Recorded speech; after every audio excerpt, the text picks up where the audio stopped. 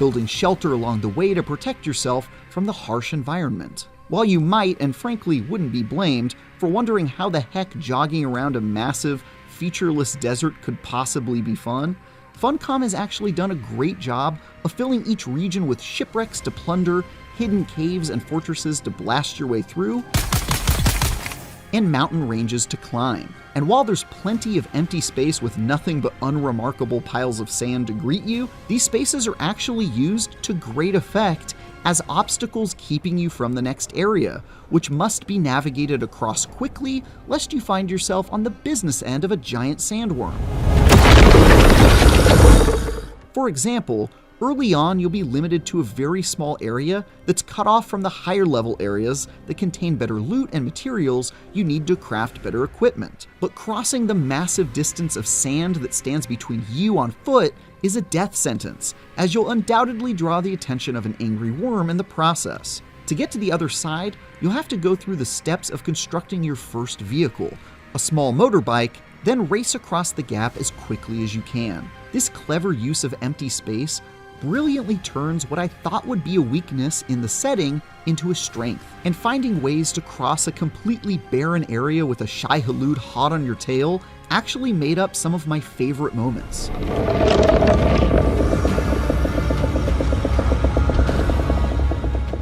Similarly, the oppressive nature of the sun, which forces you to dart from shaded area to shaded area, turns the entire planet into a high-stakes game of the floor is lava that can make otherwise uneventful jaunts from one place to another into an entertaining minigame. Refusing to take sun exposure seriously will drain you of ever-valuable water, wipe out your health, and kill you in pretty short order, which kept me on high alert. And since each region increases the heat level, you're constantly having to invent new equipment back at your base to give yourself the best odds at survival. Sure, it can be a bit of a pain now and again when you hit the head and come back to find the sun-shifted position, and now you're frying to death in the merciless heat. But hey, that's just the price you pay for living on Arrakis, my friend, and I mostly enjoyed this little mini-game that just made survival that much more tricky. Of course, in addition to crossing arid deserts and dodging sunlight, you'll be fighting off bands of bloodthirsty raiders and exploring forgotten places with a gun or sword in hand. The third-person gunplay isn't groundbreaking by any means, as you'll duck behind cover, toss grenades, and return fire in pretty by-the-numbers encounters, but for an MMO with a massive number of players on the server, it's still quite admirable that they managed to pull off gunplay that feels this snappy. And with a whole bunch of skill trees to pick from and build into, like the tricky and stealthy Mentats or expert survivalist planetologists, there's tons of ways to differentiate your character from the rest of your guild. As for myself, I focused most of my skill points into the tried and true soldier, which I expected might be a tad boring, but was pleasantly surprised to find myself very happy to be grapple hooking around and tossing deadly gadgets to and fro. Running and gunning with friends at your side is especially entertaining, and there were moments like when my co-op partner used her Bene Gesserit skills to force an enemy to walk out into the open, then I threw a grenade to take them out, where combat really shines. There was also just the tiniest sampling of PvP in the beta build, focused on a couple crash sites that allowed for player-on-player violence. But due to server populations being fairly low in the closed beta, it was hard to get a sense for how this aspect will shake out. In any case, the vast majority of PvP hot zones are in the endgame areas I wasn't allowed to progress to, so it seems we'll probably have to wait for the full game to get a good feel on PvP anyway. Find the Fremen. Wake the sleeper. As a longtime fan of Dune, it also just feels so good to explore and learn more about a world that I'm quite fond of. And Funcom has clearly put a ton of effort into world building and lore, even despite taking quite a bit of creative liberty by placing Awakening within a parallel reality and canon than the books and movies. There are little details that have a massive impact on gameplay, like how incredibly valuable water is treated as the ultimate resource. You'll drain blood from every fallen enemy, turn your own body fluids into water with a still suit, and take down bases just to pillage every drop of liquid gold they've got hidden away. And since water is required to make advanced materials used for crafting more higher level equipment, you'll need to harvest and stockpile as much as you can, in addition to drinking it just to keep yourself alive. I won't go into spoilers, but this kind of attention to detail touches just about every aspect of the world, including the factions and characters you meet along the way, which should be a treat for any fan of the setting. If there's anything to be concerned about with this otherwise thoroughly engaging beta, it's the fact that I encountered a whole heap of bugs and performance issues during my time with it, which included everything from crashes to frame rate dips, characters and objects getting stretched out bizarrely, and more. With the final version set to debut very soon, I was then pretty relieved when, in the middle of the beta, Funcom announced a month-long delay, presumably to address these issues. As always, it's tough to gauge how much of this is cause for concern when betas are sort of designed to help highlight and patch these sort of issues. But the sheer number of problems me and my friends encountered while playing was definitely cause for alarm with the launch date so near. For more, check out our recent previews of Marathon and Ninja Gaiden Ragebound. And for everything else, stick with IGN.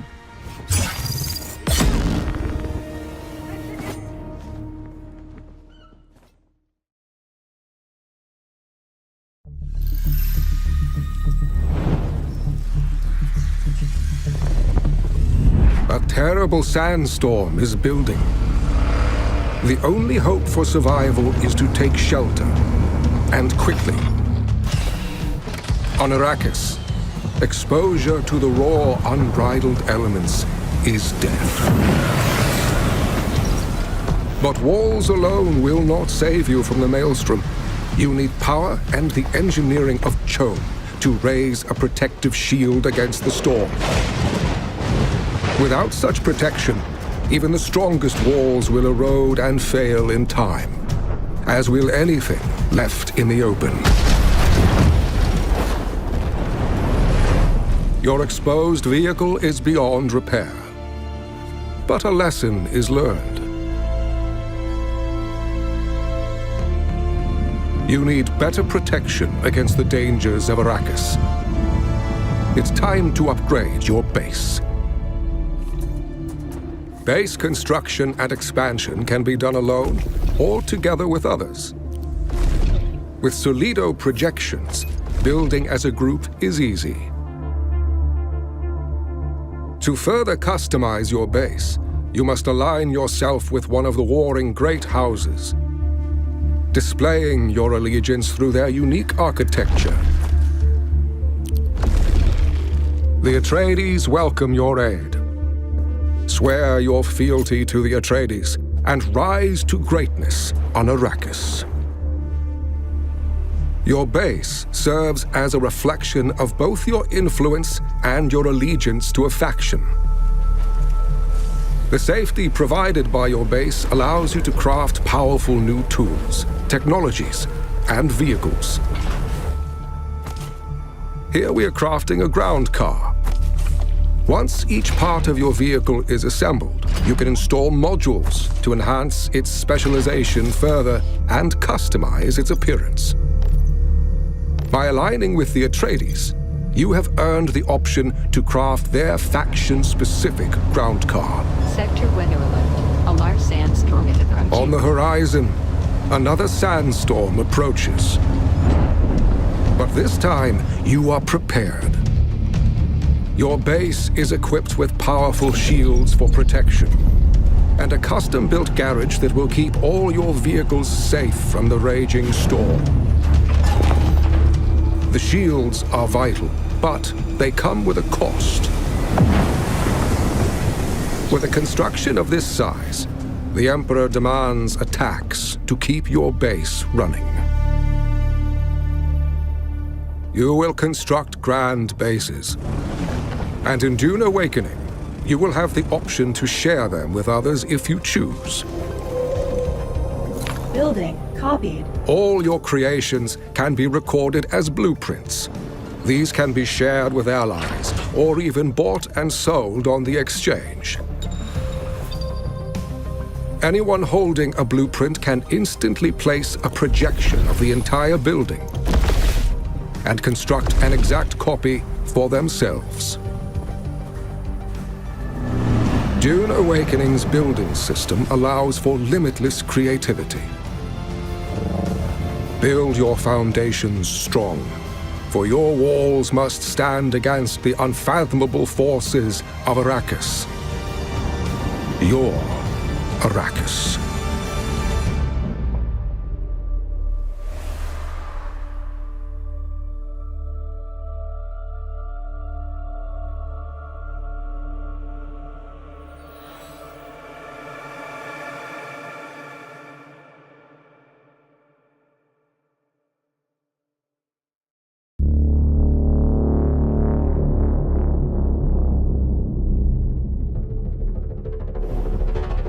Developed out of the need to replace thinking machines, the Mentats, trained on the principles of philosopher Gilbertus Albans, became one of the most important people in the Imperium. Able to calculate immense amounts of data and devise complex strategies, they are the most advanced tacticians on the battlefield. Combined with advanced assassination and combat technology, you will be able to think many steps ahead of your enemies. With a significantly higher cognition, as a Mentat, you can calculate trajectories and weapon handling to find weak points in an opponent's defense, or even guide the calculations of an external sentinel turret to assist you with extra firepower. Focusing on strategic control over raw strength, a Mentat is an expert in assassination technology, using poison capsules to trap enemies in a cloud of death. Or when out of sight, send in a hunter-seeker before the enemy has even noticed your presence. For a tactical advantage, the Mentats have devised further development of Imperial technology, such as the shield wall for extra protection. And to fool simple-minded enemies, a projection of yourself will confuse and scatter their focus. Throughout the dunes of Arrakis, any school can be trained and improved by masters, increasing your mental capacity and further advancing your tactical technology will let you hold the strategic advantage in any situation. But to reach the highest tactical operation, adopting other schools of thought will increase your mental complexity, opening up further possibilities. Focus your mind and calculate each step forward to find the optimal probability for your survival on Arrakis.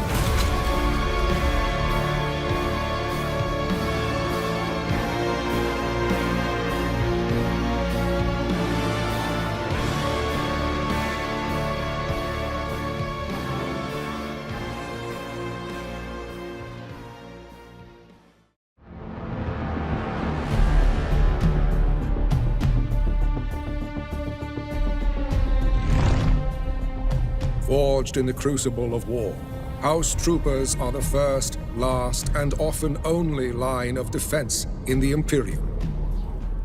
With rigorous routines and a life of survival and combat training, the House Trooper is always ready for action. Drilled in heavy firepower, long-ranged weapons, and combat technology, a trooper is an expert in finding new vantage points and forcing enemies out of cover through gravitational manipulation. Mastering these tactics will help you become an effective opponent against even the most heavily defended strongholds. At the heart of a trooper's abilities lies a perfected muscle memory for all kinds of weapons, increasing your accuracy and handling at long ranges. This perfected handling will also help you with increased agility while carrying more destructive options. You will also learn to master the Holtzman anti-gravity technology known as suspensors. Throwing your anti-gravity grenades will trap enemies within its field, leaving them an easy target. And when pinned down by close-range attackers, releasing the suspensor energy will blast away any nearby enemies. In order to navigate the battlefield quickly, your tactical technology includes the Sugarwire Claw, a fast climbing cable enabling unprecedented vertical mobility. And when no other solutions are possible, use the modified Hunter Seeker for a high explosive option to defeat heavily fortified enemies. Throughout the dunes of Arrakis, any school can be trained and improved by masters. Advancing your combat skills is the key to surviving any battlefield. But knowing your enemy also grants you access to their abilities, opening up synergies that surpass even the most deadly house trooper. Salute in honor of your house, and venture brave into the dunes of Arrakis.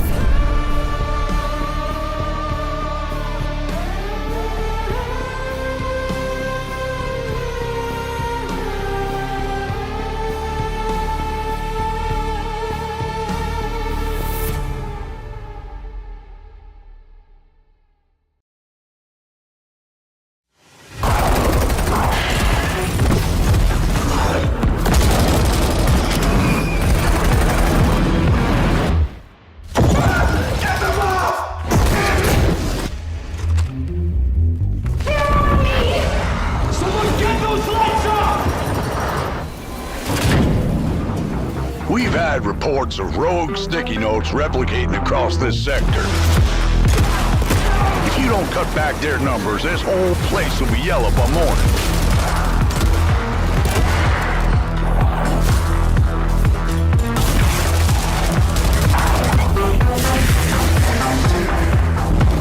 This crisis ain't over. Now get through the containment door to the next zone.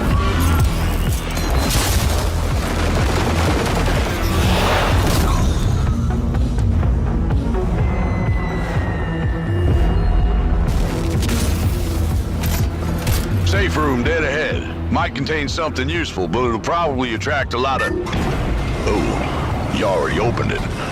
Never mind. You sure kicked the nest. There's Hess all over you. Stand back! Piggy's coming out! I'm paper! You gotta shoot him off me!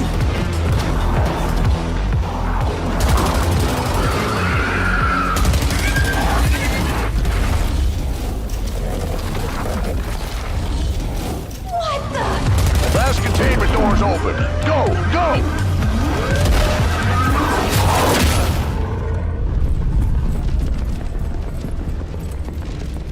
I think I heard something.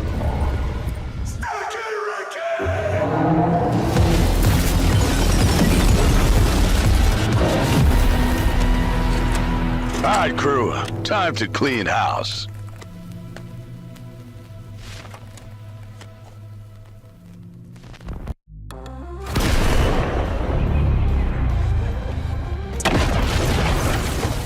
Okay, stick with me here. Mere hours after first playing FPC Firebreak, I found myself mouth to dough with a delicious cream cake. Unfortunately, because I'm a clumsy bastard who can't be trusted with anything nice, a dollop of that cream landed directly into my blood orange cocktail and melted into it. That's when I found myself transported back into the halls of the Federal Bureau of Control as I fired white-hot bursts of liquid into its glowing red enemies that stalk its hallways. It's this sort of twisted leap of logic that a trip to Remedy's headquarters does to a brain. Remedy is a studio with an eclectic library of games. Some are horror, others are sci-fi or neo-noir detective fiction. But what I've always loved about the Alan Wake and Max Payne developer is that it's unafraid to be silly. Firebreak, the studio's latest project and its first foray into both first-person shooting and co-op multiplayer action, is very silly. Over the course of a 2-hour play session, I found time to both obliterate everyone around me with a murderous garden gnome and wage war against a 30-foot-high sticky note behemoth. All of this was enough for me to be convinced that if anyone can stand out in the crowded, often very serious online multiplayer space, it's Remedy, and its unique desire to inject the weird into everything it makes.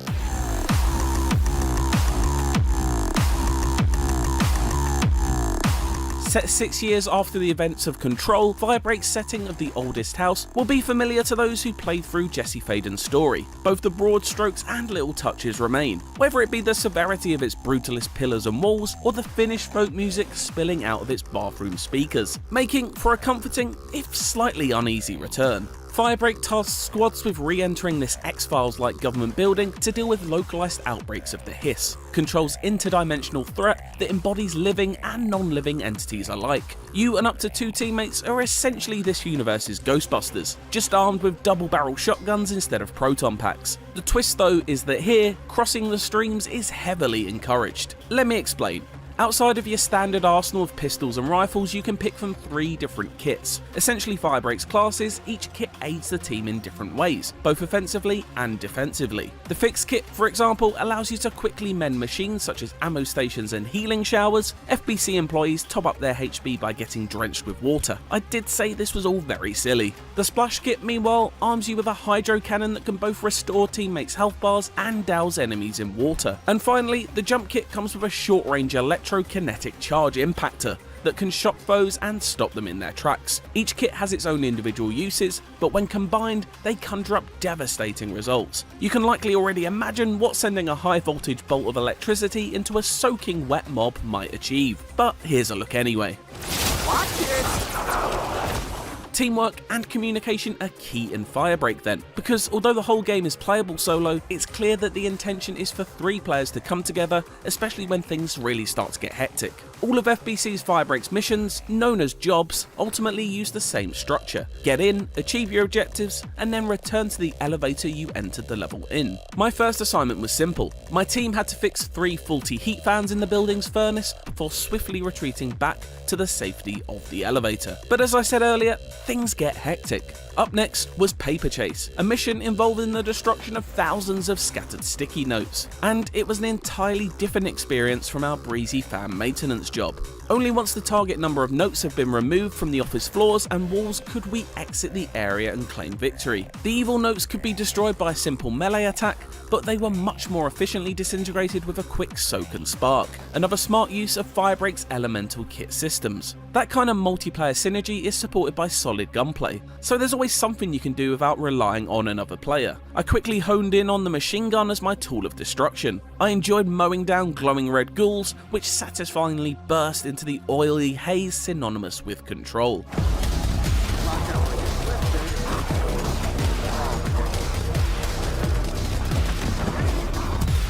The third mission took place in the oldest house's Black Rock Quarry and required the most teamwork of the bunch. Shooting squelchy leeches from the cavernous walls grants you lethal radioactive pearls that need to be contained in a shuttle. Safely locked up, these can then be moved along a track to deeper areas of the quarry. It was the most challenging mission of the set and really did stress the need for good communication. The need to take regular shower breaks to rinse off the radiation, droves of enemies, and insta-kill astral spike entities all hindered our progress. I did still manage to have fun though, even if it got incredibly hectic at times.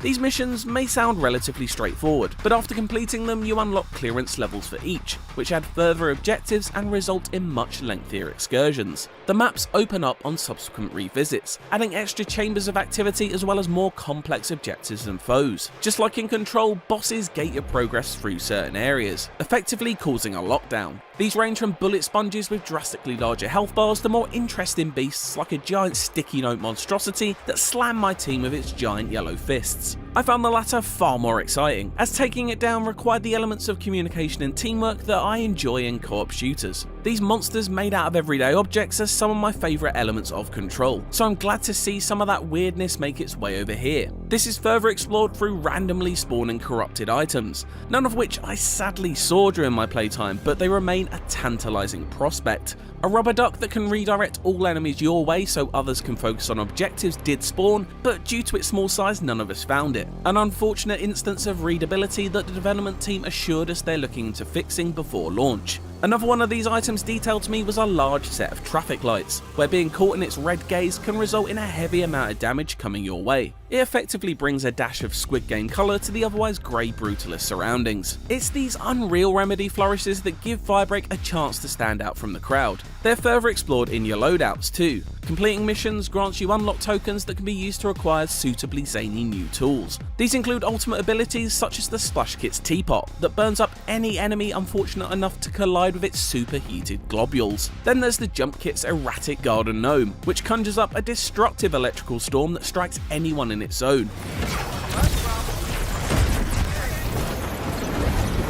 That ability in particular ensured chaos often reigned during my time with Firebreak. Most of the time it's good fun, with swarms of enemies destroyed through chaotic scrambling and juggling of abilities. Sometimes though there's just too much going on screen and it all becomes a bit indecipherable. There are strong foundations here, but my small number of concerns all boil down to readability. Sometimes it's unclear where you should be heading on the maps, other times it's working out how to avoid hosing your allies down with friendly fire damage, or picking out exactly who the boss is amidst a horde.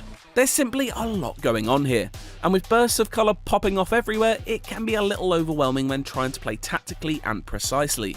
This is a concern I'm assured that the Firebreak devs are well aware of though, and they plan to make active improvements to the shooter's overall readability before its June 17th launch. Firebreak will feature 5 jobs at release, with 2 more promised before the end of 2025. That may not seem like very many, but game director Mike Kayata tells me that Remedy considers them more like game modes than missions. I can see that, with each offering replayability and depth due to their multiple clearance levels and evolving objectives. Combined with the fact that it will cost $39.99 or £32.99, as well as being included on both Game Pass and PlayStation Plus at launch, I think there's enough value in here to keep both Control veterans and new fans looking for a fun shooter entertained for many hours. The always online co-op shooter road is a daunting one for any developer to choose to walk right now, but after playing Firebreak, I'm confident that there's a strong foundation here, and when combined with injections of Remedy's unique quirky personality, I think it can carve its own niche in the space, much like that dollop of cream carved its own space in my cocktail. I still drank it all. For more previews, check out our month-long coverage of Elden Ring Night Rain, and for everything else, stick with IGN.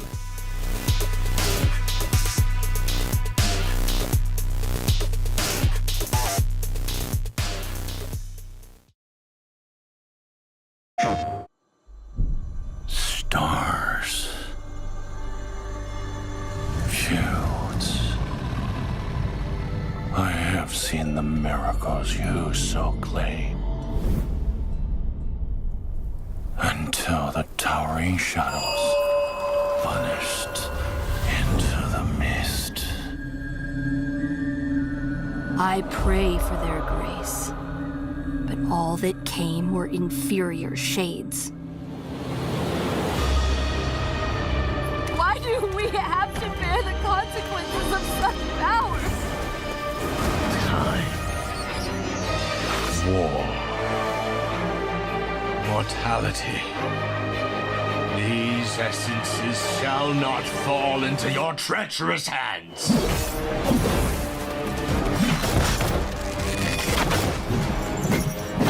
Wayward emissaries, grant us the forgotten miracles.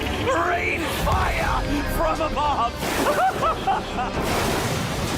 This desolate land needs a sprinkle of madness. Remember, no matter what happens, we did not betray this world.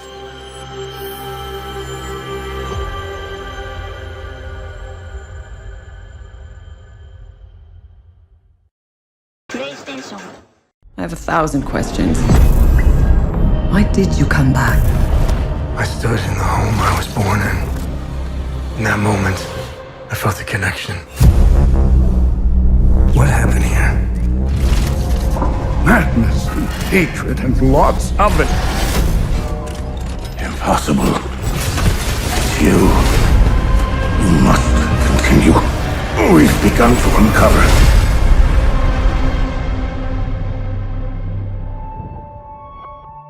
Hi everyone, I am Jonathan Jacques Bellatet. I am the creative director and the art director on Hell Is Us here at Rogue Factor. So today I'm super excited because we're going to show you some brand new gameplay, some new sequences, and some new tidbits from the game that we've never shown before. Hell Is Us is a third-person action-adventure game that blends the old-school thrill of exploration and discovery with a deeply satisfying melee combat system. You're going to wield a lot of different weapons, master various skills, and strategically use your drone's abilities to gain the upper hand in battle. But combat is only 50% of the experience. The other half of the game is all about the exploration, the discovery, the joy that's related to them, and how they play a central role in your journey. Do you know where the village of Jova is located? It's in Akasa Marshes. It's quite a ways from here. So you play as Remy, and you're returning to the country you were born in, the country is called Hadia, and search for answers, but only to find that the land is torn apart by a vicious civil war. With only a few pieces of information to start with, so you'll have to investigate to uncover the truth about your past and figure out where to go next. But unlike traditional games, Hell Is Us doesn't rely on quest markers or a guided path. There's no magical compass pointing you in the right direction, and there's no quest journal with, the shopping list of everything that you need to do and in which order. But instead, our player plattering approach encourages you to follow your own instincts, discover clues organically, and chart your own course through the adventure. In this sequence, we just arrive at a village called Jova. This is the village where Remy was born. He remembers that. He also remembers one more clue, which is his father was the blacksmith of Jova. So these are kind of like the earliest clues that you have in the game in order to decide what to do, where to go, who to talk to, and how to chart your own path into trying to find your parents.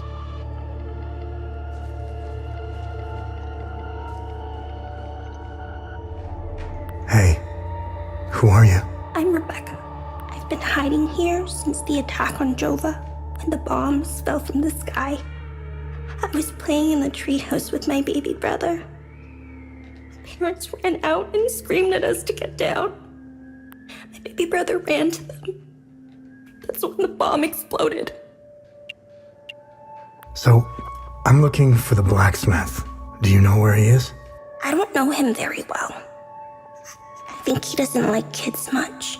I saw some villagers leaving with the ON peacekeepers on their white trucks. Maybe he went with them. Hey, did you see where the white trucks went? I watched the white trucks drive away. They took the road that turns behind the hill with the ancient monuments. We can see them from here.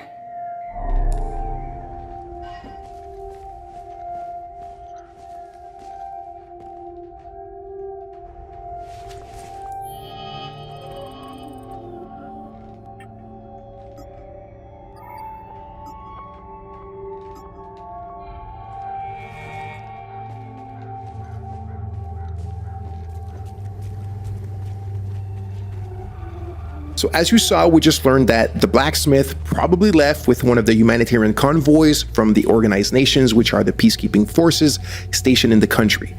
We've also found a map that appears to show a route coming out of the Akasa Marshes. So we'll stop here for now. We've gathered a few clues. We have a bit of an idea where to go next for our investigation. We've shown you how things work a little bit and how you can connect the dots. But, I want you guys to discover it for yourself when the game comes out in September. In this section, we're stepping away from the main investigation to explore the many hidden secrets and side investigations scattered throughout Hadia. You can complete the game without ever uncovering them. But if you're curious and observant, you might just stumble upon some incredible discoveries. Our core philosophy is simple. If your instinct tells you there's something to do, then there probably is. The footage you're seeing now showcases just a few of the many secrets woven into Hell Is Us. These are playful examples of how the game handles secondary investigations, but they perfectly illustrate our approach. I'm only permitted to play Sabinian classics, I'm afraid. Unfortunately, I only happen to know one of their dreadful compositions. There are countless mysteries waiting to be uncovered. If you trust your instincts, you'll find yourself solving some truly fascinating mysteries along the way. Now, when we talk about player plattering, it doesn't mean you'll constantly need to overthink every step to progress. Many elements will be clear and intuitive, as our belief is that you actually don't need quest markers to navigate and advance in the adventure. That being said, for those who love a challenge, some of these deeper secrets will require keen observation and deduction to be uncovered. Good luck. Take another look at the sequences we've just shown in this video and share with us your first ideas on how to solve this last secret. Let's see who can connect the dots first. I rationed his milk as long as possible but ran out yesterday. Poor Uli is starving. I don't know how I can possibly get any more.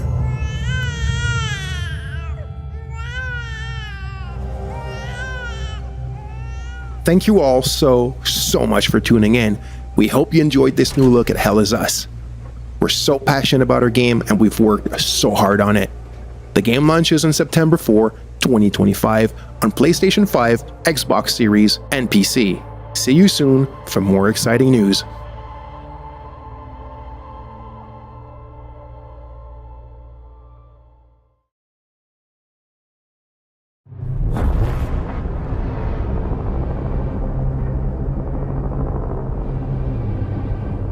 When the fury of emotions sparks the wildfire of violence, it dissolves our illusions and exposes the fragile structure of reality.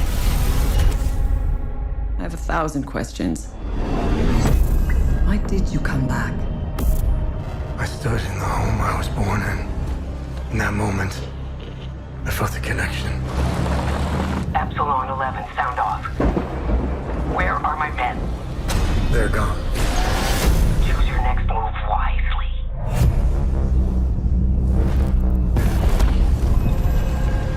What happened here?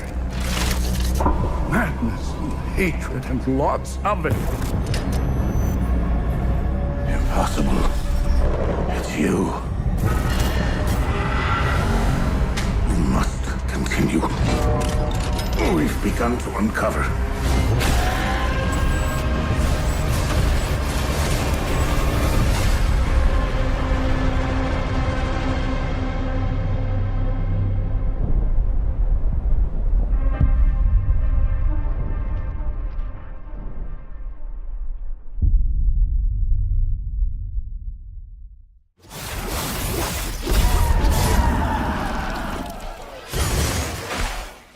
Let's get this one out of the way. Hell Is Us isn't a Souls-like, nor is it an open world game. Instead, it aims to separate itself from other action adventures by emphasising investigation and discovery, ushering you to get lost in its weirdness. That's exactly what happened to me during my 2-hour hands-on with developer Rogue Factor's latest, an arresting mixture of medieval and sci-fi aesthetics set against a 90s European Civil War backdrop. I enjoyed its approach to tense melee combat encounters and information gathering puzzles, but what excites me the most is what I don't know, where its intriguing story will lead me next.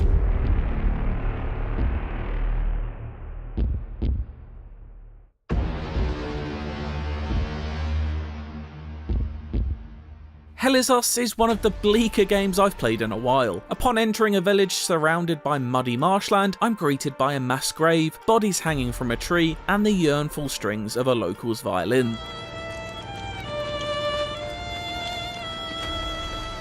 You'll become used to such scenes during the early hours of venturing through the fictional European nation of Hedea, circa an alternate 1990s. It's a country ravaged by civil war that has cut itself off from the rest of the world, and the place that main character Remy fled as a child. Fast forward years later and he's back in his homeland, having smuggled himself over the border in search of the parents who sent him off for a better life. The first step of the mystery brings me to a lonely farmhouse, the basement of which the owner now calls home. Through conversation about my father and the larger conflict at play, I'm able to pull on a thread that eventually reveals the village of Jova as his last known location. Hell Is Us wants you to take your time talking to people and investigating every avenue of conversation. Indeed, being a wandering detective appears to be as much a part of its gameplay as its punishing combat. More of that in a bit. It forces you to observe its world and the people trapped in it. You are deprived of map markers, waypoints, and, thanks to that 90s setting, a mobile phone. Instead of those tools, you are reliant on direction and clues given by mouth or read on scattered notes. Once in the woods, follow the wind chimes. They will lead the way through. In order to reach Jova, I'll need a vehicle, and it just so happens that a military APC is parked nearby. Retrieving its engine's lost key appears a simple fetch quest at first, but Hell Is Us's emphasis on investigation means this task quickly reveals itself to be a much more complex problem. I talk to a wounded soldier who gives me rough directions through a forest, which in turn leads me to a puzzle where I need to match symbols on a door using a contraption. The gateway unlocked, I then delve deep into the tomb inside, and this is where things get weird.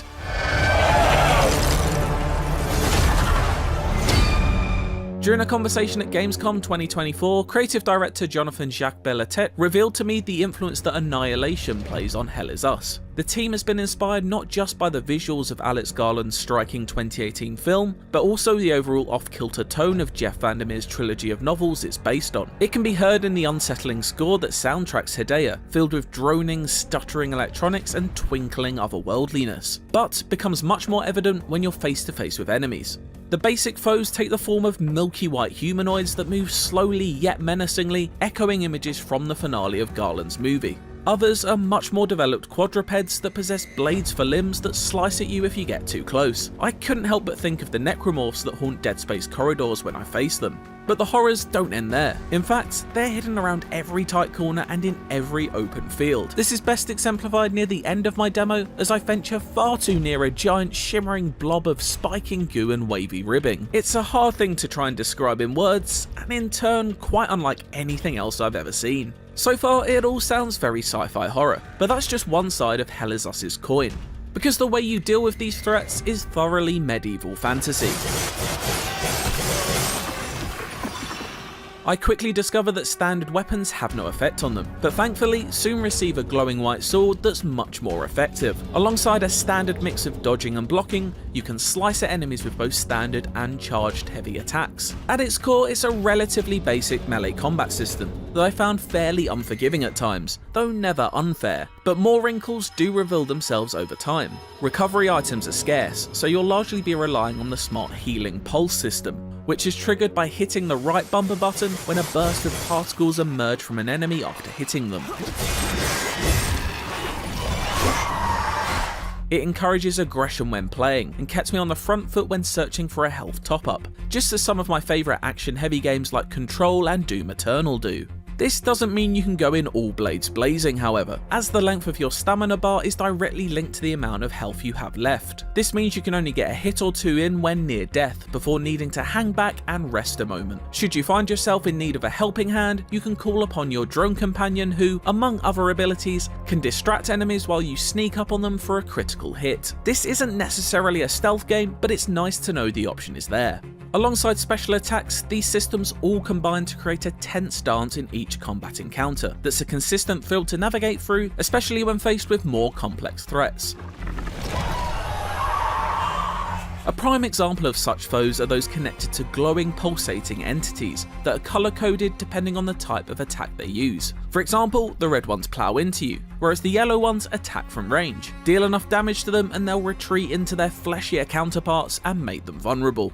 During my playtime, I also got my hands on several other weapons too, such as a very cool pair of twin axes that unleashed flurries of charged attacks, and a hulking polearm that delivered slow but heavy hits. The latter seemed an entirely optional find too, unlocked by collecting a series of ancient medallions and slotting them into a side door hidden in the catacombs. It's nice to see the investigation side of the game leading to new treasures and cleverly integrated into these open zone areas, rather than just being there to reveal story information. Of course, this combat is what stands between Remy and him being reunited with his father. That connection will remain lost for the time being, however, as upon arriving in Jova, it is revealed that he left town with the global peacekeeping forces. The journey continues, and the next stage of the investigation is underway as I wander around speaking to weary, sometimes dismissive villagers. Please don't tell anyone I'm here. There's obviously some deeper mystery at play here too, as alien languages and arresting sci-fi gothic architecture lurk underground, waiting to emerge and reveal their secrets. It's worth noting that Hell Is Us is striking throughout. No coincidence when you consider Jacques Belatet was the art director of both Deus Ex Human Revolution and Mankind Divided, two games that have stood the test of time incredibly well from a stylistic perspective. It's this willingness to just get a bit weird that makes me so encouraged by what I've played of Hell Is Us. Its 90s setting and appropriate lack of modern technology is not only a vehicle to encourage genuine exploration, but it also feels like a throwback to a decade where games held your hand a little more loosely. I, for one, welcome it, and look forward to seeing where Hell Is Us leads me to next. Mother always said monsters didn't exist. I thought they lived under my bed. We were both wrong. They live inside our heads.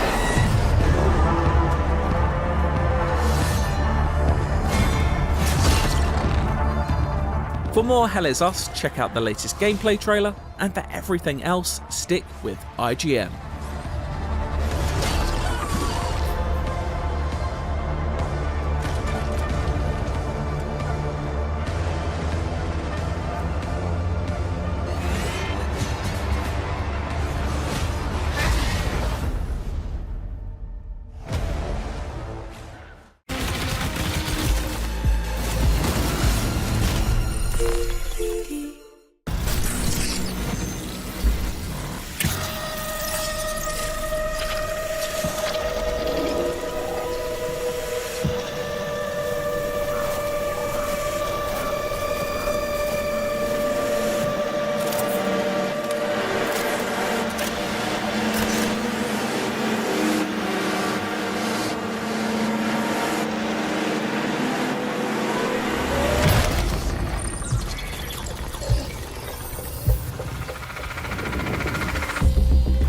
Marathon is a team-based extraction shooter set around the mysterious and cutthroat world of Tau Ceti 4. You are a runner, a cybernetic mercenary who's given up their human form for a biosynthetic shell with unique abilities and stats, capable of both tactical and fast-paced combat. Here you'll fight in a crew of up to 3 players across a variety of zones and points of interest.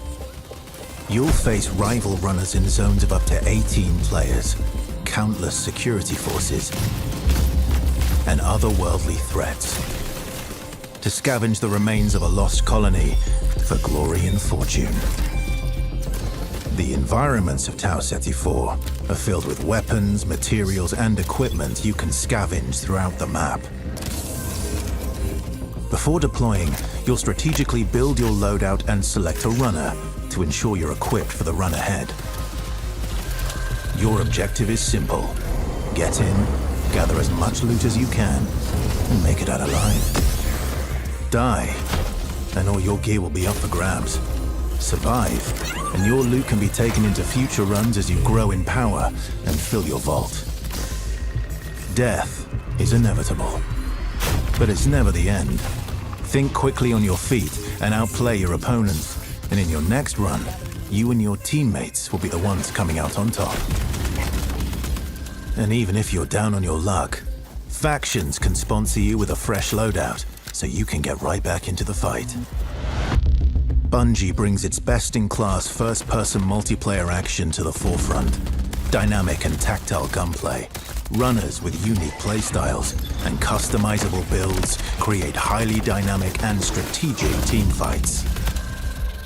Whether you're on a zero-to-hero run or high-rolling with powerful gear, you'll need to use your best judgment when you decide which fights to pick and how. Because no matter how geared you are, players with skill and strategy will always have the edge. Marathon is designed to be played in crews, with contextual pings, shared objectives, and down but not out to streamline playing with your friends. Death is not the end. And if you're the last one standing, you can overcome the odds to revive your teammates and get out with your hard-earned loot. And if you believe your skills alone are enough to conquer any challenge, we give you the freedom to opt out of crew fill to take all the glory for yourself as a solo runner. No 2 runs in Marathon ever play out the same. With dynamic events, variable weather, and unpredictable players, you'll have to adapt on the fly if you want to survive. Each run has a time limit, and anything can happen while you're chasing your objective. Looking to unlock upgrades or increase your faction reputation? Slip into the shadows as Void and ghost past your enemies. Search the map for rare materials and profit opportunities without being discovered. Want to push enemy teams and steal their loot? Bring in Glitch with agility implants and your strongest weapons to disrupt rival crews. Running support for your friends, grab extra equipment, shield charges, and a specialized backpack to be the lifeline they need. You're always free to experiment with team compositions, and the only limit to how you want to play your runner is your loot and imagination. Endgame challenges, ranked play, Discovering secrets, seasonal storytelling, community events, and more all await you in Season 1, where you and your friends will start to unravel the mysteries of Tau Ceti 4. Remember, you're only ever one run away from your next big score.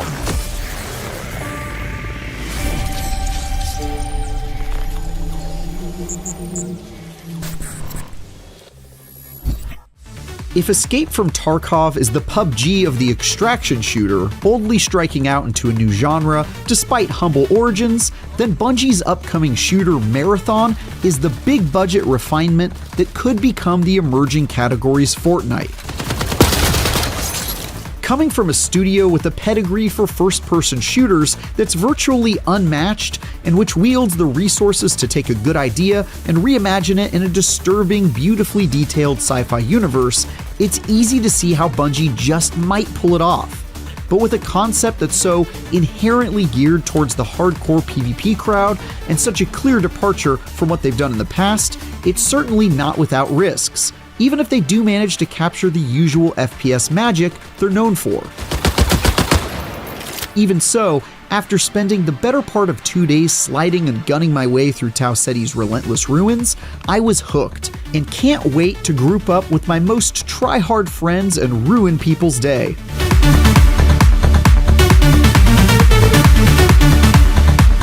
Marathon is an extraction shooter where you and two friends are dropped into an extremely unmerciful wasteland to battle deadly enemies, including rival players, all in the name of loot and glory.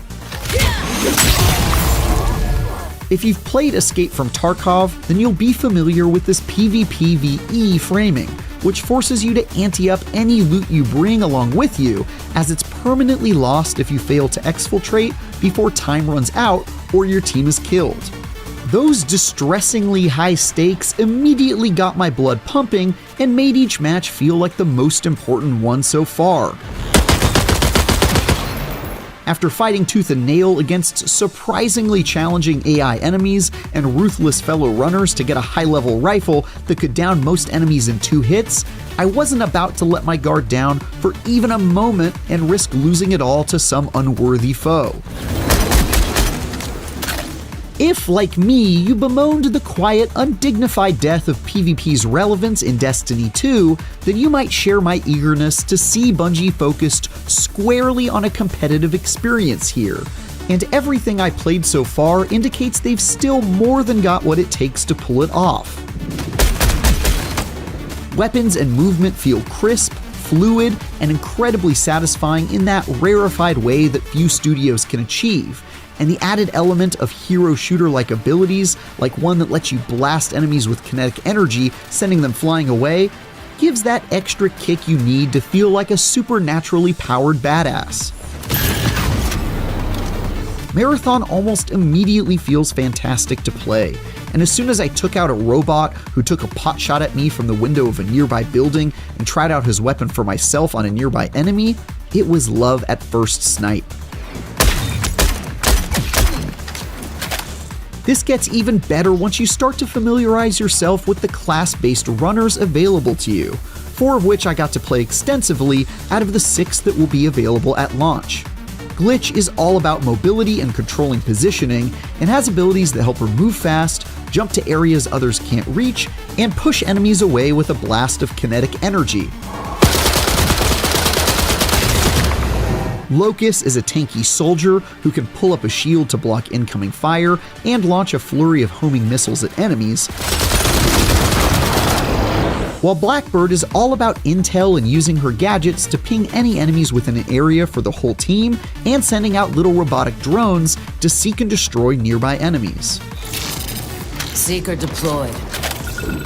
My personal favorite, though, was Void, a deft ninja who can turn invisible for a time and deploy massive clouds of smoke to lose and confuse the enemy within. Camo filter engaged. Each of these characters offers a completely different way to play Marathon, and by coordinating with my teammates, we were able to put together a balanced team of runners who complemented one another's strengths and helped make up for any weaknesses.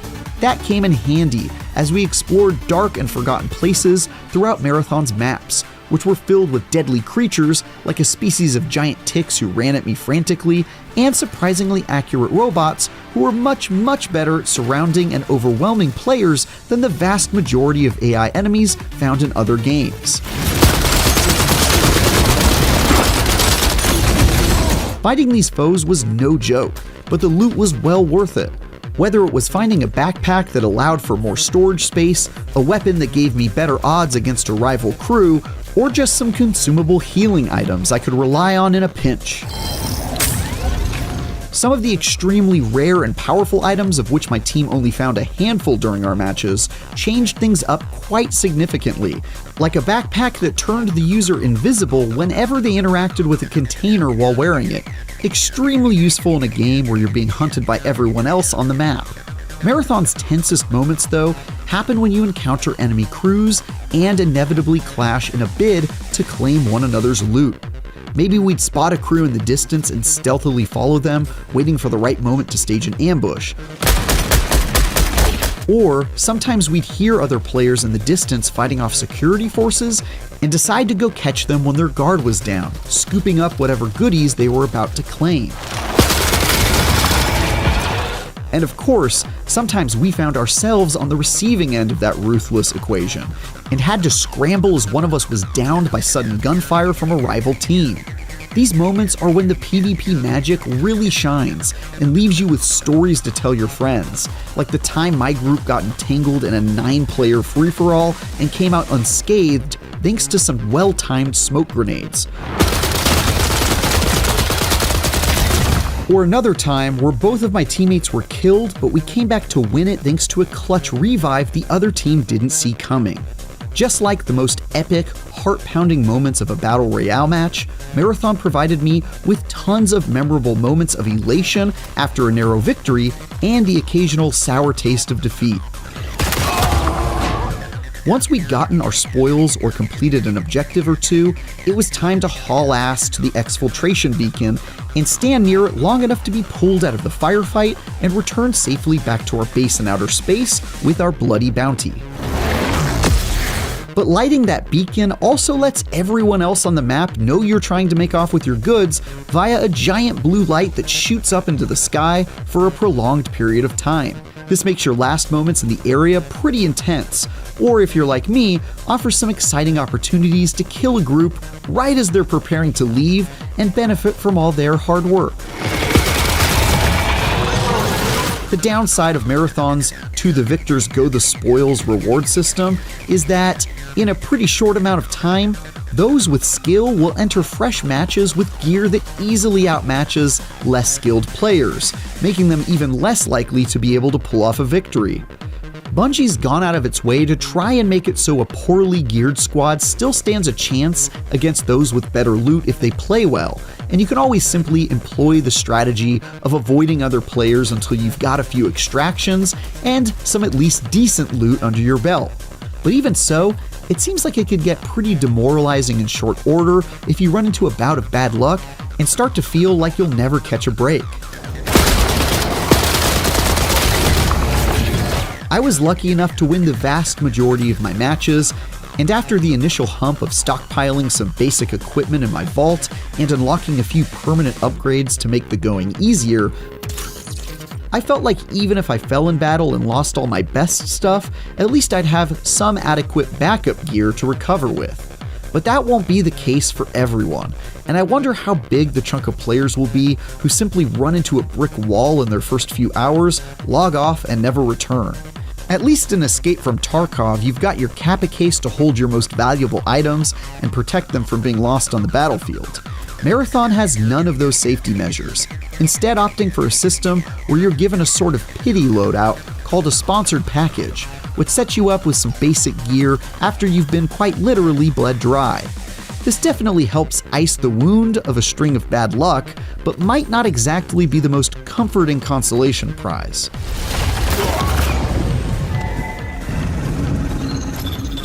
To be clear, it very well might be a good thing that Marathon seemingly refuses to compromise on its dedication to ensuring each match has real, keenly felt stakes, even if it turns some folks off from it. I certainly count myself among those who enjoy a bit of sweatiness and quite liked how invested I was forced to be every single time I deployed onto a map. But they definitely risk a situation where it feels like the rich are getting richer and the poor are getting poorer, to the detriment of those who are on the unfortunate side of that brutal equation. Time will tell before we know how that will shake out, but even in my short time with it, I already felt a bit of friction emanating from those on the server who kept dying repeatedly and felt like they were getting outclassed by those with quality loadouts. One thing that could be the key to preventing people from falling off is Marathon's ongoing meta progression system, which I found surprisingly engaging in my time with it.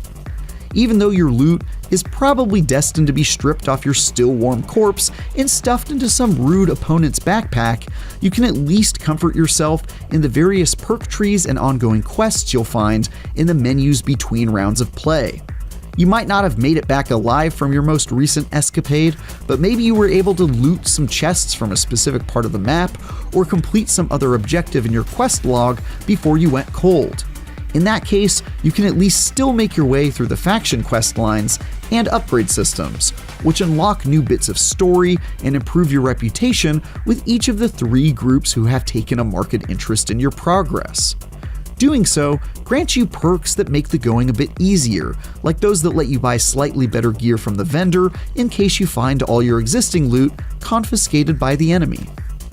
Elsewhere, despite some clear indications that some kind of plot will be included in Marathon, even though multiplayer mayhem is plainly the focus, it's still unclear to me how much that story will matter, or deliver something that makes me want to progress beyond just finding better weapons to use. As a mercenary called a runner, your consciousness is repeatedly uploaded to a synthetic body and sent into dangerous territory in search of riches. Beyond this basic premise and some really cool details, like how your artificial bodies are sewn together out of synth silk by robotic caterpillars, there wasn't a whole lot to go off of, and I could easily see this not being an area of particular focus for Marathon. That said, the world Bungie has built is every bit as beautiful as it is creepy and dystopian, and there are moments where they satisfyingly hint at the events of the Marathon trilogy from the 90s. But Bungie also told me that they're not entirely following the events of the original games, and what little I saw did only slightly more than pay lip service to the world. Another question is just how much support and longevity we can expect from Marathon. Bungie has earned its reputation for mastering the live service model over the past decade of Destiny, and shows no signs of letting players down here, as they told me they already have plans to support Marathon with new maps, weapons, characters, and more as they develop it. But as always, there's the question of whether they'll do so at a fast enough pace to appease ever-ravenous players. And importantly, Marathon also plans to use the seasonal reset model found in the likes of Diablo 4, where you'll be stripped of your loot and progress at the end of each season to do so again with new content and a new meta to mix things up. While I could definitely see this working for Marathon, there's always the question of how they'll manage to incentivize making that arduous climb from scratch each season. After playing enough Marathon to get a pretty good feel for it in its alpha state, I'm already fairly confident it'll scratch the Bungie PvP itch that's been left unscratched for a number of years now. Here's hoping they'll knock it out of the park when it comes to PC and consoles in September. For more gun-toting action, check out our preview of upcoming heist simulator, Den of Wolves. Or if you'd rather mix things up with Mario and friends, our first impressions of Mario Kart World. And for everything else in the world of video games, stick with IGN.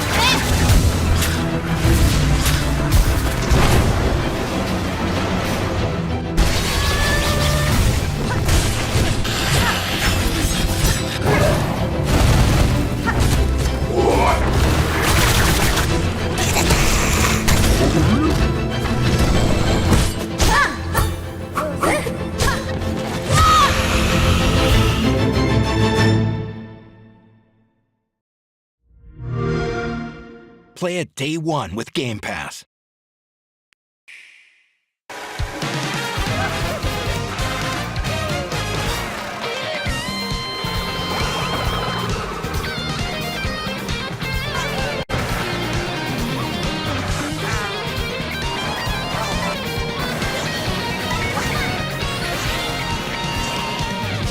Drivers, start your engines.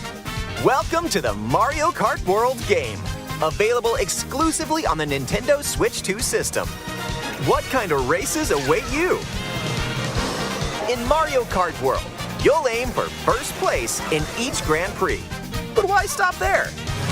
Across cities, plains, a desert, and even the ocean, you can drive virtually everywhere in this fully interconnected world.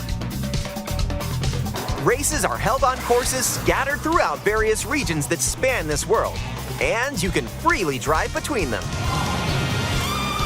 There's a lot in store, and we're only at the starting line. Let's introduce some of the courses that are waiting for you. Here we go!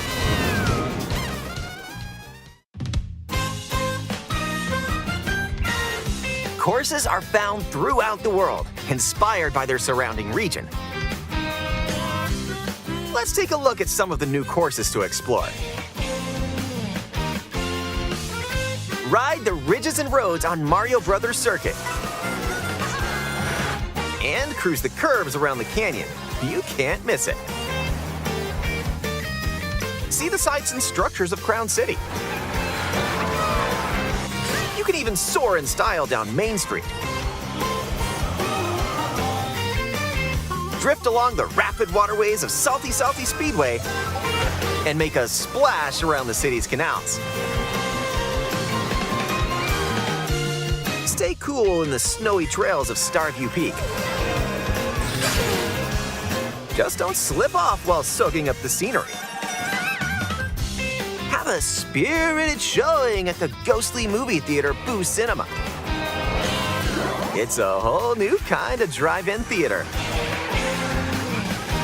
And in addition to lots of new courses, there's Toad's Factory,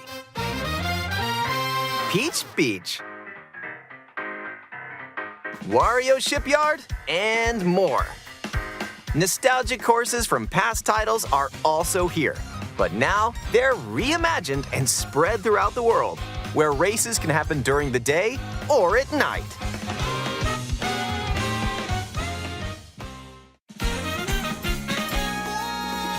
Race as familiar characters like Mario, Luigi, Peach, Bowser, and Yoshi. Plus new drivers like Goomba, Spike, and that's right, Cow. Even more new racers are waiting and ready to roll. Select your character. Choose your vehicle, then you're off to the races. Characters and vehicles each have different stats, so make sure to find the combo that best suits you.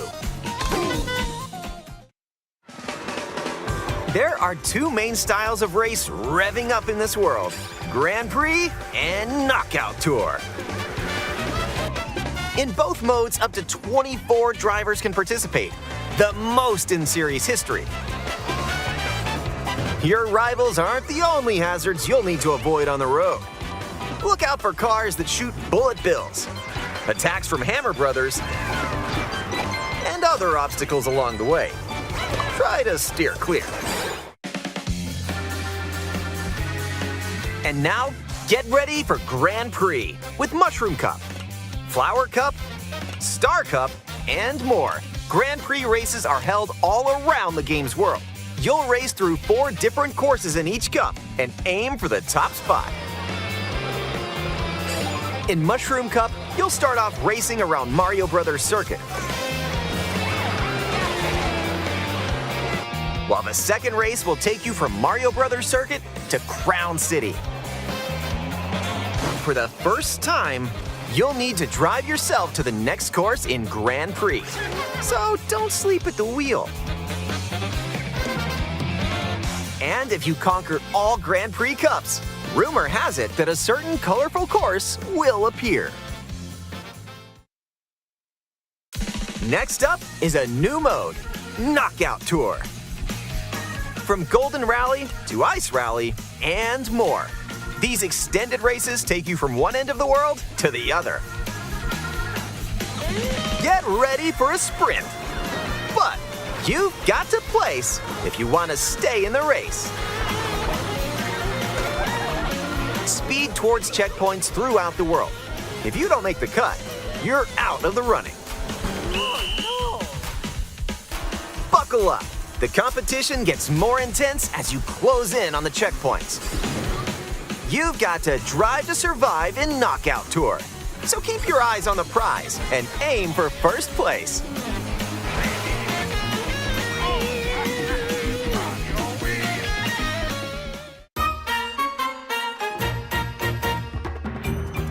Items can drastically change the outcome of a race. Here are some new items that'll help you out. Coin shell. When you throw a coin shell, coins will appear. Now's your chance to grab them. Just don't let your rivals cash in first. Ice flower. With the ice flower, you can freeze out rivals and send them spinning. Hammer. Aim the hammer in an arc and nailed it. Hammers also stay on the course for a short time and can be used to block off rivals. Mega Mushroom. With the Mega Mushroom, go big so your rivals will go home. Feather. Use the feather to jump up and avoid attacks. You may even discover some unexpected routes. Comic. With Comic's magic, your rivals will transform. What other mysterious effects will happen? You'll have to see for yourself. The lower your placement, the more likely you are to find items that'll turn the tables. So when you get items, go for it!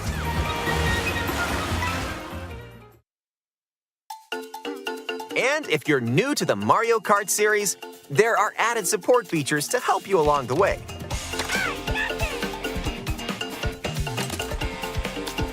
These include Smart Steering, which helps you stay on the course. Tilt controls, where you can hold the Joy-Con 2 controller horizontally and use motion controls to steer. And if you have the Joy-Con 2 wheel, you can feel like you're really driving.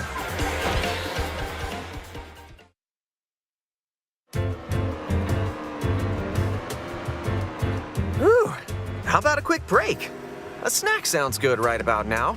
Hey, look, it's a drive-thru. Here at Yoshi's, you can grab an order to go. Dash food. Take a bite and you can unlock outfits inspired by your meal. Eat some sushi and whoa, nice threads. Once unlocked, these outfits can be selected from the character selection screen. Who knows what dishes or outfits you'll find?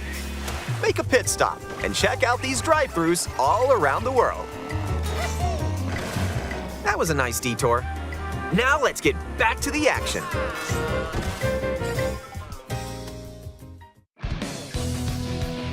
Let's introduce some new tricks that'll help you ace each race. Charge jump. You can now use a charge jump by holding the drift button while driving straight ahead. Charge and release to jump. Use this to leap over obstacles. Grind along power lines. And dodge attacks from your rivals. And if you jump toward a wall, you can wall ride for a short period of time.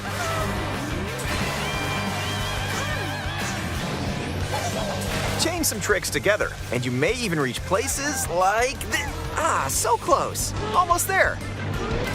Whenever this happens, be kind and rewind. This will return your vehicle to its original position.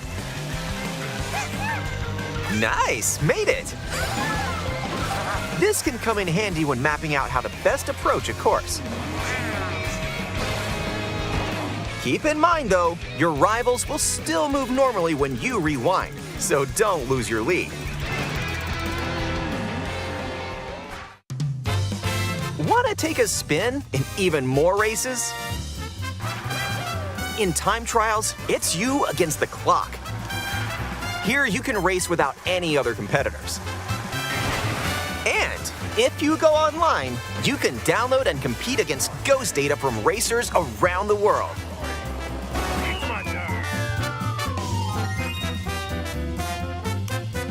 Customize the rules of the road in Versus Race.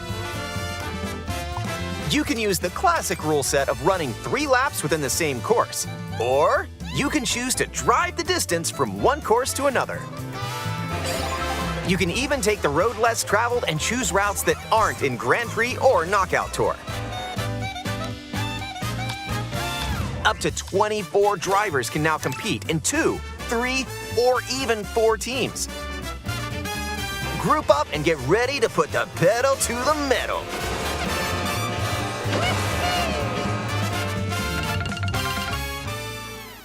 Next up, Battle Mode. Pop off locally or online in Balloon Battle. Use items to burst your rivals' balloons. Pop them all and your rivals out. And Coin Runners, where you can go for the gold by collecting the most coins. Race or battle, enjoy whatever drives you.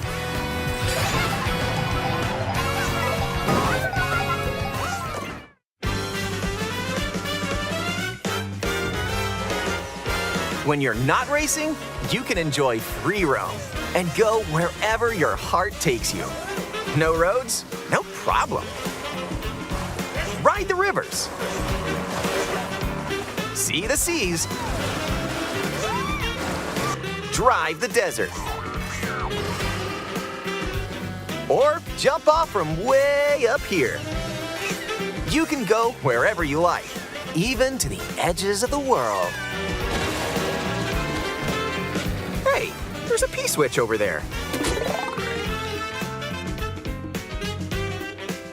Hit hundreds of P-switches you find across the world to start missions. By completing them, you can hone your driving ability outside of races. There are also hidden coins,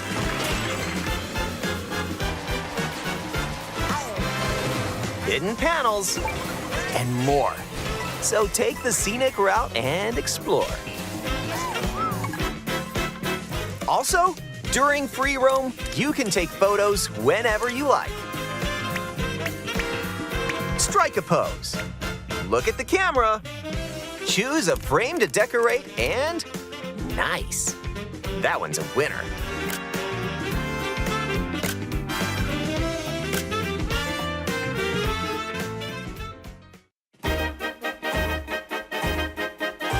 If one person has Mario Kart World, up to 4 players can race in split screen on the same system. The game also supports local wireless play. Up to 8 players, with up to 2 players on each system, can race together this way.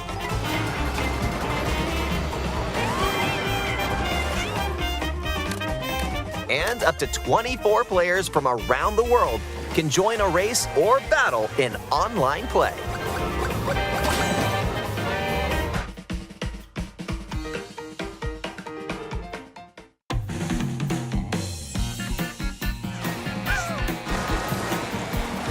This may look like free roam, but this is where you'll wait while your friends join you. Looks like someone's arrived. Yep, you can meet up with your crew anywhere in this world.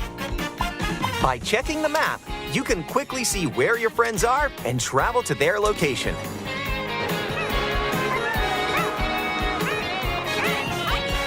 Battle or race with custom rules. Or just go for a ride together. Make this road trip your own. You can also take photos together along the way, if that's more your speed.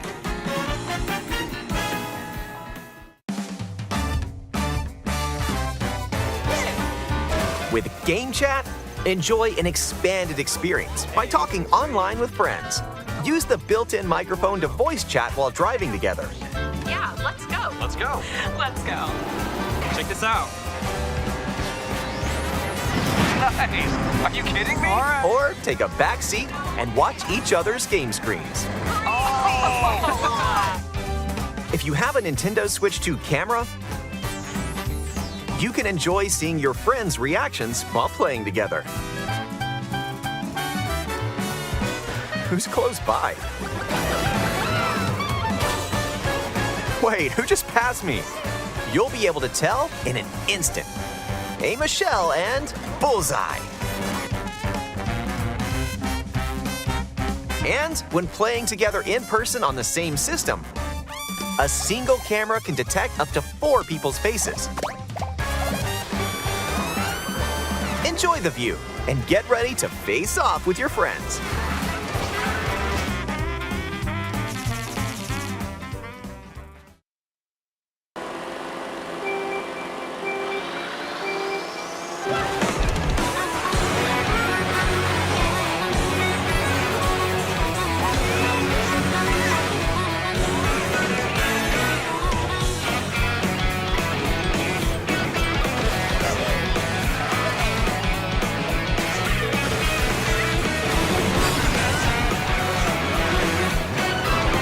A transcontinental race around the world is just around the corner in Mario Kart World, available exclusively on Nintendo Switch 2. A hardware bundle that includes a digital version of Mario Kart World will also be available. Let's go. Mario Kart World on Nintendo Switch 2 is the first new home console Mario Kart in 10 years. Logan and I got to play a ton of it today on Switch 2 hardware, and we loved it, and we can't wait to tell you all about it, so let's go.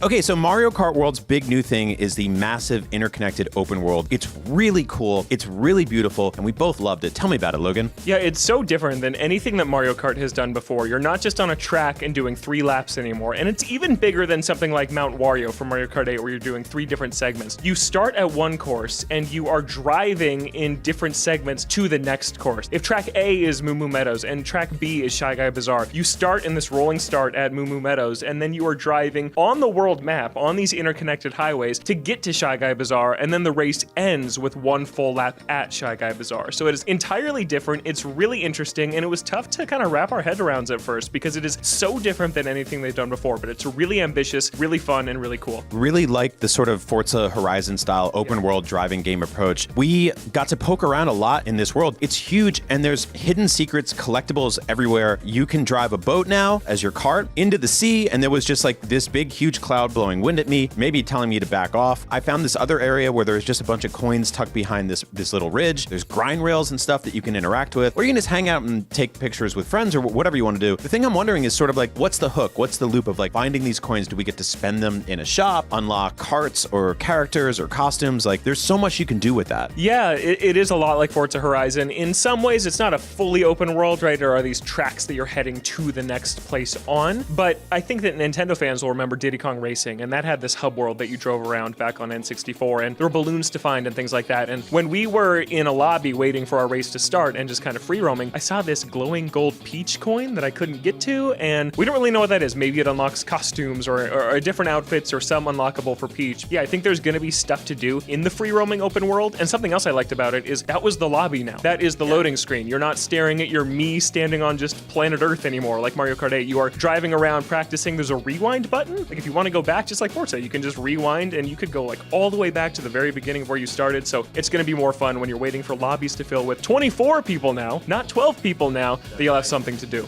A brand new race across the entire world starts here.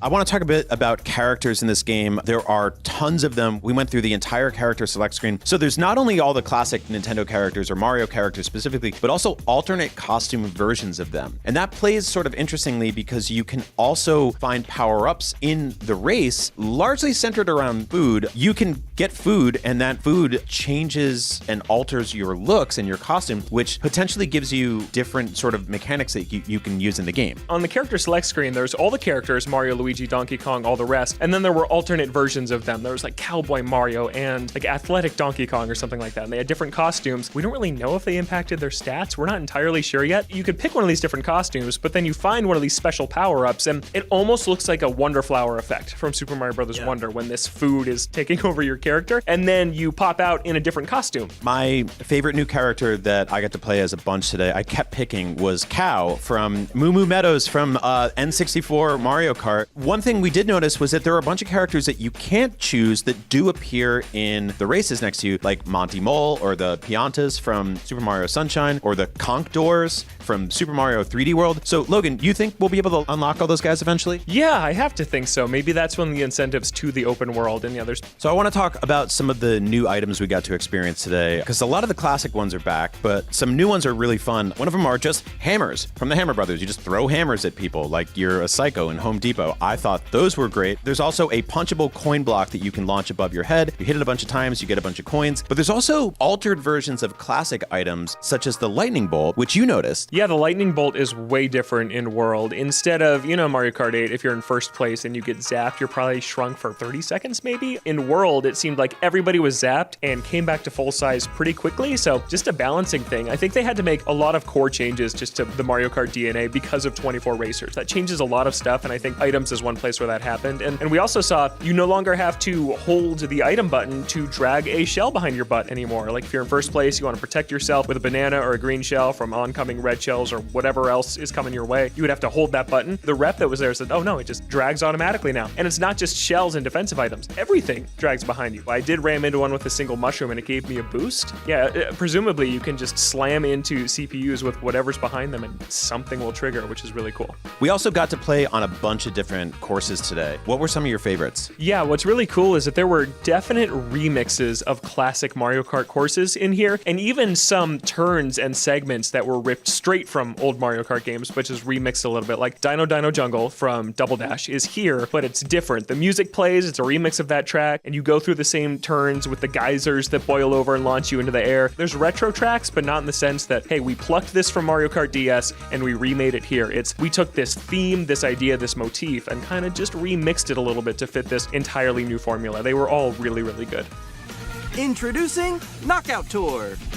Knockout Tour is the brand new non-stop 6-race, 24-player Fortnite-style Battle Royale Mario Kart mode, and it feels so right. This takes place in the open world, so you can hang out in the open world, launch into this, and while you're waiting for the game to populate, you just hang out, drive around, collect stuff, do your open world stuff. Little by little, eventually, characters will start to pop in, and they'll all choose a Grand Prix that they want to race on, or a set of courses. Those votes are then tallied, and then you jump into that race, and then immediately from there, you're going as fast as possible, and you have to make it through checkpoints at a certain point in the race. Like if you're in, you have to be in the top 20 or you get eliminated. And things happen so fast. They're so chaotic and so crazy. I love this mode so much. Yeah, it is super fun. And this is a bigger commitment than your standard 2 to 3 minute Mario Kart race. This is 10-ish minutes probably for the whole thing. It's 6 segments, and you're driving from one track to the second, to the third, to the fourth, to the fifth, to the sixth. You're not stopping and doing an individual lap at that circuit. You're just driving kind of the in-between areas. So a very different take. You're not going to see anything twice in this race because it is a linear path from start to finish, like a 10-minute long Mount Wario, essentially. And it's super fun. It feels like F-Zero, where every moment is intense. It's not just about winning the race at the end and maybe you get a lucky bullet bill. It is lap 3. I am in 16th place. I need to be in 12th place. Can I get there?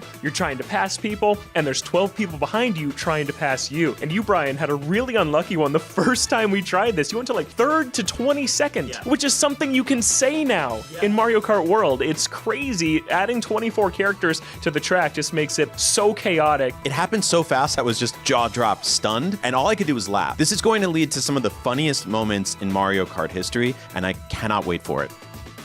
Mario Kart World launches day and date on Nintendo Switch 2 when the system launches, and it's going for $80. And I don't want to dwell on it too much, but I have to get it off my chest that this feels just a little weird. We loved what we played today. All the modes are great. All the characters are awesome. It didn't really scream, this justifies $80 to me. It just really feels like Nintendo knows that this is one of the best-selling franchises of all time. But why is this game $80? It's a tough pill to swallow, especially when something like Donkey Kong Bonanza, which looks equally amazing, is $70. It's just a very inconsistent pricing structure from Nintendo, and we're seeing what their upgrades to $10 for some, $20 for another. And Mario Kart being the first $80 Nintendo game, yeah, I'll easily get $80 worth of value out of it, but it is a tough pill to swallow for a game so aimed at families, and it just makes me wonder, is Animal Crossing gonna be $80? Splatoon, the next Zelda, like, it's opening a can of worms that we'll see how Nintendo proceeds, and if in 1 year they add 8 new tracks for free, I'll feel great about that purchase. But if they come out and add a DLC pass where I'm putting more money into Mario Kart World, I don't know how people are gonna feel about that, so it's an interesting one for sure. Yeah, I feel like if this thing came bundled with like a year of Nintendo Switch Online or some sort of season pass content, something that made it feel like, hey, this is, we're really getting a bang for the buck here, it'd be a little easier to handle. But right now, it kind of stinks. It's the only real negative we have about Mario Kart World so far, which otherwise feels, looks, and plays fantastic. But that's Mario Kart World, one of the many games we played here at the Nintendo 2 Switch preview event in New York City. We also went hands-on with the hardware, so go check out that video. Logan, thank you so much for all things Nintendo Switch 2, Mario Kart World, and the cow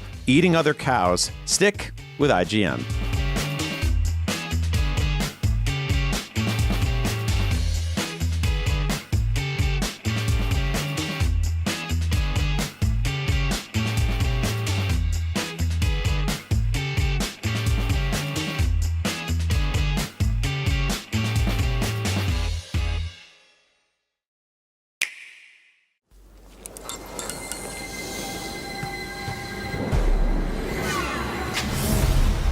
Decide to step up to this kind of play. This kind of fun. Holy! This kind of experience. Hey guys. Nice jacket, Paul. Why are you dressed like you're in a boy band? Seriously? My Super NES commercial from the 90s with my long black duster, indie rocked hair, and beaded necklace? Now we're playing with power. Come on. Hi, Uncle Paul. Lisa. I can't wait to tell my class how I clowned you guys. That's a lot of lip out of you, Lisa. Time for our thumbs to do the talking. Let the games begin. Lisa, how are you going that fast? You don't even have an actual driver's license. Let me show you a little something I learned in the 1900s. Ooh, you can ride rails now? I'll be honest with you, that was purely accidental. You boomers are cute, but you're gonna lose. Don't be so sure, Lisa. I take tons of supplements. She's on a wall. She's on a wall. Lisa, get down. You're not allowed to be up there. My head is a burger, and you know what that means? I don't exactly. It means something good. No. Yes! Lisa! I'm gonna feel that tomorrow. You know, guys, it's nice playing with power, but this is better because now we're playing together. Super together. Uh-oh. He's doing a voice. Nintendo Switch 2. All together, anytime, anywhere. And these new features, being able to play with like your friends or your family. And it's also, it's great too, because you can take this with you. It's like being on set. All of that is conducive.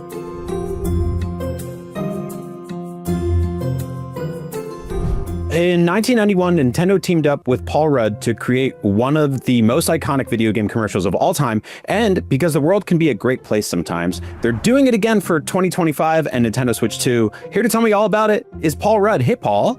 Hi, how's it going, Brian? So, 34 years after your first commercial together, you and Nintendo have somehow done it again, and it's very, very funny. How on earth did this new one come together? Well, Nintendo reached out to me. I got a real kick out of this idea. I remember shooting the original one very well, and it was one of my very first jobs. And I just thought that this idea that they had about redoing it was really funny, and it would be fun. And it just kind of came about like that. Hi, Uncle Paul. Lisa. I can't wait to tell my class how I clowned you guys. That's a lot of lip out of you, Lisa. Time for our thumbs to do the talking. The original one went viral out of nowhere like 7 or 8 months ago, it just got this whole new life, which was amazing to see. I was telling my friends about this and they were like, yes, I love that commercial so much. So it's very cool that it's back. What was it like getting in that wardrobe again, the hair, the big black jacket, all of that? I feel like people could pull that off in 2025 because fashion is sort of cyclical now. Sure, I can't. In the original, the hair, that really was my hair. And this one, I mean, we were really trying to go for the look, but I remember it all and it was making me laugh. I want to say that maybe even in the original one, that might have been my own beaded necklace, which, I think is long gone. Like you brought it with you to the set and they're like, yeah, sure, that works. Yeah, they're like, that seems cool, man. Let's go with that. Did it make you miss the 90s doing this again? You know what? It did.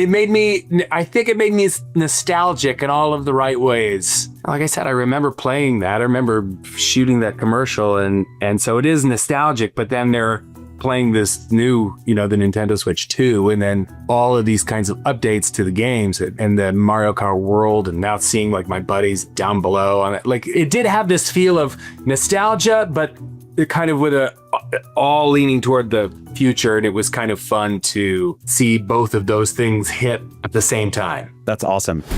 Guys, it's nice playing with power, but this is better because now we're playing together. Super together. Uh-oh, he's doing a voice. So you were in your early 20s in 91. What were your video game habits like back then? I mean, you grew up in a really good time. Were you playing Nintendo since you were a kid? Did you go to arcades growing up? Yes, there was an arcade not far from my house, and it was like the greatest thing ever to be able to go to the arcade. I mean, I remember playing the original Donkey Kong, and that was my favorite. And it was also so different than any other game. I remember being really young and playing it.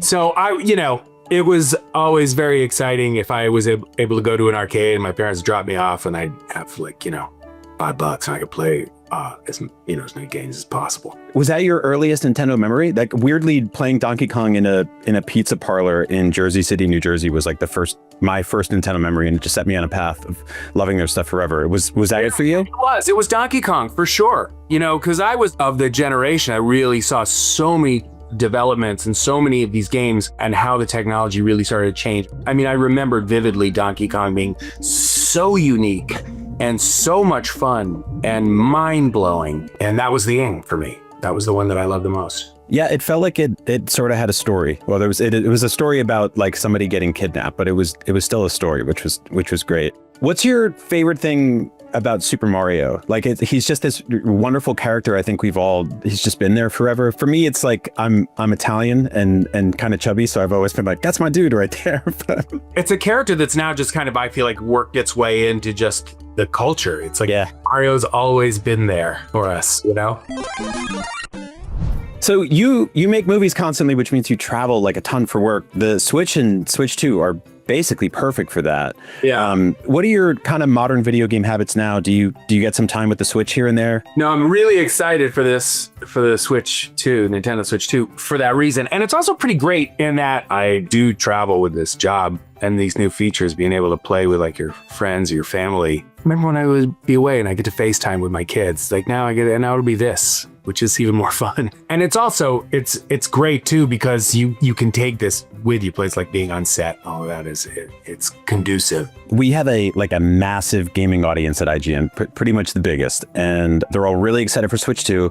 They're all probably really envious because you've played it and a lot of them haven't. What's your favorite thing about Switch 2? I thought about it while we were doing it too. Every once in a while, I find myself, it's the weirdest, craziest job, where every once in a while, I will find myself in settings or in situations where I think, wow, I'm really seeing in person what I know so many people are curious about and will be excited when it comes out. And this was one of those. And to get to play it was really exciting. And it was also, you could see even amongst the crew, there were guys wearing Nintendo t-shirts, they were crew. They couldn't stop looking at the TV. And, I talked to them a little bit about it. Everyone was pretty excited. Yeah, I got to play it 2 weeks ago in New York City for the first time, and just holding it, I was like, whoa, yeah. I'm holding a Switch 2. When you decide to step up to this kind of play, this kind of fun.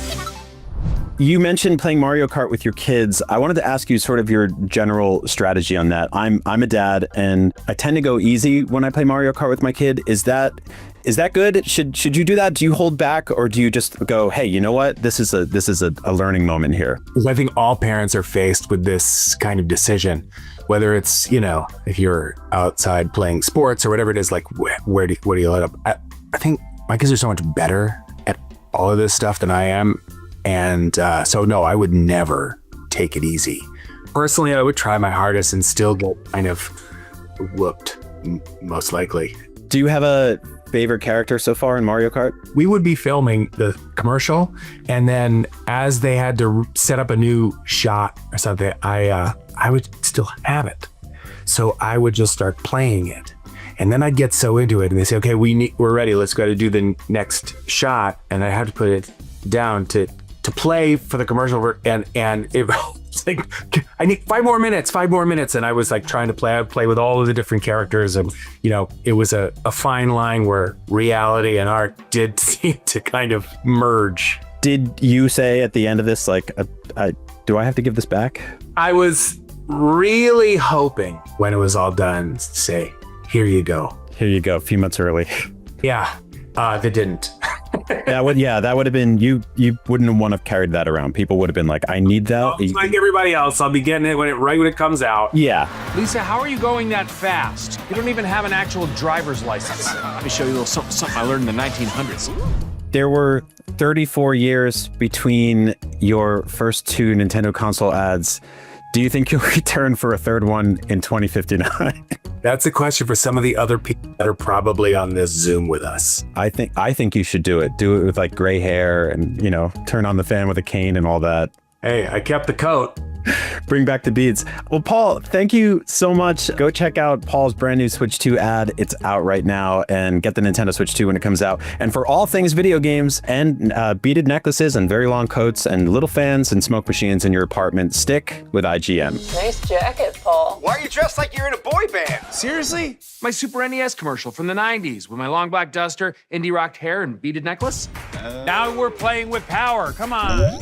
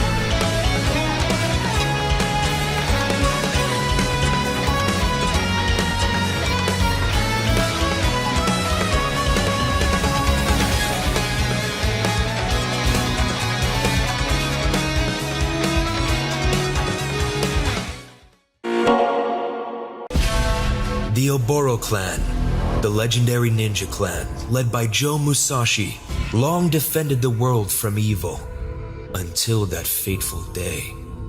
The first strike fell without warning, flames devouring his village.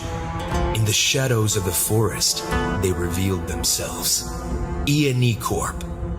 Lord Ruse, their leader, vowed to finish what he started and wipe out the Oboro clan for good.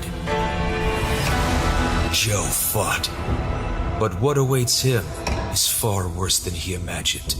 His village reduced to ashes, his clan turned to stone. When the war found its way to his doorstep, Lord Ruse struck again. In his darkest hour, Joe meets an unexpected ally. Together, they will track down Ruse, knowing that he is a greater threat than any enemy Joe has ever faced before. He possesses a power beyond compare. He wields a stolen artifact, granting him immortality, and nothing can stand in his way. The battle for vengeance begins now. The Oboro clan's fate rests in Joe's hands.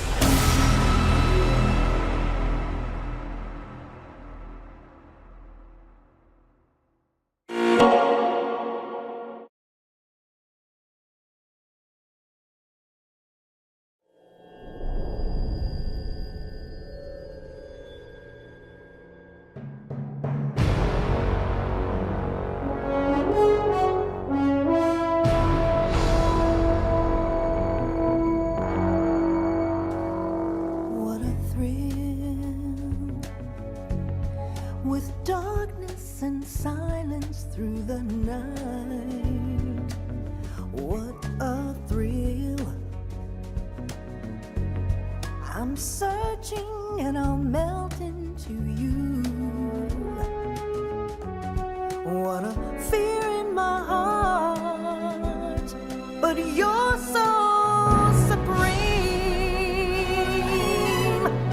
I give my life, not for honor, but for you. In my time, there'll be no one else. Crime, it's the way I fly to you. I'm still in a dream, snake eater. Someday you go through the rain, and someday you'll feed on a tree frog. This ordeal, the trial to survive, for the day we see new light. I give my life, not for honor, but for you. In my time, there'll be no one else. Crime, it's the way I fly to you. I'm still in a dream, snake eater.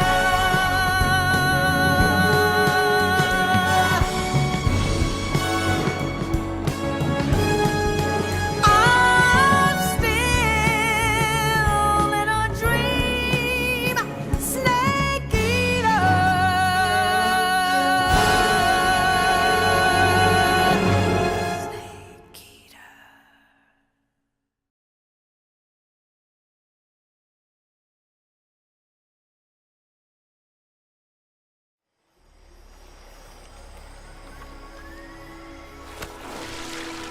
Colonel, tighten the security on this place. He's coming here, I'm sure of it. America is out to destroy the Shagohod and get its hands on your inheritance. The Philosopher's legacy. Then they're out to kill me as well. What's the story between you and the boss? She was like a mother, and my master. The Cobras will take care of him. Do you hear me, Snake? We are the sons of the boss. I see it! The fear! A great and terrible fury at being alive. A host of sorrows. And you are one of them. Why'd you come back? There's nothing for you here. Go home. Go back to your boss. I still have the Shagohod and the legacy. There is nothing America can do to stop us. I'm not finished yet!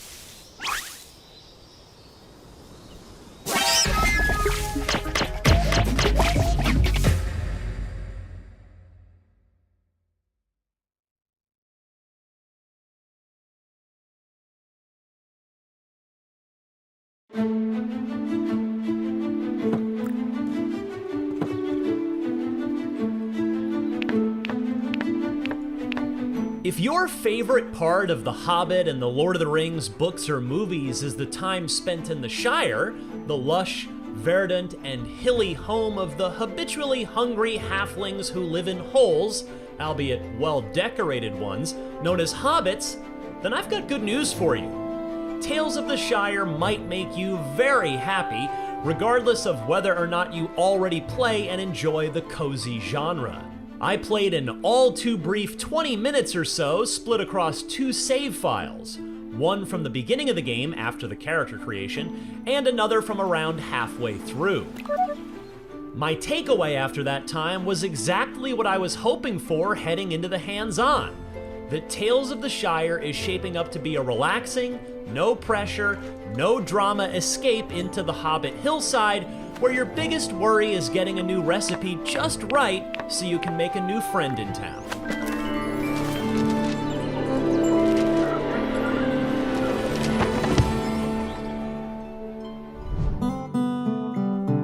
First, I love the art style in Tales of the Shire.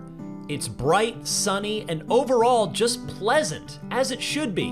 The village feels big without feeling overwhelming or annoying to navigate, and on that note, I adore the designer's twist on the compass or arrow pointing you in the direction of your current objectives that so many games use, or to compare it to another charming fantasy game, the Golden Breadcrumb Trail in Fable. Here, when you've marked a destination on your map, adorable birds will land on fence posts or tree branches ahead of you every 50 feet or so, literally pointing with their beaks in the direction you're supposed to go. It's a great, unintrusive touch that keeps you looking at the beautiful game world rather than constantly pulling up the map. Music, too, is as mellow and delightful as you'd expect. I saw the basics of the cozy gameplay mechanics during my demo. Cooking, building relationships with your fellow hobbits, as well as both interior design and landscape architecture. The latter two are the most simple, mechanically speaking, but also allow you to most customize your hobbit home. Outside, I picked up a watering can from the garden, refilled it in the adjacent stream, which, by the way, you can also fish out of in other locations like off of a bridge, and then set about watering the plentiful amount of vegetables in my garden. This, I should add, was the mid-game save that already had a rather impressive garden planted and thriving. From there, you can, if you choose, rearrange the placement of your plant beds however you see fit. So if you want to have a nice, unspoiled lawn on one side of your hobbit hole and cram all of your plants into a dense garden on the other, go for it. Inside the house, meanwhile, you can do the same micromanagey levels of home decoration. You can move rugs, tables, chairs, anything that isn't part of the foundation, really. Although even there, you've got options. You can choose the style of your walls, from wood patterns to wallpaper, but it goes deeper than that. You can even rearrange individual pieces of fruit on tables and individual books on your bookshelf. As for cooking, that's where the most gameplay I saw factored in. Hobbits love to eat, of course, so the best way to make new friends and improve your relationships with hobbits you already know is to cook a meal for them. That first involves getting new recipes. After you've received an invitation in the mail for the meal, that is, effectively it's how you get quests, then gathering all of the correct ingredients, and finally bringing everything together in the kitchen. You can choose how chunky or smooth you cut some things by pressing A certain number of times. A more complicated cooking moment I experienced involved adding just the right amount of salt in order to spice up the recipe just right, indicated by a plotted point on a small chart in the corner of the interface.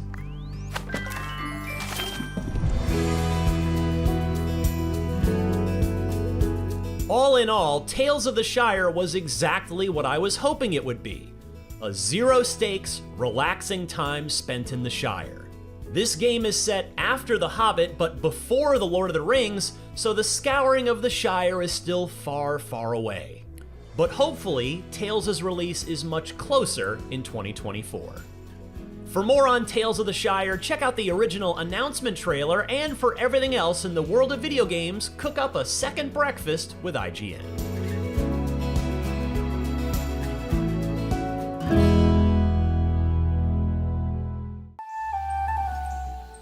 Tolkien's plan, really from the very outset, was to create a complete mythology.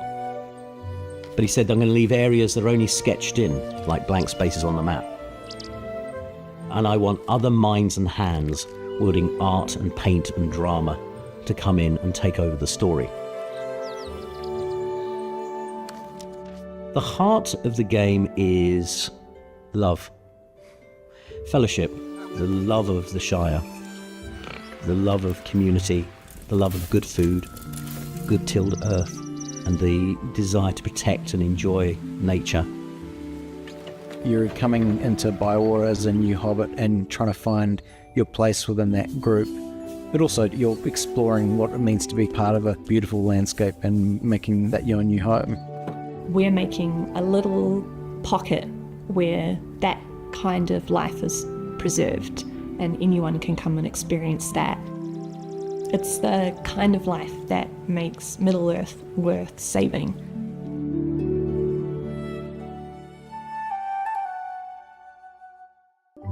Weta Workshop's history with the Tolkien world, it stretches such a long way back. Those early days working on Lord of the Rings, 7 years, living and breathing in Middle-earth, it's such a long journey. Something like Tales of the Shire is really big for us. It's taken multiple years, it's taken a lot of people, and we don't want to fall short of the expectation we have on ourselves, so therefore hopefully won't fall short on the expectations of our players. As a game studio, it's incredibly unique and this incredible privilege to be able to literally walk 150 metres down the road into an actual armoury and talking to master craftspeople, swordsmiths about what was the forge situation in 19th century England and, you know, what kind of alloys would they have been using that's so special and unique to us. Tales of the Shire has been our opportunity to tell our little slice of the story through our specific lens, to create this virtual world with a very unique visual style. We didn't want to copy things that have been done before. We wanted to complement and find our own language of design. Steve Lambert, one of our wonderful and senior designers, took on that task, and he has done an extraordinary job. The art style of the game came from my experiences of The Hobbit as a child and the books that I had growing up. And I was really influenced by artists like Singer Sargent and people like that who, you know, there's a certain kind of simplicity and elegance in their work. This is a story that's kind of told in that kind of vein of The Hobbit rather than The Lord of the Rings, and the world is yet to sort of become a dark and kind of menacing place, and that was trying to reflect that. And we want to carry that through with the art style.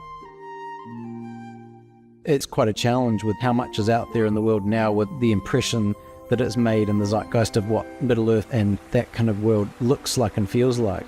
So we had to make a fresh and unique attempt at imagining that again. The game is very specific to the places that Tolkien refers to in his writing. The trees are all trees that you would find in the UK, and the shape of the landscape with those beautiful rolling hills. But here in Aotearoa, we're huge lovers of the natural world, and I think that inspires us as well as artists, that love of being outside, of looking around, of being in nature. There are quests throughout the game that get you to really notice nature or respond to things in nature. You'll plant different things in different seasons, and keeping an eye on what nature is doing and planning your life around that. Everyone should probably take a moment every day to just, sit down and have a look around and appreciate a tree or something, but we don't always get that chance. For me, when I want to lose myself in a fantasy world, thoughtful detail, depth of thought in that world is kind of critical, and that's something that I really love about this. Weta Workshop has this world-building ethos beyond what you see on screen, and to think of them as real places, to imagine why things look the way they do, what's the cultural background for it, what's the history, what's the wider world that informs them. And I think all of that comes together beautifully to create such an immersive experience. the more you look, the more you see, and the more you appreciate how much thought's gone into creating it. Nothing's really new in Tolkien's world. Everything's been built in the past. And I think that also applies to Hobbits. Like, some new stuff is still being made, but there's a lot of care and love to maintain and restore what's already there. Despite it being stylized, it's still, everything's grounded. Even like the craftsmanship, the textiles, the way everything's made, it's still very grounded. Steve had done a bunch of work and he kind of landed on what he wanted the environment to look like. So I was brought in to figure out what the characters look like. And I essentially just drew what my dream game would be. I drew this, what I felt cool, what I felt cute, what I felt cozy. I'm drawing in my own art style, so it's really comfortable. And luckily Steve loves my stuff. So it was very easy just to keep the ball rolling. For any good story, you need to have a conflict. You need to have a problem for the player, the viewer, the reader to solve. So we're like, well, what kind of problem will hobbits have? Because hobbits do not have very big problems. They are a people of kind of a small town mentality. Everything important for them happens in their own little village. So that was very challenging for us.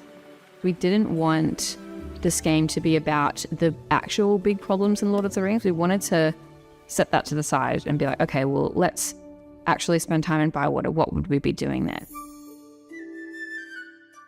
You know, I came to this job as an experienced Tolkien scholar and enthusiast for Tolkien's work and as a playwright and a screenwriter. But I didn't want to just take the books as my only point of inspiration. What I wanted to do was go back and actually look at Tolkien's life and what inspired Tolkien and what affected him.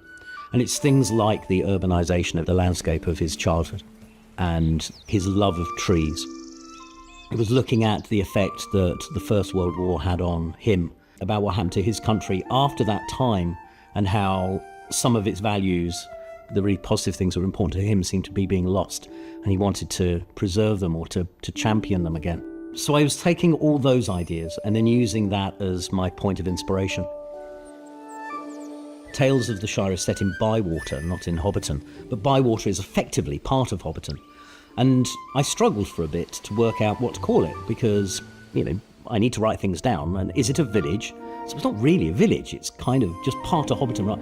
And then I realised I had my story. People like Farmer Cotton, who are fiercely proud of Bywater, want Bywater to be a village. But people like Sandyman the Miller, because he's an antagonistic character, he wants it to be part of Hobbiton because it's Hobbiton Mill and he sells his flour from Hobbiton Mill. And that is our story. Some of our characters are canonical. Farmer Cotton, Sandyman the Miller, Old Noakes, Rosie Cotton, young Tom Cotton. These are characters that are in the books. So they're part of the world. So it was then taking, okay, what do we have of them, and then developing it further. As you talk to more of the characters, you get to know them better. You eat with them and give them the food they like and your relationship improves. They start to open up to you about their lives and really hope that the things that the characters say are really quite illuminating. They kind of really flesh out the characters. And hopefully there's a few surprises in there that people go, oh, that's really interesting. We're really inspired by that sort of nostalgic sense of what the hobbits were, a people and a place that is all about the natural world, and to try and give that sense of delight and comfort and home to our player. All the things that are good and wholesome and wonderful and make you feel positive about Middle-earth, they're all the values that J.R.R. Tolkien was espousing when he came up with this world. They're what's at stake when you go on these mighty quests and all that kind of stuff. But at the heart of the Tales of the Shire, it's about community and about connection and about appreciating the world around you. I hope that you see and you can feel the heart and the soul that has gone into the game. We're such huge Tolkien fans that we really wanted to create something that was so true to that and that would feel really authentic. It's exciting to be at this point, thinking that we're putting a piece of Middle-earth out into the world, seen through a Weta Workshop lens, and hopefully will be embraced warmly by the people that choose to play it.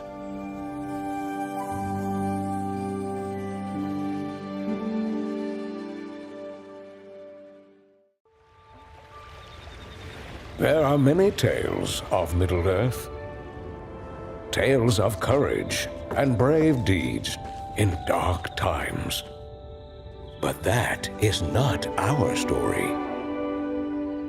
For this is one of new beginnings.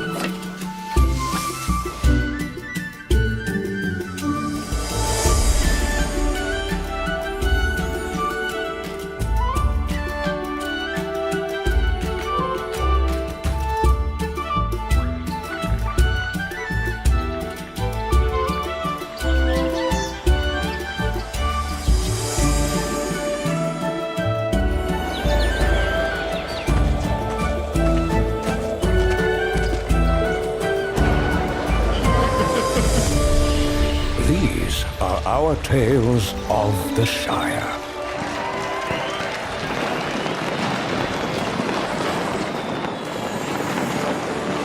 Hobbits really are amazing creatures.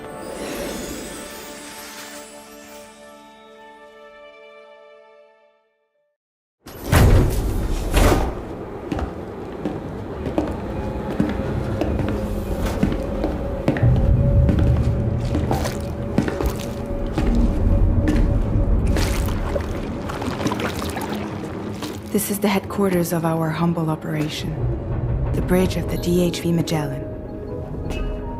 It's always like this when the DHV Magellan's on the move. Meet Tarman, our resident doctor and geophysicist. He's also the captain and pilot, in case you hadn't noticed. And a fellow doom sufferer. The nav console offers a direct connection to the tar currents. The downside being that we all have to bathe in caralium. Happy to have you aboard, Sam. You'll have to excuse me if I don't shake your hand. You steer this ship solo? Yeah, though the computer does most of the work. So this is a submarine? Spot on. We dive into the tar and use it to travel underground. Just beneath the surface of the Earth, there are currents we can ride almost anywhere. So what's your role in all this? Me? I make sure Drawbridge's grand plans go off without a hitch. So you're the commander? That's right. These days I'm fragile in name only.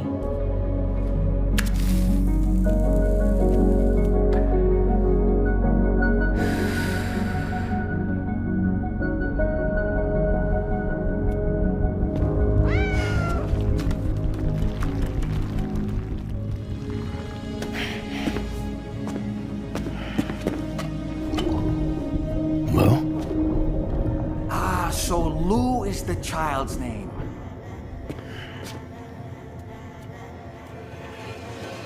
Hello? Excuse you. I too am a member of Drawbridge, believe it or not. It is an honor, Sam. Little puppet? What? Puppet? No, no! No, I am alive and my own master. This is Dahlman. A man whose cow wound up stuck inside a... Well, you get it. He used to be a spirit medium. When I was still flesh and bone, of course. Regrettably, my transformation cost me my talents. Lou, where are you?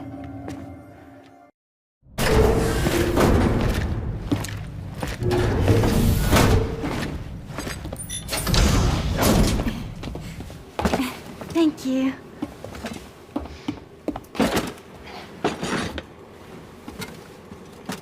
In the place where I came from, no one gave birth to babies. They just stayed inside their mother's bellies. Well, in our world, babies are born and grow up to be adults. Or at least they're supposed to. It's only natural that Tomorrow wouldn't understand. After all, she was living in the realm of the dead. I wouldn't expect children to be born into such a place. But Rainy's baby will be born, right? In due time, of course. Isn't that so? I'm sorry. It's okay.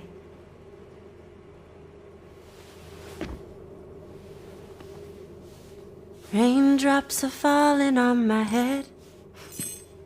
And just like the guy whose feet are too big for his bed, Nothing seems to fit.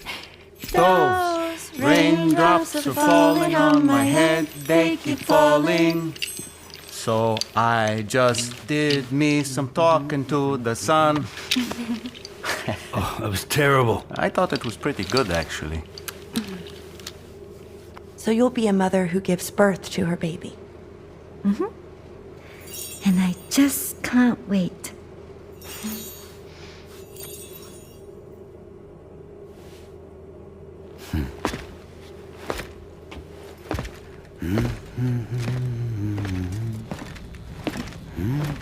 Talk about terrible, Sam. I've heard dogs with better tones.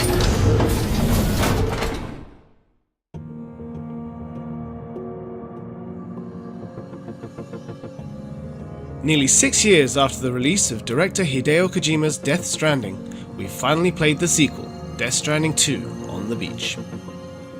While what we've played was not the final version of the game, the playable portions demonstrated a density and completeness you would expect from a final product. Fundamental elements such as movement, dialogue, and presentation are highly integrated, and the intention to expand upon the experience that the first game delivered, no pun intended, was evident throughout. 2019's Death Stranding transcended the framework of ordinary video games by metaphorically depicting cosmology and even anthropology through the act of delivery. It was a game that challenged the idea of human connection through refreshing gameplay mechanics that fundamentally re-examined the very act of movement. To me, Death Stranding was an undeniable masterpiece that delivered a viscous flow of concepts. Now that I've played its sequel for more than 30 hours, I'm starting to realize that it may have been only the beginning. Death Stranding 2 on the beach can be seen as an attempt to take the premises of the first game to the next level. While taking the player on a journey across the border of the United States of America, its symbolic depiction of connection feels more dynamic, yet less certain than its predecessor. What questions will this new journey of legendary delivery man Sam Porter Bridges bring, and how will they be answered? In the first game, Sam reconstructed connections between people while uncovering the truth behind Death Stranding, a mysterious phenomenon that caused disconnection between cities. Through Sam's journey of delivering supplies, players experienced movement in a way video games had not offered before, while the story gradually unfolded its views on life, death, and cosmological visions. The setting of Death Stranding 2 moves from the rebuilt UCA to the Mexican border region. The photorealistic graphics that meticulously depict Mexico's desolate land are nothing short of impressive. From the texture of the dried surface to faintly rippling sand dust and rocky mountains in the distance, the game's visuals drew me in right away.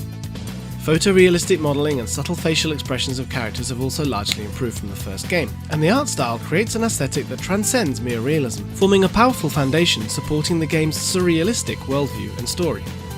The part that plays in Mexico functions more or less like a tutorial, not just in terms of gameplay but also story and settings.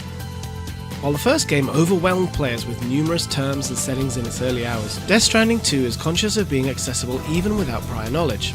The game also offers a recap mode in novel style, as well as a glossary function called Corpus, showing careful consideration for players who have not played the first game, or those who did but found it too complicated. I feel that the game design of Hideo Kojima's work often comes in 3 layers. For example, Metal Gear series gameplay consists of infiltration, danger, and stealth, while its movement can be divided into walking, crouching, and crawling. The same philosophy can also be seen in Death Stranding, where your Odradek scanning device visualizes terrain danger levels in 3 different colors. Death Stranding 2 follows the same rules. Just like in the original Death Stranding, once again the player has to manage cargo weight and balance while traversing unstable natural terrain. Footing must be secured on slopes while the center of gravity must be controlled to avoid being swept away in rapid water streams. The risk of cargo damage is present throughout the process, which makes traversing the world itself a nerve-wracking task. Constructions such as ropes and ladders can be used to traverse the world more conveniently. These infrastructures go beyond individual player experiences, as structures installed by other players are shared in the world by the social strands system. As you make use of ladders and bridges left by someone else, the solitary exercise of delivery gradually transforms into a more connected and social experience.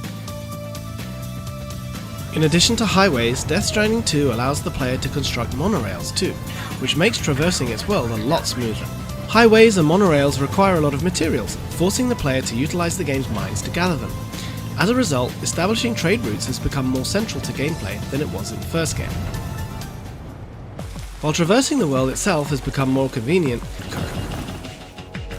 as a new feature, the time of day also changes in real time, which causes additional challenges for Sam. These natural elements interfere with player actions in various ways, such as footing collapsing due to flooding and earthquakes, or visibility worsening in sandstorms and nightfall.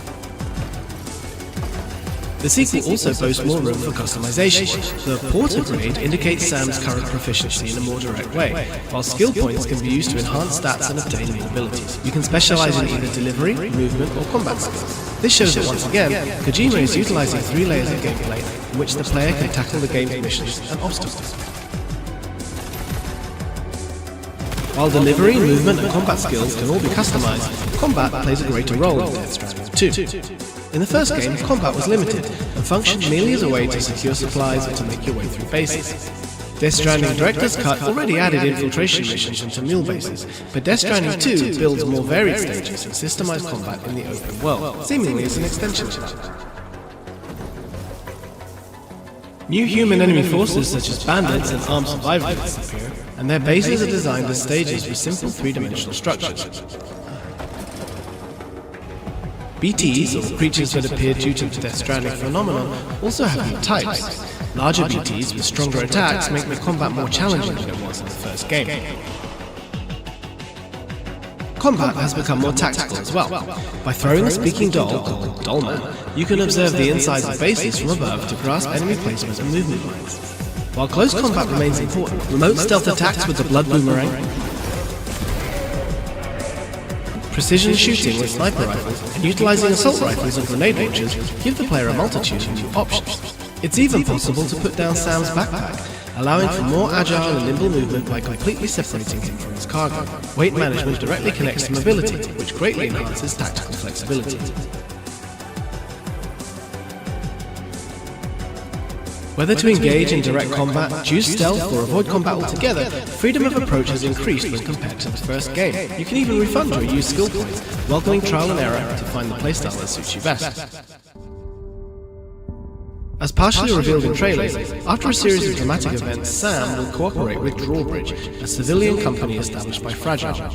As the setting moves from Mexico to Australia, a new journey begins. A mobile base called DHV Magellan, named after the explorer Ferdinand Magellan who travelled around the world, functions as a hub for the player. As the name DHV Magellan suggests, the story steps into themes reminiscent of colonial domination. Furthermore, the rise of a private political organisation called APAC shows similarities with the PMC depicted in Metal Gear Solid 4. Since I have not witnessed the story to its conclusion, it is too early to speculate on how these motifs will come to fruition in the full game.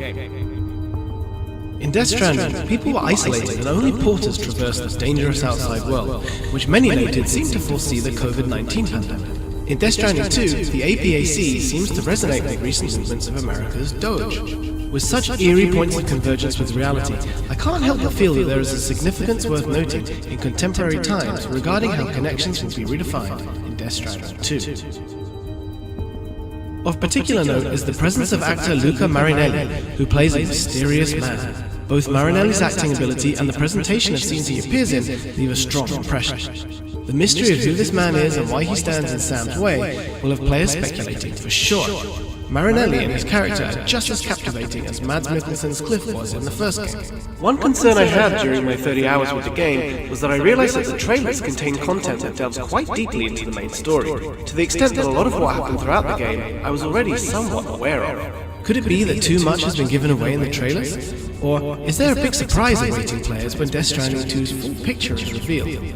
We can only eagerly await the game's June 26th release. For more on Death Stranding 2 and everything else to do with games, keep it right here on IGN.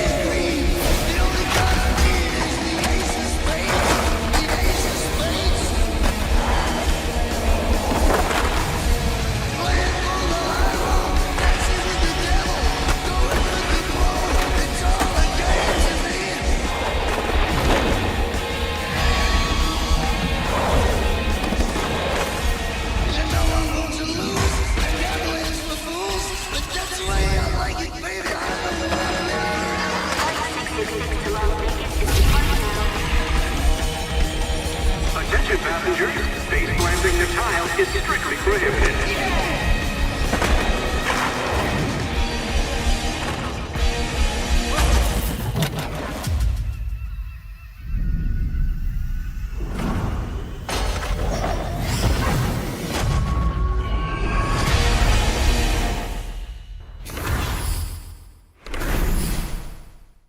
One of my favorite features in the first Death Stranding was how you could get that little hover caddy thing, and you could put your mail and carry it around, or you could do sick tricks and ride it like a skateboard, which is a thing you can actually do in Tony Hawk's Pro Skater 3 and 4, which you, Nick Maillet, played a whole bunch of. What's up with those skateboards? Yeah. Okay, so Tony Hawk 3 and 4, it is exactly, it's a remake, calling it a remaster, but let's be honest, it's a remake of Tony Hawk 3 and 4, as the name would suggest. One thing out of the gate, there is no campaign for Tony Hawk 4. I know that's made a lot of people really kind of about the game, but I can guarantee you it's really fun. It plays exactly like how you used to play the old games. It just, what was funny for me is that I haven't played them in almost, 20 years at this point. I'm old, I get it. And within like 4 or 5 minutes, I full muscle memory and just knew exactly where to go. And it's like very nostalgic, but it also feels super modern, if that makes sense. Like it's not as rough as if you went back and played them on the PS2 where you're like, oh, this was better when I was a kid. How did it compare, I guess, to playing the first two remasters? Because I remember those looked, and I mean, they perform well. They perform as they play like the originals play, but there's still that kind of weird separation of like this looks like a brand new game, but it sort of controls like an older game. What did 3 and 4 do to sort of push things forward in terms of the Tony Hawk experience? Yeah, I would say 3 and 4, I think are. I mean, it's pretty objectively at this point, even if you go off like IGN's reviews and stuff. Better games. The worlds are a lot bigger. The maps, they're just like everything's more fleshed out. There's a lot more to do. It's more wacky and zany. The missions I remember being insane. Like I saw a little bit of this footage here. There was like a dude in a haunted house that turned into bats. Yeah, he's the Slender Man, and you go up to him and he's like, "Oh, I need to get in this house." And you find an axe, and give it to him, and then he like gets dragged down to hell. But then you get another place where you can skateboard and a bunch of skeletons are like dancing and stuff, and I'm like, yeah, this is the insanity that I forgot these games had, because they got a bit more grounded later on with like Project 8 and stuff. I gotta ask a quick spoiler, but I need to know the Canada level. It's back, right? Yes. Can you tip the man who is peeing on the edge of a mountain over the mountain still? I couldn't find it. Oh no! But I also might have. I didn't play the Canada one that much because this is a personal preference. I don't like snow levels in games, as weird as that is. If there's snow, I tend to avoid it. And I'm like, I don't know why. I just feel cold. What's wrong with you? I feel Nick on that because I like snow biomes, but I hate deserts. And every game nowadays feels like they have to include one or two deserts, or a desert and a wasteland, and I'm so sick of it. I mean, I get the desert because they're sort of desolate by definition. But like, what's wrong with snow? I don't know. It's like a cool thing to show off. Like you get little snow drifts. You can see footprints. Maybe the people follow you. I get wowed for a minute, and then I'm just like I'm watching this gameplay right now that I played, and I'm just like, it ruined Kingdom Hearts 3 for me when you're in the snow and Sora didn't wear a jacket, and I still think about that. When you found out there's a whole Frozen level, you're like, oh no. And all he says is like, if we run really fast, it'll be warm. Like that's the dumbest thing I've ever heard. Don't. I didn't realize I was on a podcast with a bunch of synesthesia dudes. I want to say I get it, but I don't. I just don't understand. I mean, snow levels are just, I feel like they're completely innocuous. Like there's the rare occasion where like, oh, you're going to slip on ice, or maybe the cold actually hurts you if you're not wearing the right outfit or whatever. But in like a skateboarding game, are you just mad because it looks like a snowboarding game? It's just, I don't know. For me, skateboarding is, we're going to the beach or a haunted house, not in the snow. Nick did just point out the guy was peeing off the edge, and I do remember in the remake, that's a dude who's trying to take pictures of you. Oh, they changed it from a peeing person to a photographer. Yeah. Interesting. And those are the hardest missions, because like doing this really ancillary thing right now here, I'm like, I never get it. But wait, so he's not peeing anymore? He's just a photographer? What? Yeah, he's taking photos of you instead. Oh man, I was gonna say like I love how like dudes peeing off of ledges was like a pretty groundbreaking thing in the PS2 era. They had that in like Metal Gear Solid 2. Knocking down. Yeah, I don't know. Go figure. So yeah, this looks rad. I'm actually like way more interested in this. I went into 1 and 2 like I had fond memories of playing them as a kid, and then immediately jumping into the remakes, going, oh right, I suck. I completely suck at these games because they're like, I mean, the first ones are very. They're very like they're all very score based, but I think what kind of missed me as like a middle schooler was that they're also effectively rhythm games. Like it really comes down to just nailing those combos. And are these a little more forgiving if you just want to kind of screw around, because that's sort of what it sounds like. Yeah, and it's a lot of it's to the level design. 3 and 4 have much bigger, more open, more fun levels that aren't like, especially with 1 where you kind of have there's a path that you want to take that's optimal. These are a bit more open and more fun, and I found myself like doing a lot better than I did with the last remakes, just because the game's just a lot. It just sum it up. It's just a better game. Yeah. I mean, that's going from transitioning from the 64 and PS1 to PS2 back in the day for 3 and 4. Like that just afforded them so much more polygons and space on the disc to put more things, so they were able to make these stages better. So I love 1 and 2, but yeah, 3 was my favorite of all time. Plus you got to see the Wolverine in 3, which I like 99.9% sure he's not coming back this time around, which is a bummer. Don't think he is, but Bam Margera's back. So yeah, that was a pretty big announcement that they had, right? Yeah. Because there was a lot of like question marks on whether or not he would be in the game, but no, it seems like they got him back. So good for them and good for him.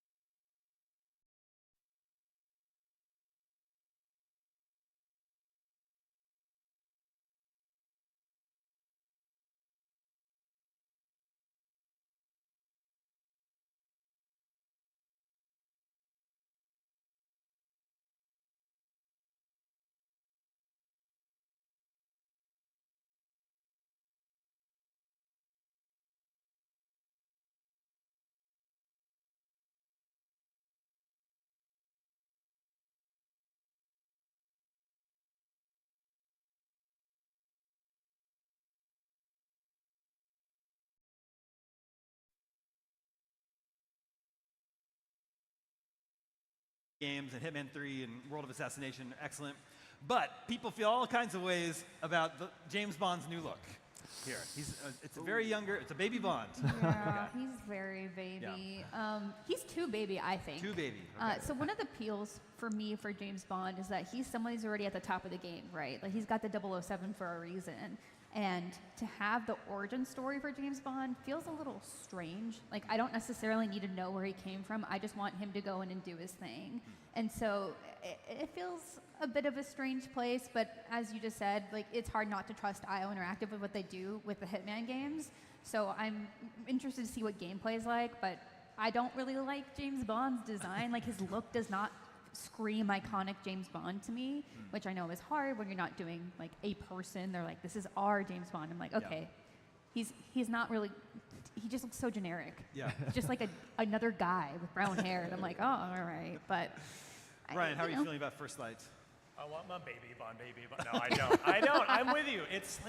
He does just look generically American, weirdly. Yeah. Yeah, the gameplay looked great, but and I'm gonna get over what he looks like. But yeah, you could see hints of it. You could definitely see some Hitman elements in it. I love the density of some of the crowds, which is something that IO has done really well in the Hitman games, of making you feel like you're in you're some giant party or something, and that's all stuff that a good Bond game needs too. So I have full confidence that they're going to nail the gameplay, and yeah, I'll get over the look of him. But yeah, could we have? He really could just be like a meme-generated James Bond at this point. There was a detail that came afterwards that you're going to be able to replay levels with modifiers. Ooh. So it sounds like there's going to be a lot of replayability, and they're really leaning into like it sounds like it's going to be a video game, which I appreciate. Yeah. Michael, how are you feeling about First Light? Ooh, I saw James Bond and I was like, Drake? I thought it was an Uncharted game for a second. Yeah. I was like, oh right, it's 007, it's the James Bond game. But like Ryan, I think, I'll get used to it because I think it's, IO they're so good. Like I played all 3 Hitman games, World of Assassination, that freelancer mode they came out with. They're like geniuses when it comes to this style of game. But I do think that this game is going to be a test of their storytelling chops. True. Because Hitman didn't need too much of a story. Yeah. Your gameplay, your experience was kind of the story of Agent 47. This time they're working with a property that does not that James Bond has been groundbreaking stories, but there is a certain element to a James Bond game that you need to have a story around it that makes sense for that character. And I don't want to say they're unproven in that regard, but they do have a lot to prove as storytellers. I mean, Kane and Lynch might have arguably been their last big story-driven game, and that was a long time ago. That was even born. Throwing it back in the Wayback Machine. Yeah. There was Kane and Lynch 2. Did they handle the sequel of that one too? They did. Yeah, Kane and that's Lynch fair. 2. Okay, so 007, First Light, that one wasn't a surprise, but we've been waiting a long time to sort of get that big reveal. But I think what was a big surprise from the PlayStation Showcase this week was the Marvel fighting game, Marvel Tokon, which is coming from Arc System Works. So it's basically Marvel Guilty Gear, and it looks awesome. I know. I want Michael to weigh in on this one. Oh my God. I saw this and I was like, wow, Marvel is going full anime style with this. And it is beautiful. I've been a huge fan of Arc System Works for many, many years. I played a lot of BlazBlue. I played a lot of Tekken, sorry. Getting Token mixed up with Tekken. Sorry, Guilty Gear. I know my Arc System Works games. And I love going to EVO and getting beat 0-2 like I have every year. But this is the perfect marriage between Arc System Works stylings, and they're just locked in on that anime style in a 2D fighting game. But I think that brings out something we haven't seen in Marvel characters in so long. This style of expression.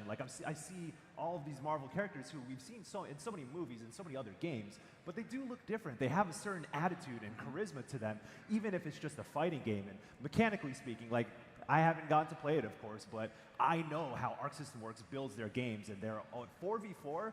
That's the ambitious part, though. So I want to see how that plays out, but I do trust Arxis. Yeah, I do too. I think we were talking about this earlier. Miranda and I are both sort of casual fighting game fans. I always like to play the latest Mortal Kombat campaign when it comes out, and there's some Mortal Kombat news to go over too. But also, I think we're both appreciators of Japanese aesthetics. Yes, absolutely. Like, I think I'm not like a huge Marvel fan, but I always like to see what's coming up next. And this one, the design is so captivating. Like, it's so cool to see their interpretations of these characters in their own universe. And I believe you're telling us a story about how, you know, them and Sony were talking about like, oh, we should make this like look like Marvel characters. It's like, no, do your own. Do your own thing. Like, we want this to look unique and be within your style. And I think they've really nailed it there. And also, like, the backgrounds, the aesthetics, it's peak. And I'm so excited to see who else they announce next. I know. I'm excited for that one, too. Ryan, there was an announcement that was a little bit controversial. It divided people, but I think you fell down on the positive side, and that's Thief VR. Yeah, I mean, first, I don't need to go on record anymore about how underutilized and undersupported the PSVR 2 has been. But this game, Thief VR, is coming to MetaQuest and Steam VR as well. So no matter which VR platform you've got, you can play it. And you know, Thief is a series that tried to come back on the Xbox One and PS4 in 2014, if I remember correctly. Internet can fact check me. But it didn't go super great. Like, it was fine. But Thief is a series that's always been near and dear to my heart. I am of the very personal opinion that Thief 2 is probably the single greatest stealth game ever made. Thief 2 is, just give it a try. If you have, it visually obviously won't look great, but mechanically you'll just be in heaven playing that one. But Thief coming back as a VR game makes a lot of, it's a good fit for the IP in terms of the pace is slower. You're doing stealthy things, which is fun in VR, whether it's like you're grabbing somebody or whacking them with the blackjack, or using one of the sort of elemental bow and arrows to like the water arrows to put out the torches. So I would never have guessed that Thief would come back really A at all, but B let alone as a VR game. So that was a pleasant surprise for me. And yeah, I mean, I love VR. Even if I just wish Sony would do more, and so this was great to see on Sony's State of Play there, and I'm looking forward to playing this. I'll just kind of go in with, I don't want to say, just kind of no expectations, like, hey, Thief in VR, let's see what this is like, but on paper, I love it. Yeah. Okay, there was a few games that were sort of like a long time coming that we got from that State of Play, and one of them was Pragmata from Capcom, which was revealed at one of these summer gaming events 4 or 5 years ago, and then I think it was in 2023, Capcom just put it on hold indefinitely with a message like, sorry, this game is not ready. And here we are, now we actually got a full gameplay trailer, and it says it's coming next year, it's for real. Some people are sort of drawing connections to Death Stranding, maybe a Death Stranding-like. I don't know, how did that one strike you, Miranda? Yeah, it kind of seems like that. My most notable thing, and this is a little silly, I think character designs really stuck out to me this entire showcase. She doesn't have shoes, and I'm really concerned. And I'm like, little girl, please, someone get you some shoes. You're going to step on some glass, it's going to be a bad time. That aside, though, it looks cool. I'm really interested to see how it all comes together, and I do like the idea that you just have this kid on your back helping you take out robots and baddies. It's cool. I like that Capcom is willing to take risks on new things, too. It's not always Monster Hunter and Resident Evil, right? We love Monster Hunter, love Resident Evil, but we really want to see them get to be creative. Well, and Capcom is on a generation-long winning streak right they're now, on a where high. they've made a lot of great decisions with their product lineup and with the games they've delivered. And yeah, even though I definitely was one of the, like, is this just viral marketing for Death Stranding too? Like, no, it's its own thing, but I'm definitely willing to give them the benefit of the doubt that it's going to be a super fun game, and hopefully we'll get to play it soon. Hopefully. Fingers crossed. All right, we need to take a quick break. Don't go anywhere. Summer Game Fest is starting very soon, right here on IGN Summer of Gaming.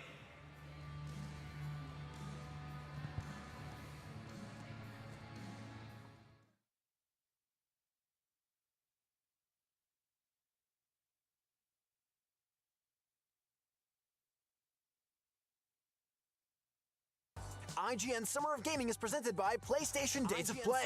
Get the PlayStation 5 digital console with the Call of Duty Black Ops 6 bundle starting at $389.99 while supplies last.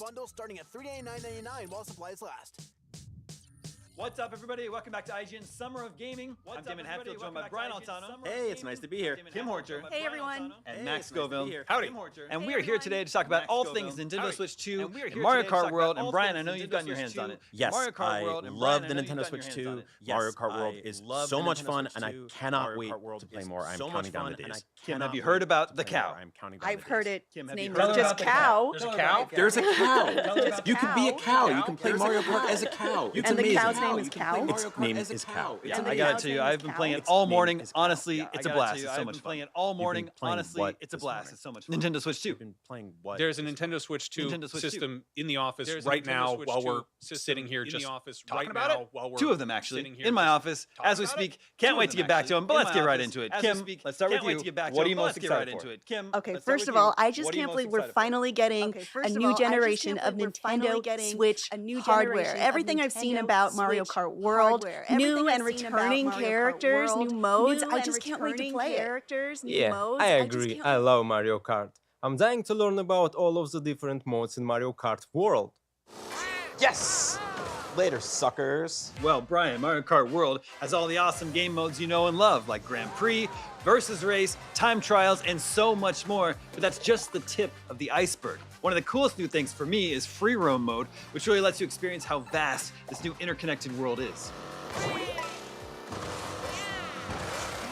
Yes! There is so much stuff I can't wait to discover, like collectibles, Peach medallions, question panels, and hundreds of P-switches, which activate awesome new challenges that put your skills to the test. That's really cool and informative. Damien, do any other hosts on this IGN panel have a questions? Max? Yes! A question just occurred to me, spontaneously. What else can you do in Mario Kart World? Do you think anyone's gonna notice we're gone? Don't worry about it. I got it covered. Wario has powers that go beyond... It's not about power, it's about speed. I have the power of Wario inside of me. All right, which course we playing? Well, what course do you want to lose on? Toad's Factory. Yeah. There's 24 driver Grand Prix races where you compete across 4 interconnected courses, including racing the distance between each course, new items like coin shells, Kamek, and dash food, which allows you to change into cool outfits. I just ate a burger and I got a new outfit. What? Hand to hand. Hand-to-hand combat right now, right You here. will lose. You shall lose. Another exciting new addition is Knockout Tour, where up to 24 drivers race through back-to-back courses. If you don't place high enough by the time you reach each of the 5 checkpoints, you're out. So, as you can tell, the world is your racetrack and there's plenty to discover. Any final thoughts, Kim? Wow, that's so cool, Damon. Yeah. Wow, that's so cool, Damon. Yeah. Wow, that's so cool, Damon. Knocked out! Booyah! Knocked out! She's good. Yep. The next evolution of the Nintendo Switch system is here. Enjoy your games on a bigger 1080p screen, or connect to a TV and play in up to 4K resolution, plus frame rates of 120 frames per second with compatible games and displays. Don't miss out on Mario Kart World, which is exclusive to the Nintendo Switch 2 system. Yes! Yes! Are you guys in my office? And we're back. We're just about 15 minutes out from Summer Game Fest right here on IGN Summer of Gaming. And while this is bound to be one of the bigger showings this season, remember there's still tons more stuff planned this weekend. You can catch coverage of IGN Live, our big in-person event, which kicks off first thing tomorrow morning. A couple Saturday highlights include a brand new look at Mind's Eye and Megan 2.0. Sunday kicks off with a block of brand new game trailers, followed by the Xbox Game Showcase pre-show, hosted by Ryan McCaffrey right here. It's the main event, and then a live post-show, and after that we'll be getting closer looks at some of the games Xbox is showing off, plus tons more. But before we get to all that, Summer Game Fest coming up. What do we expect, hope to see? We know a few things. Jeff has teased a few things. I know this is going to shock everybody out there that Hideo Kojima is confirmed to be there. Again. Yes, I know. Who? No, I don't know. No, yeah, of course. Good, Jeff's good buddy, Hideo Kojima. We've got Death Stranding 2 coming out in just a couple weeks. There's also OD announced for Xbox. Fizzant is waiting in the wings. That's too far out. What's more likely, just to promote Death Stranding 2 or to show something more for OD? We know the answer. It's they're not. He's not going to touch OD until the Death Stranding 2 promotional arc has reached its conclusion. I got it. Okay, so yeah, Death Stranding 2, more of that too, which I'm enjoying, by the way. That's a pretty fun video game. Michael, what's going on with Resident Evil? There are these rumors Are we gonna get something new Resident Evil today? I feel like it's time. Okay. You know, Village had its time. It had its own DLC. There's still more left to Resident Evil's story. But now I'm thinking, is it like, if it is Resident Evil, then what is it? Is it a remake of the original? Is it Code Veronica? Is it a remake of Zero? Or is it Resident Evil 9? It could be one of those things, it could be any of those things, it could be something different, but I do think it's time for Resident Evil, and if I'm going to put money on it though, well, personally, I want to see Code Veronica remade. I love Code Veronica. It's probably still my favorite Resident Evil to this day, but my money would probably be on 9. I think there's a lot of momentum coming off of Village, and there's still a lot more story to tell with that, so I would bet on Resident Evil 9, at least showing up in the showcase. I don't know if we'll get release window or whatever, but I think that would make a big splash. Miranda, if there is a Resident Evil announcement of some sort, what would you hope for? I would hope for a lot of people to stream it because I'm too scared to play. So regardless of what it is, I will be excited to watch Michael Hyam play because he probably will be. Yep.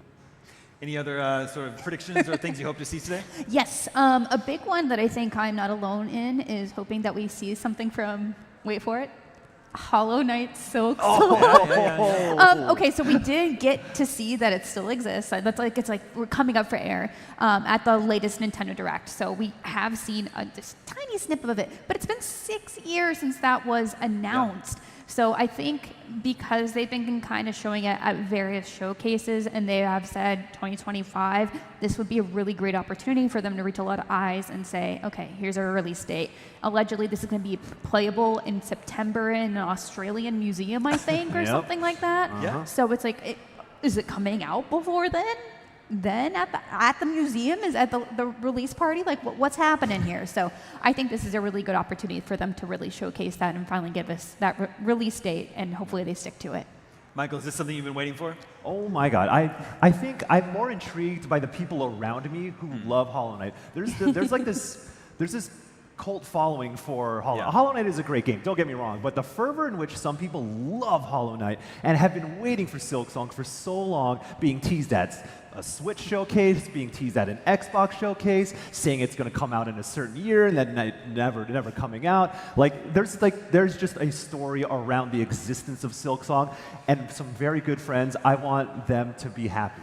And if I see Silk Song at the showcase, I will be happy for them. I want to play it myself, but I'm looking out for my best friends out there. Good looking out. Yes. Ryan, there's a game you and I have both been excited for, been following for a long time. You reviewed Inside for IGN many years ago. 10 out of 10, that one? One of the 2 10s I've given in 13 years at this company, and boy, does it's still a 10 today. If you fire it up right now, it's a 10 out of 10. Yep. I try to play Inside every year around Halloween season. I love that game. So there's an Inside-like that's been a long time coming, and that's replaced. Yeah, except it turns out it's got a lot more mechanics than just kind of physics platforming. Got to play it when we were doing this last year. So at Summer Game Fest Play Days last year, I got to play Replaced, and it is, I mean, it's got the look down. It's just got that, it's not just pixel art. It's just, you know what I'm talking about, Damon. There's something else to it visually that just, I think it's the lighting, if I were to point to one thing. The lighting, so it's just got this atmosphere to it. But it turns out there's like a whole kind of open town, like take quests from NPCs, and so there's sort of some RPG elements to it too. And when I played it a year ago, fundamentally the combat was there, everything was there, the optimization wasn't there. But the developers were like, we know the frame rate's not there yet. And so I thought, okay, we'll get it in the fall. We'll get it like holiday 2024. That didn't happen. Yeah. And that's okay. I want them to get this right because, to your point, Damon, I really get that kind of special, like, oh, this could be inside level good if it delivers on everything that I've seen and played with it so far. So my hope is that we will get a new trailer that has a specific release date on it at today's showcase. But we'll see. I don't know. Yeah, because I think this was revealed at Xbox's showcase. Yep. A few years ago. Yeah, it's been a minute. I think that was the digital E3 that we sat on together. Me and Damon did that. We were technically part of the final E3. That was the final E3. R.I.P. So speaking of, has Replaced been on your radar since then, Michael? Say what? Has Replaced been on your radar since then? Yeah. I mean, the thing, I love these styles of games that like they're stylized, and like Inside was such a. The thing I love how grotesque they are and how they tell all their stories through just pure visuals, because when you play Inside, like you have an idea of like what the story is. Like you're in this internment camp and like you're being like funneled as a worker through this factory, and it's just grotesque. Yeah. And then it becomes something else. And I think the element of surprise for something like this is what I look for in this style of game. And I haven't been hands-on with it. It's one of those games where like I know it, I'll play it when it's out there, but I don't need to know anything about it beforehand. Or I don't need to know too much. So it's one of those for sure. Yeah, I mean, I get that. The moment I saw it replaced, I was like, that's something I'm definitely interested in playing. Absolutely. So nothing big, I don't think, has really leaked out of Summer Game Fest this year, but there have been hints of things that we might see. For instance, Ryan, what's up with Ubisoft sharing this photo of Sam Fisher recently? God. What is going on? Are we going to get something Splinter Cell? In my head, when Miranda was talking about Hollow Knight Silk Song, and I was like, 6 years, how about 12? Splinter Cell Blacklist came out 12 years ago, and then this gets teased on their social media with no, and apparently I think the internet figured out it's like a screen grab of a cutscene from like Pandora Tomorrow or one of the like super old ones. Yeah. But yeah, Splinter Cell is a game that Ubisoft keeps putting Sam in other things, like he cameos in Ghost Recon and he's X-Defiant. You've got the third echelon class, but we still don't have a new Splinter Cell game. They announced without a trailer, with just concept art, through a blog post. I want to say it's been at least 3 years, possibly longer. They announced a remake of Splinter Cell 1. So it's a Splinter Cell remake on modern tech, ground up like a Resident Evil style remake. And there hasn't been a trailer, let alone gameplay, let alone a release date. So I'm starting to doubt if that is, if it's real anymore, like if it's still happening. I mean, so today feels like a good day since Ubisoft announced they're not doing a Ubisoft Forward event of their own this year. So all right, let's give a Splinter Cell remake trailer to Jeff and make me happy finally. That's all I want in life. Do it for Ryan, guys. Come on. Yes. Yeah, they have that remake. There's also the Prince of Persia: Sands of Time. Yeah. Also taking a lot of time to get out the door. But I think there was a little teaser last summer that they... Yeah, well, they changed, they moved it over to Ubisoft Montreal and started over. So like, that's more of an update than we've gotten on the Splinter Cell remake. Yeah, exactly. Okay, what's up with Infinity Nikki? I'm glad you asked. Yeah. So this is for the stylists out there, but basically Infinity Nikki is a new free-to-play dress-up game that is phenomenal. It's like, do you like Breath of the Wild? Do you like style? You'll like Infinity Nikki. And it's kind of been in some hot water lately because it launched to be a very positive reception, and they've been making a lot of changes lately. And of course, at these shows, we often see some free-to-play games get little updates or announcements in this. And I think this is a great place for the developers of Infinity Nikki to come out and say, hey, we're about to launch like our next major area, which would be the first like major update. We know that's happening some point down the line. And I think maybe make good a little bit more by that community that's been really interested and really enthusiastic about the game, and to try to give them a bit more context for where this game is going and like why you should keep playing and spending your money there. And I hope that this is something that will happen specifically for me because I care about this game, but also for everybody else who obviously are watching the show and probably want an update and seeing what the heck is happening with this game, and please balance things. Are there any features that the community has been asking for that they're hoping to see? So they launched basically a big multiplayer area, and it's so boring. It's just like a beach of like nothing, and people are kind of trying to make things interesting, and they added basically a dyeing system to your clothes, and it's kind of broken, and they're like, oh wait, but you guys are going to get houses Animal Crossing style, like you're going to be able to decorate them, you can invite people over probably, and that's just kind of been silent. And so they've gone from this team that was really communicative to being here's all this stuff out in a rush, and then they're like, oh wait, sorry, we did this way too fast, we didn't test it enough, and now a bunch of versions are broken. So I think this is a good stage for them to kind of showcase what's next for this game that is honestly quite popular. Yeah. And if you like fashion, you should give it a try. Well, Infinity Nick is your jam, but I think Outer Wilds is also your jam. Yes, so this is the other one that I'm predicting that we could see something for. So not necessarily Outer Wilds, the game that came out in 2019 and got its last DLC in 2021. It's been done. But the studio behind it, Mobius Digital, hasn't published anything else since then. They're a smaller indie team. Outer Wilds is like one of my favorite games of all times. I think it's super imaginative, really cool. And in their last Steam patch notes for Outer Wilds, they're like, oh yeah, we're working on our other game. I'm like, yeah, I'd hope so. It's been like 6 years. But also, what is it? And so I think this would be another fantastic stage for them to come out and showcase what they're doing. Yep. And I would lose my mind if they did. What would you hope their next game be? I think something also sci-fi and bite-sized in the same way. So one of the biggest appeals I would say about Outer Wilds is that it's very much a massive puzzle game that resets every 22 minutes. And so you're kind of just trying to figure out pieces in time to continue the loop, basically, not have to, or break out of the loop. And so I think them messing more of puzzle mechanics again in some really interesting way that can only be done in video games would be ideal. But it's hard to say. Okay, I'm just being told that we actually have the countdown to Summer Game Fest, which is starting very shortly, just in a couple minutes here. So as soon as that begins, we'll hand you over. We'll watch it all together, and then we'll come back here to break down all the big reveals afterwards. If we're looking at the partners that Jeff has lined up for Summer Game Fest, Bandai Namco is one of them. What could that be? They've got Elden Ring Night Rain, it's just out.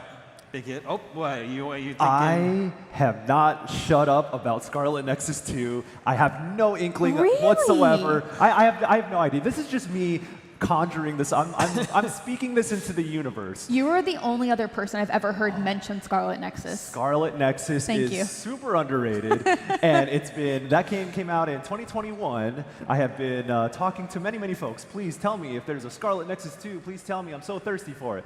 That is my pie in the sky thing. So Bandai Namco, like, listen, they got Night Rain. They put that out. It's already out. But what's the next thing?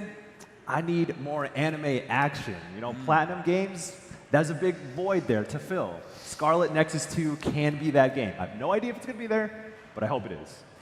I also want to mention there was the Dust Bloods coming to Switch 2 that was just announced. That's coming next year. But Ryan, what's the name of that Pac-Man game? The Pac-Man... Oh, Shadow Labyrinth. Shadow Labyrinth, yeah.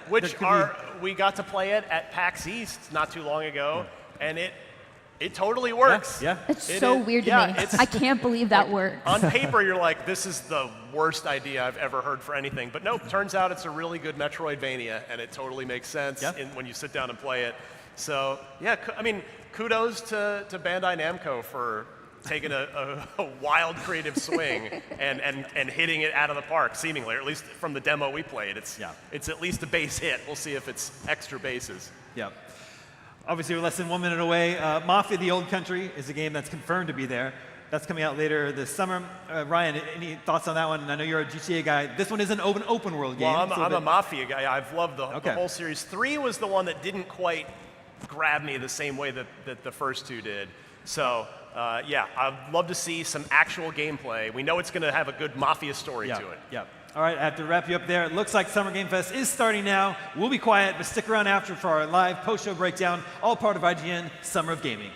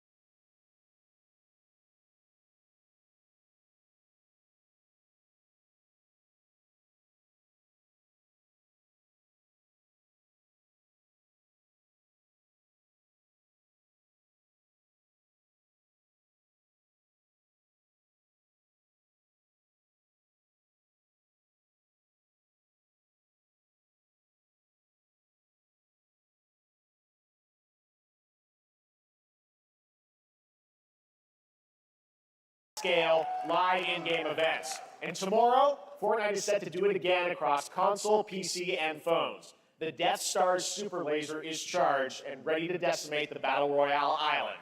But there's still hope. You and your friends can join the fight. Here's the first exclusive look at what you'll be part of tomorrow in the brand new live event, Death Star Sabotage.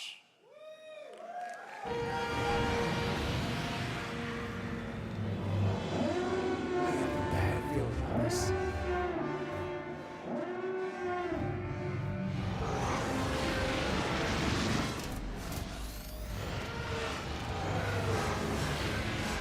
Everything you got.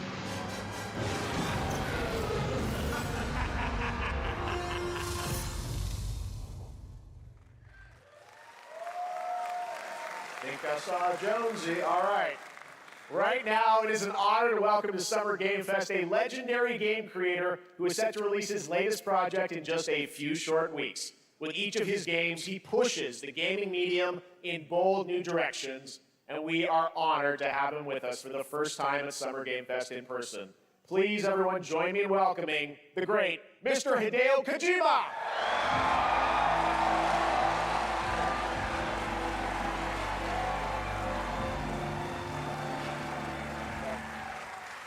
Aki, great to see you.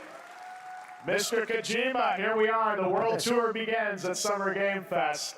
It's great to have you here. We are so excited for DS2. So let me ask you, Mr. Kojima, you've worked for many years on this project. What do you hope players take away from DS2 when they play it later this month? DS1 が出た後にコロナになったので、 Well, we hit the pandemic after we released DS1. コロナを体験したところで、 Everyone experienced コ the ロナを pandemic. 体験した中での So, 新しいつながりというか、 I wanted to show something new, connection, 考えていただきたいと after 思い we ます。 faced the pandemic. So I want everyone you to think about that when you play this game. Okay, well, talking about playing the game, it's coming out later this month, but right now I know you prepared a special exclusive clip for SGF. Let's take a look at this.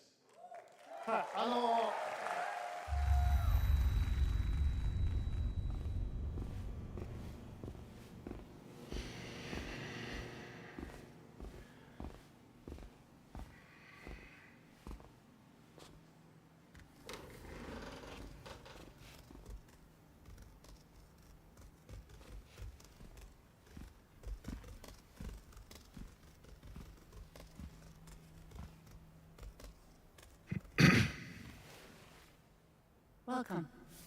Have a seat. Over here, please.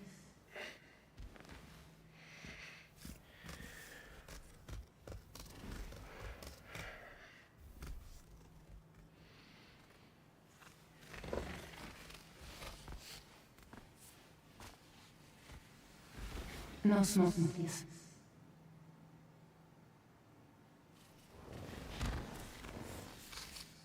So you're Neil Varner. Mm-hmm. What do you do? For living? I'm a porter.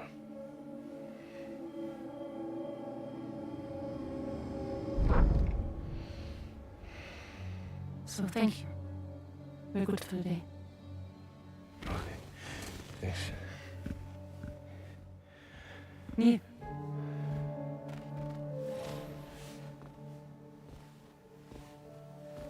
What?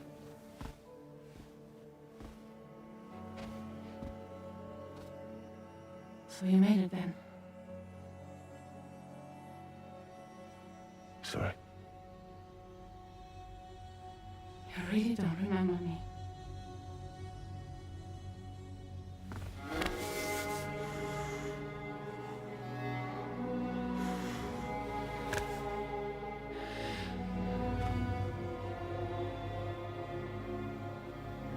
The girl.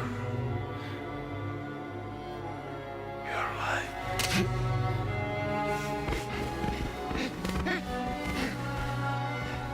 Stop! Stop! Stop!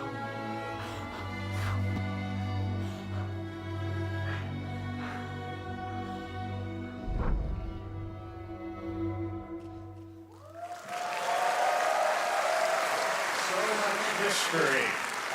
Well, that was a clip from the game, a cutscene. We saw a first glimpse of Neil and Lucy, and we met them in the trailer back at South by Southwest, but we got a little bit more of them here. Tell us a little bit more about this clip and the characters of Neil and Lucy. DS2 で非常に重要な In キャラクターです。 It's a very important character. Neil と Lucy. Neil and で、 Lucy. ちょっと詳しくは言いませんけど、 I can't really say because there will be spoilers. 手に But you saw the cancer mark on both of their hands. So they have this deep connection and reveals throughout the story. And last time on DS1, we have Cliff, who was played by Max. And of course, by story, he will not be in DS2. But this time, Neil will be playing like the role that Max did. For DS2 this time. And Cliff was a very popular character, but I think we have to kind of top that character. So Luca Marinetti was a great actor, and I think it was great. He did a great performance, so I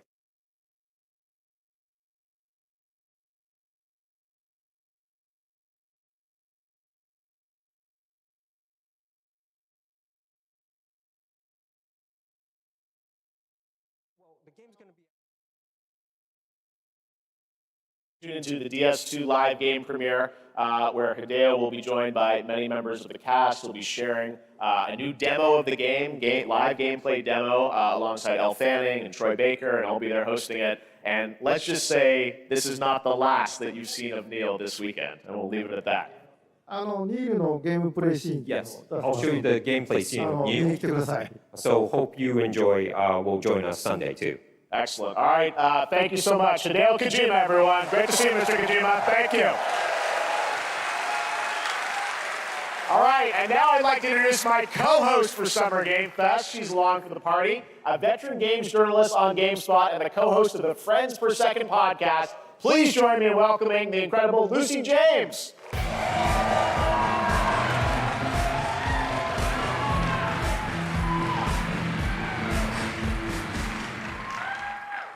Thanks, Jeff, and hello, Summer Game Fest. I am so excited to be here this year. Thank you for having me.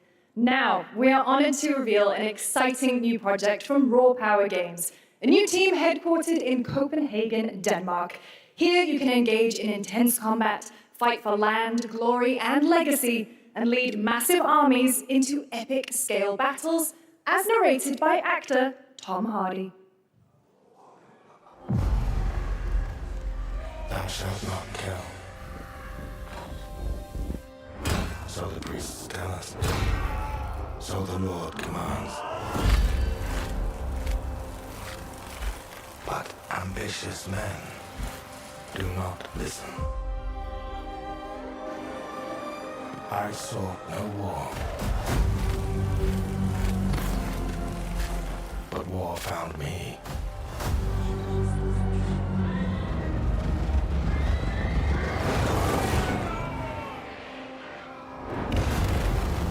I became like them. I took up the sword, prayed I could win redemption through my deeds.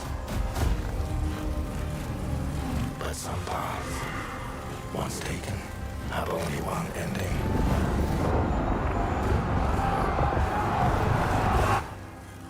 I shall find no peace. On this road, there is only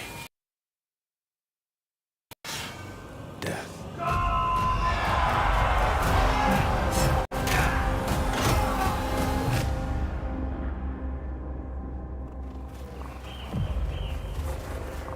But that's just my story.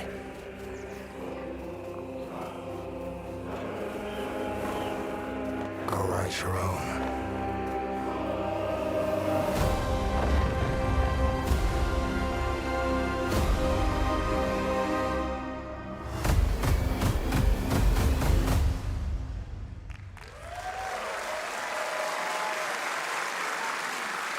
That was a very cool new project in a brutal European medieval world.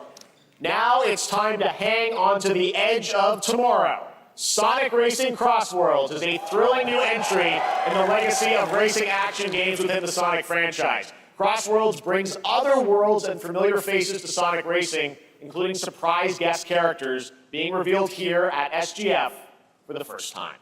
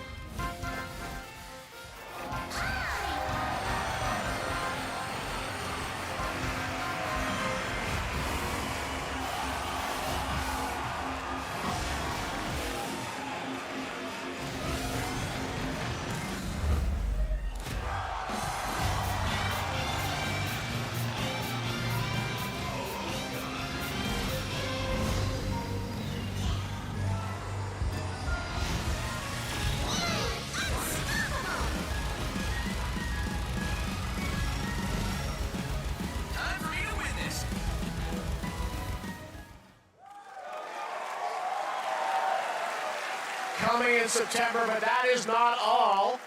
We'd like to introduce the man behind the creation of everyone's favorite blue hedgehog, Takashi Iizuka. Thank you, Jeff. I'm honored to be here to talk about our latest Sonic Racing game.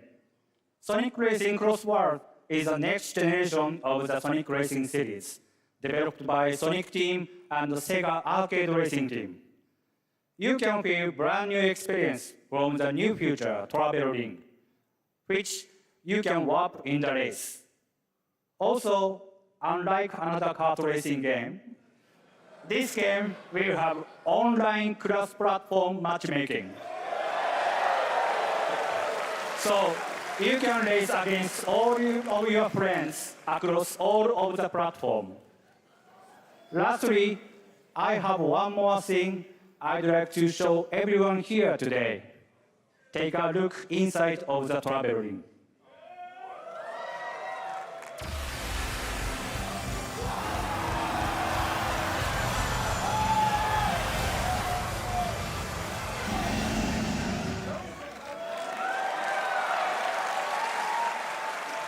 Minecraft and Sonic. I guess you could say, you gotta go craft. Walk on laugh. That's all I want. That's all I want. Next, we're excited to reveal a brand new action RPG from Bandai Namco Studios. Embark on a journey across a dark fantasy world and uncover a vast story that eclipses time.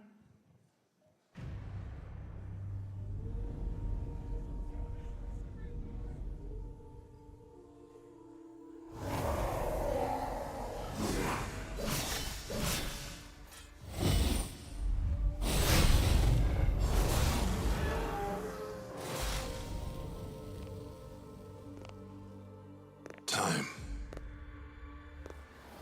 For some, it heals. For others, it wounds. And for our world, it promises only oblivion. Our hopes lost long ago.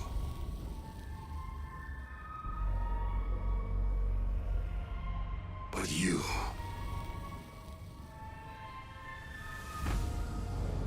have the power to change all of this.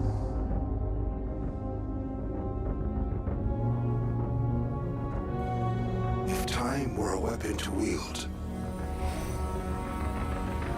could you undo the sins of ruin?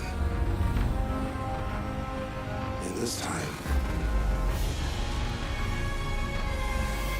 or maybe the next, you'll find how to save us all.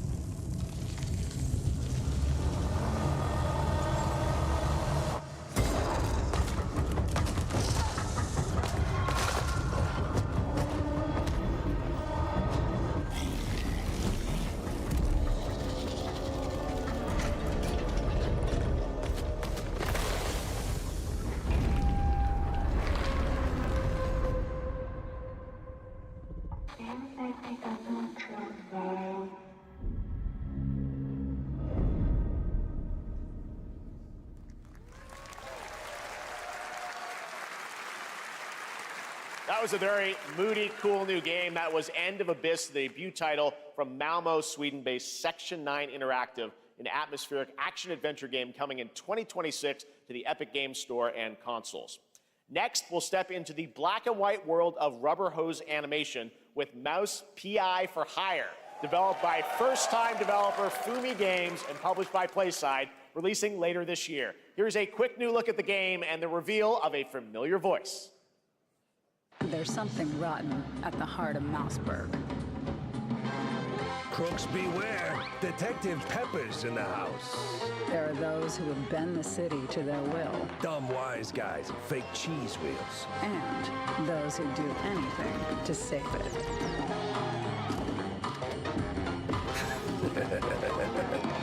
They won't even know what hit them. Oh boy. Here we go.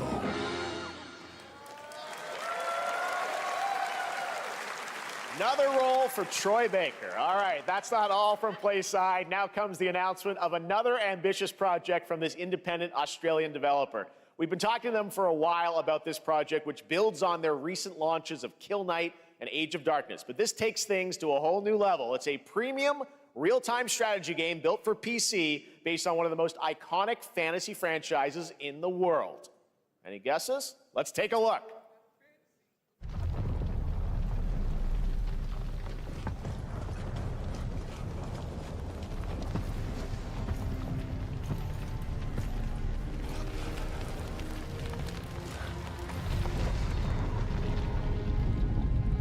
You may think you know how the game is played.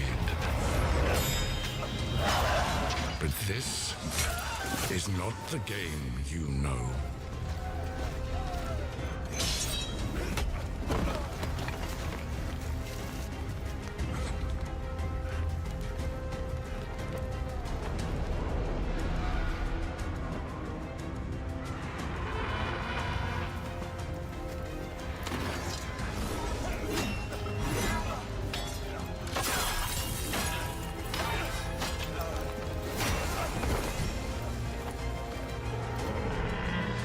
This is your legacy.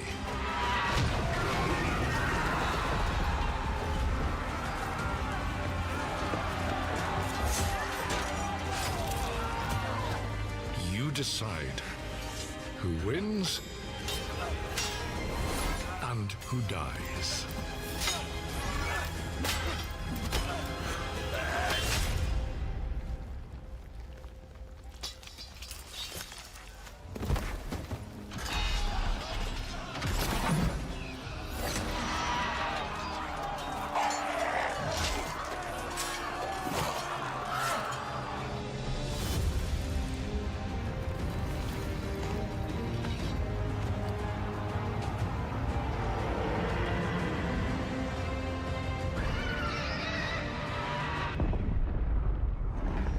Thrones.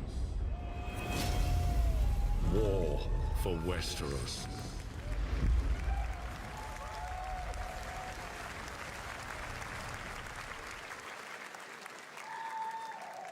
All right, now it is time for the global reveal of an FPS action-adventure RPG.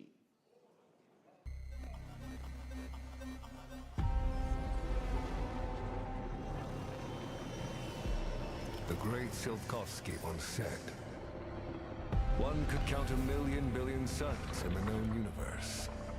So why do we deny other intelligent beings? It is said, If they were out there, they would have visited Earth.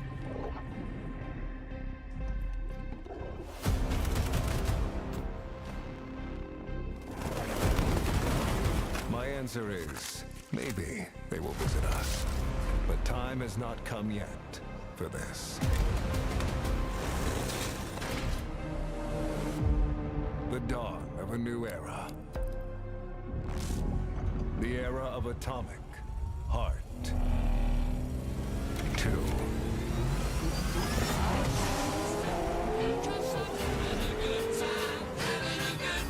Shooting star leaping through the sky like a tiger, defying the laws of gravity. Racing, passing by like Lady Diver. Go, there's no stopping me. I'm having such a good time.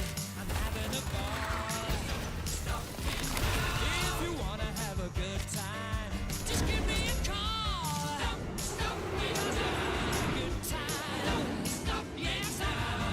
Have a good hunt, Captain.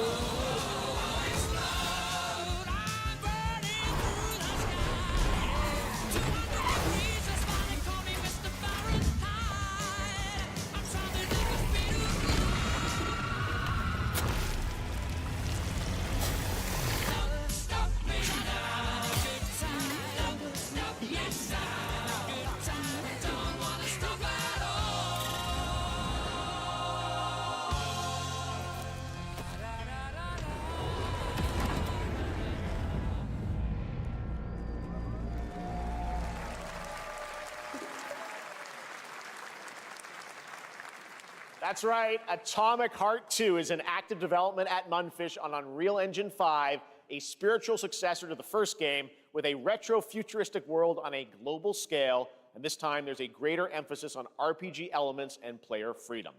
But that, believe it or not, is not all from Munfish today.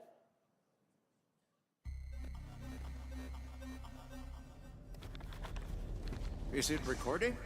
Yeah, it is. It's in the sky, a giant cube. I can still barely believe it myself. When it showed up, I was in the lab. I didn't even see it. You know? I felt that same fear, though. A terrible sense of my own powerlessness.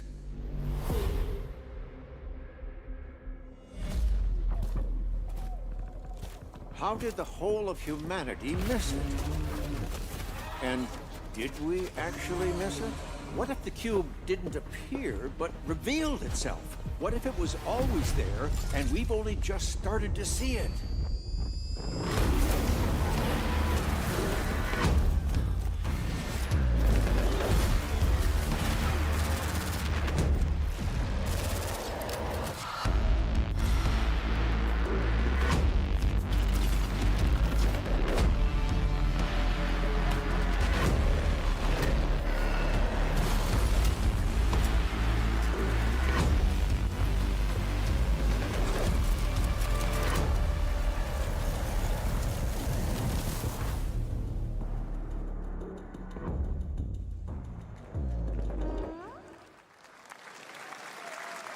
Cute little guy. The Cube is yet another new project from Munfish, an MMORPG shooter set in the Atomic universe on a massive levitating cube you can see there, where the edges are constantly rotating to create unique gameplay combinations that are ever evolving. All right, let's jump into the Marvel Cosmic Invasion universe, the new retro beat-em-up coming to PC and consoles this holiday with multiplayer fun for up to 4 players. You can pick between 15 Marvel characters to play, but so far, only 7 have been revealed. Well, now it's time to meet the next 2.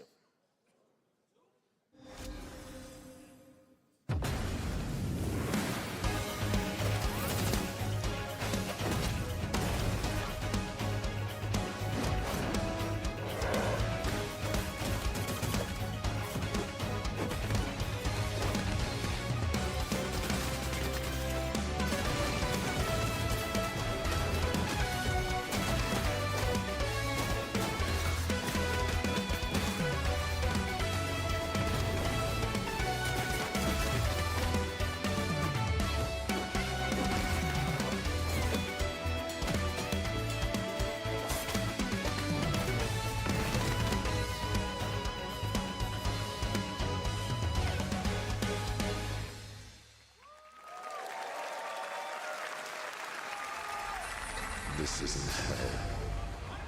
Or my world. What is this place?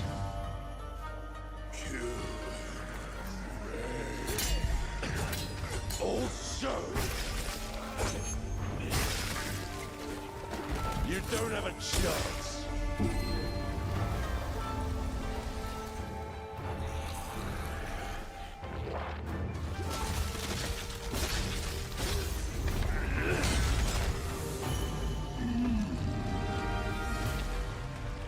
Not enough. I need more. Pick your battle, piggy.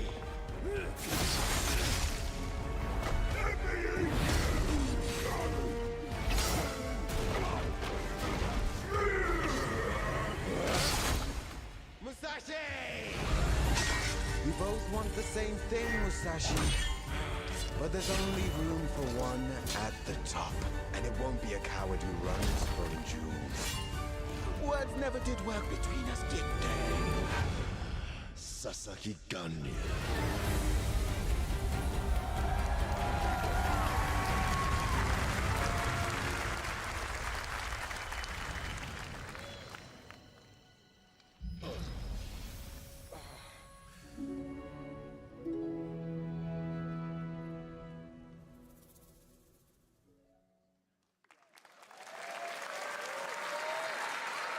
That was a new look at Onimusha Way of the Sword, which we announced back in December at the TGAs. It is coming in 2026 and will be playable this summer at Gamescom.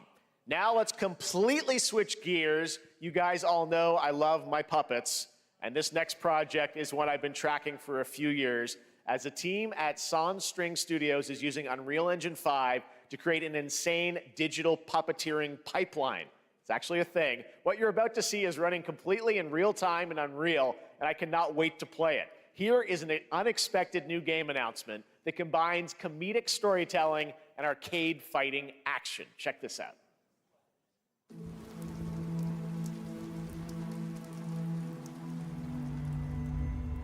Fuzzy, the tournament of a million punches, you'll get yourself killed!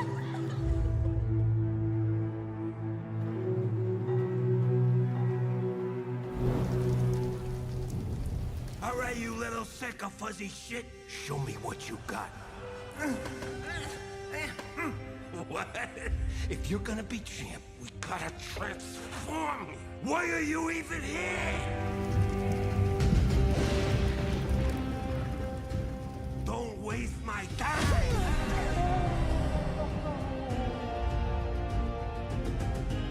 Save us, Fuzzy, or we'll die!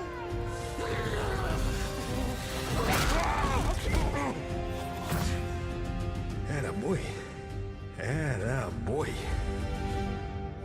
Eat bread, grab burnt toast, carb load. This meat ain't gonna beat itself. I've been taking dumps in there all day. Jab.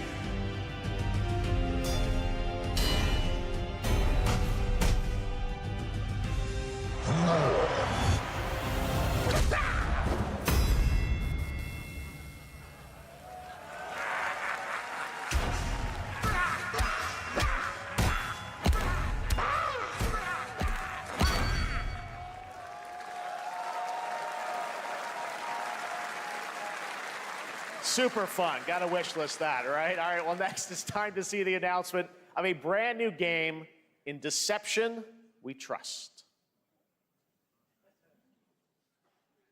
An ancient white castle deep in the mountains, lost to time and legend.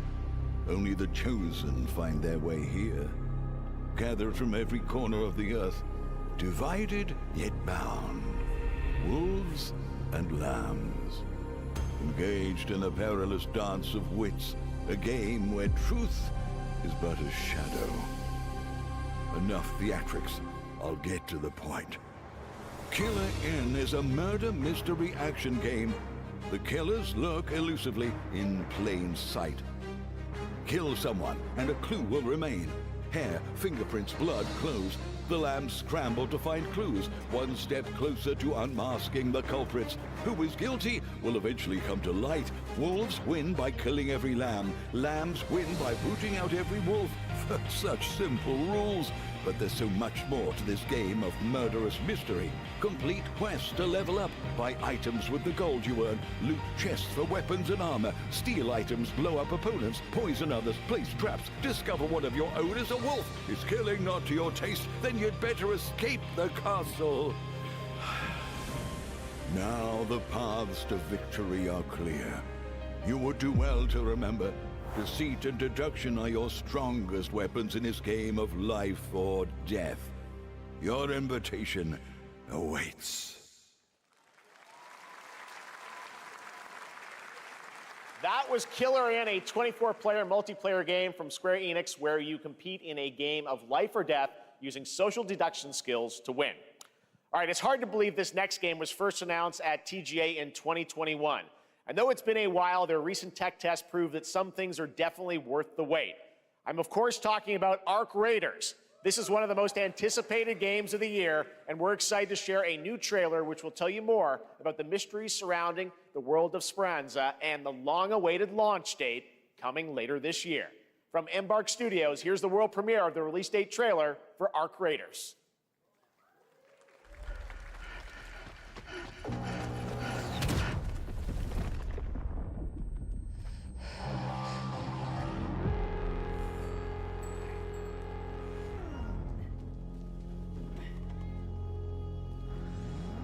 Breathe.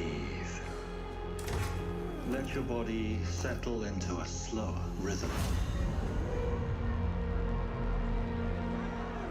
Clear your mind of all distractions. You don't have to walk this path alone. Surround yourself with resourceful friends.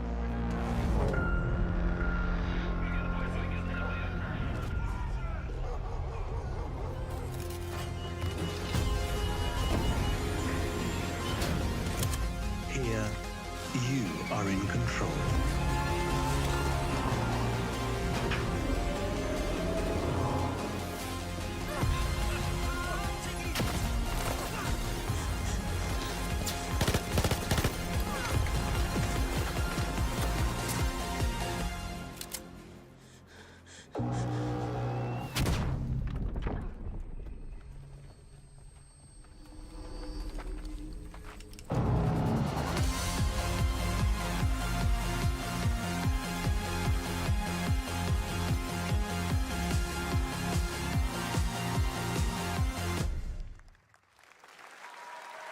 That's right, everyone. Arc Raiders is coming October 30th, 2025 for PC and console. Congrats to Embark Studios.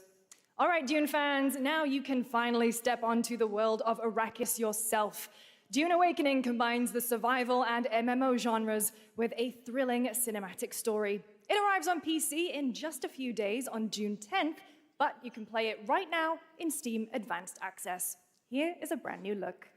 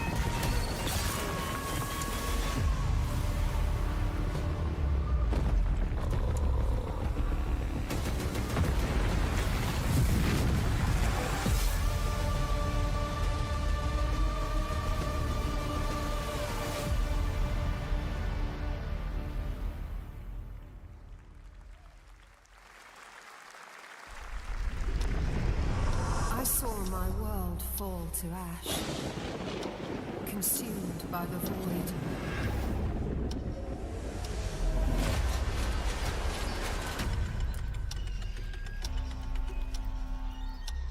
Try as I might to curl their advance. 'Twas all for naught.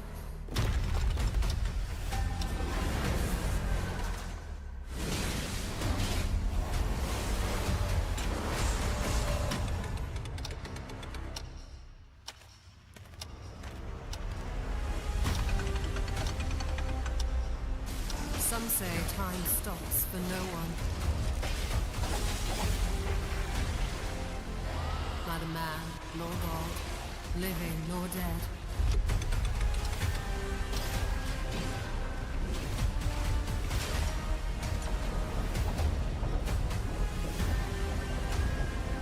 Yet what then of those who deigned to turn back the hands of fate? To save what remains of our broken worlds, you need only take my hand. Return to the past, where your journey awaits.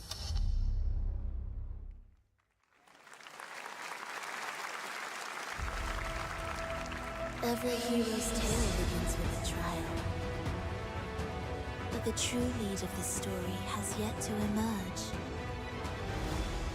Whatever's coming next will not be easy. I will never forget my cause. What is more compelling to you, sir? Just as he once came to me, filling that dark tower with light. What happened while I was out? So I hear you're looking for someone?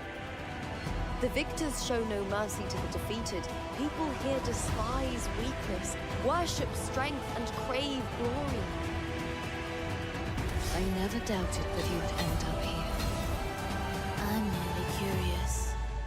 What ending have you penned for Septimont this time?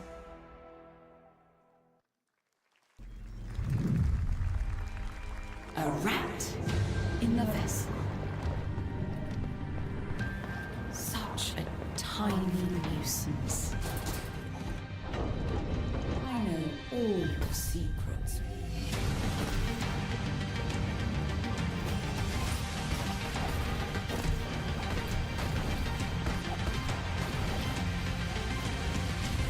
And don't come back. That's Mio, Memories in Orbit, a stunning new Metroidvania platformer that has a demo on Steam you can play right now as part of Next Fest. What you're about to see next is a stop-motion co-op platformer where everything has been crafted by hand. It's called Out of Words, and I'm honored to show it to you today.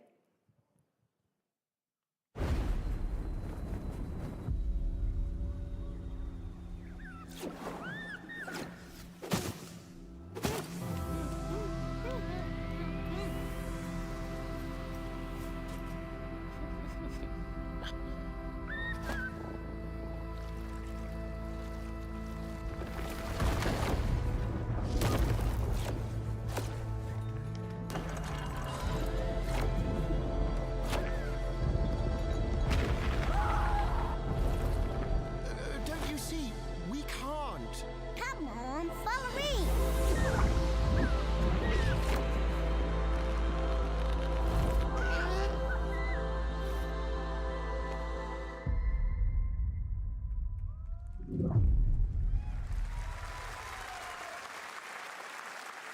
What a really unique and different game. This August signals the release of Mafia: The Old Country, the next entry in the acclaimed Mafia franchise from the team at Hangar 13. It's a gritty mob story set in the brutal underworld of 1900 Sicily. Here is the Summer Game Fest trailer. Betrayal burns because it can only come from someone close. An enemy can't hurt you like a friend. Who are you? Sono Enzo. I work here. My friends, my family, my beautiful daughter, Isabella. Don Torrisi looks out for people around here. Sometimes the client is feeling less than cooperative and we need to, teach them a lesson.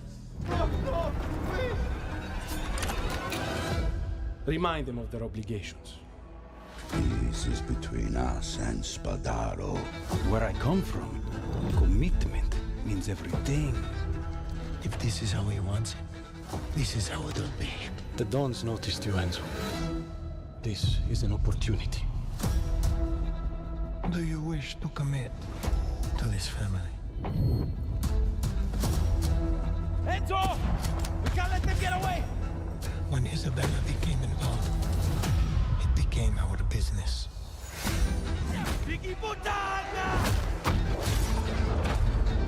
Miss family, loyalty is everything. We do not always get to choose what we do. We can choose who we are. And who are you, Enzo?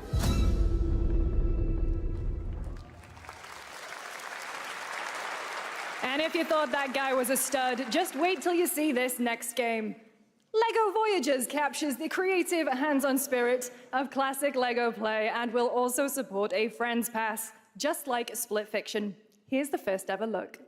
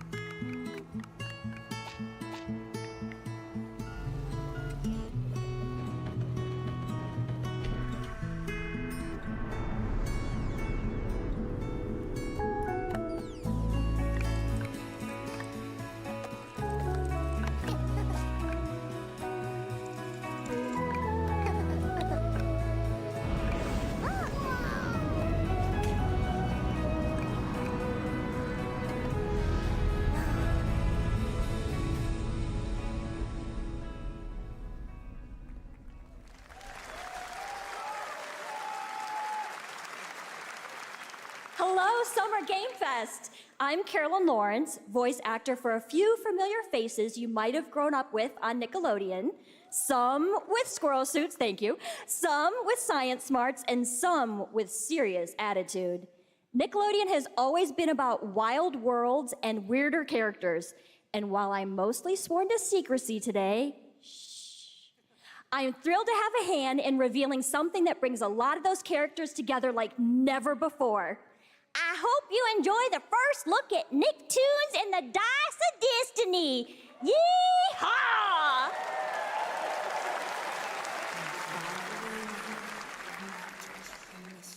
A great evil would emerge. However, a brave and wise and powerful and ridiculously handsome wizard would call upon his magic powers to summon the most ferocious, most awesome, most totally radical team of adventurers the land had ever seen. They alone would be able to...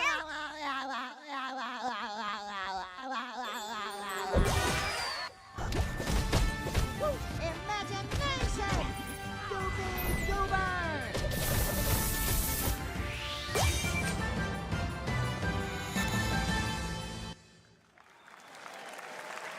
It's been almost 2 years since players first stepped into the role of Geppetto's puppet to save the city of Krat from disease and puppet frenzy in Lies of P. Overture is a DLC expansion to Lies of P that transports players back in time with new characters, environments, and of course, imposing enemies and bosses. Here's the exclusive new look.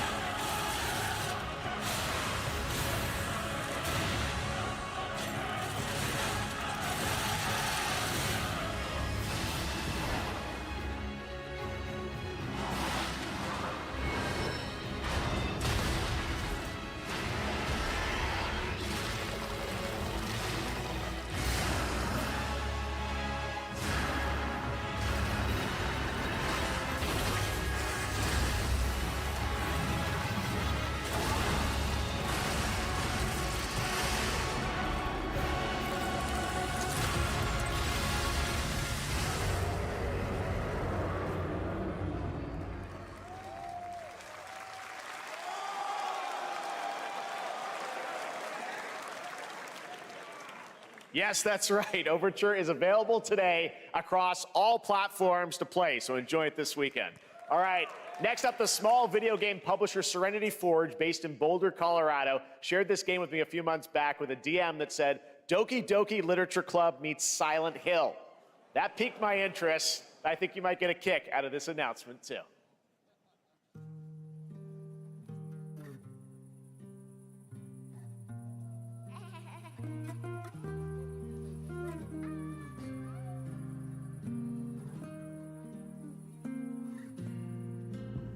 I sit at the front of the dinner table where I used to be.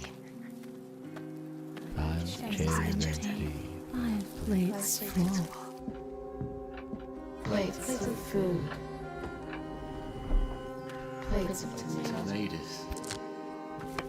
Plates of hay. Plates of angels. Plates of her legs. Beautiful. Broken. Plates of flowers.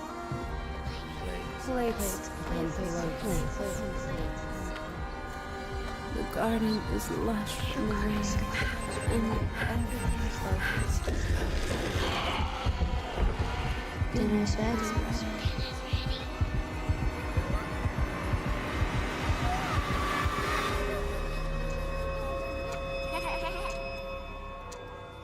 There's a hunger that feeds and blooms, and I will feed, and I will bloom.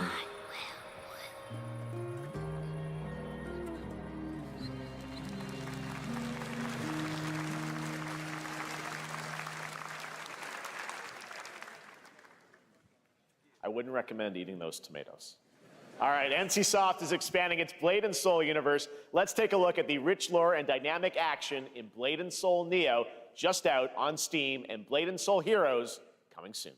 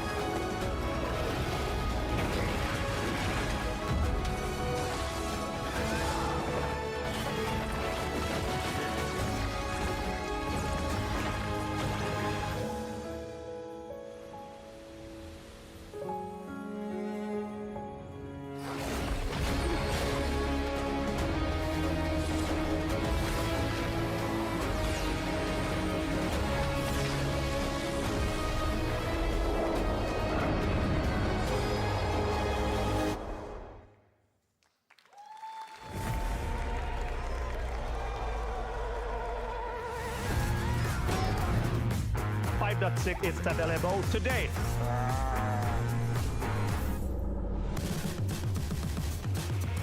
This is a technological showcase set in the world of The Witcher 4. Human Creator is now fully integrated into Unreal Engine. You're seeing me live in real time. Squid Game will be coming to UEFN.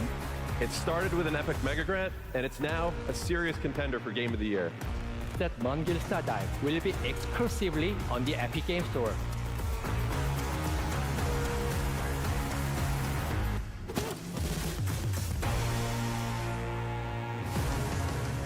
We find a way.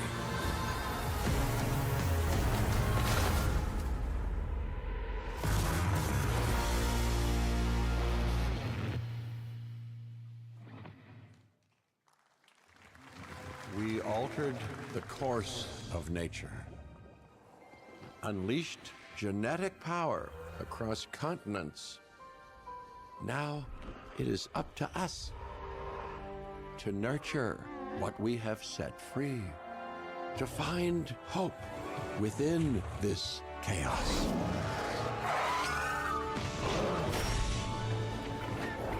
Well, to help life find a way.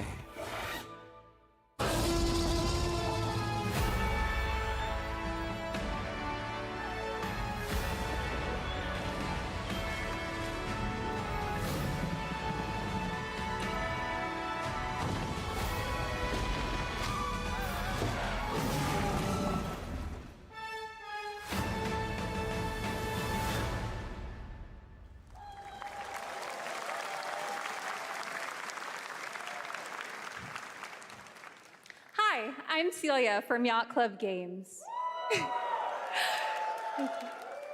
10 years ago, we broke new ground with our first game, Shovel Knight.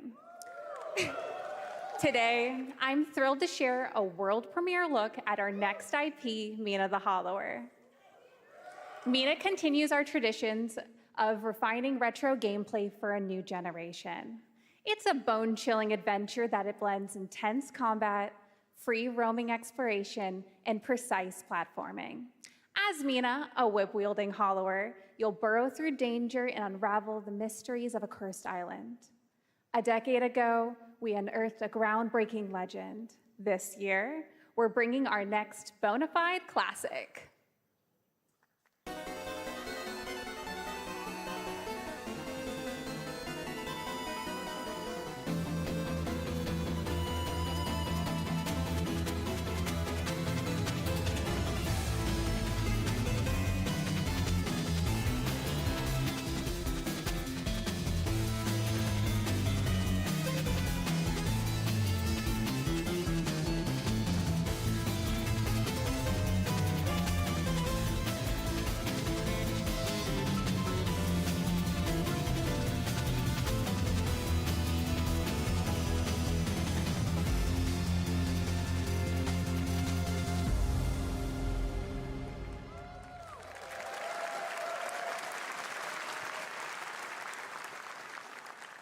All right, this is a special one. Our next game comes from a well-known developer that has done, yeah. Oh, Kyle Bossman, everyone. Final Bossman, all right, well, let me see what this says. Oh. Hey, Jeffy, if you're reading this, it means three things. Number one, you're killing it at the fest with your oodles of totally natural charisma. Debatable. B, I'm at your house playing long darts with the fam. And three, you're gonna do me a solid and skip that Silk Song trailer so you can pimp my revolutionary VR gaming venture that will shock the industry probably. A wet one on the lips, comma, Wade. All right, let's take a look. Ooh, Red Band trailer. Hell yeah. Handcrafted with cuddles by the Merc with a MetaQuest. Kick back and bask in the glory of gaming's first quintuple A tropical farming sim experience. Oh, hi, new friend. Oh, yeah! escape the turd burger of late-stage capitalism and enter a world of VR magic and wonder. You'll care for exotic pets, the elderly, and this fucking thing with hip-hop Satan. Oh, hi, don't worry, he's a fascist. He deserves this big time. This guy's a total dimmy. What the hell? Who designed this shit? I wiped my ass on this first. You're welcome. Who got the lobotomy with fries? All your dreams of being inside me come true in VR. Spider-Man gets Insomniac, and I get this shit? I'm craving Korean barbecue now. Is that weird? Whoa!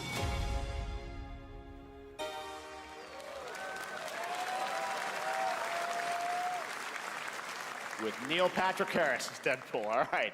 Last year at Gamescom, we announced Dying Light the Beast, the culmination of a decade of Techland's experience building survival horror games. Kyle Crane is back as the player character in this title that blends open world and action survival horror. Let's take a look at the latest trailer with some big news, the release date.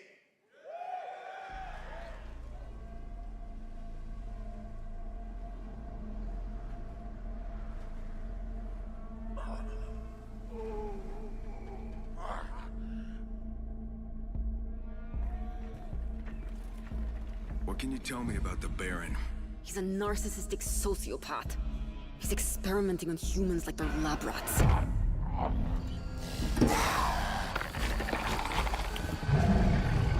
God only knows what the Baron's planning to do with those monsters.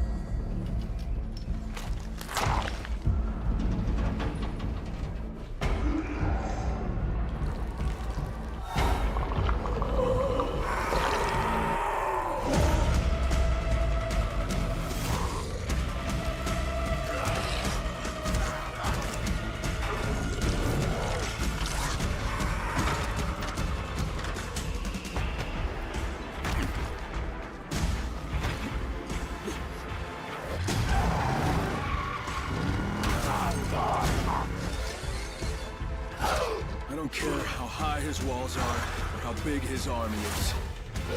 That fucker will pay for what he did to me. All the years he took from me. All the agony he put me through. You want revenge? Damn right I do!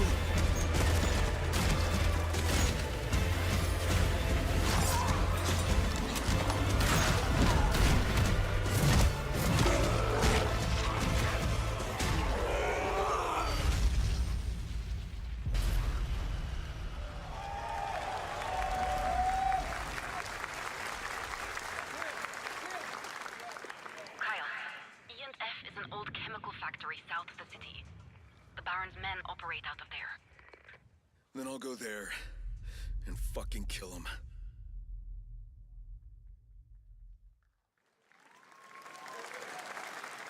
There's the big news. Dying Light the Beast is coming on August 22nd, Gamescom week. All right.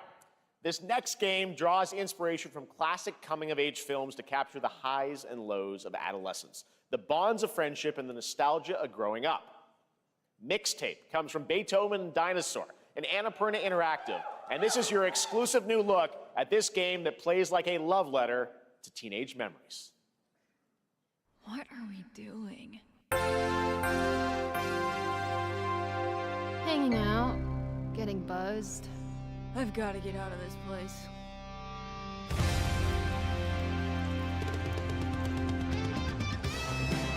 At the end of an era, when everything's about to change, it's time to look back on your greatest hits.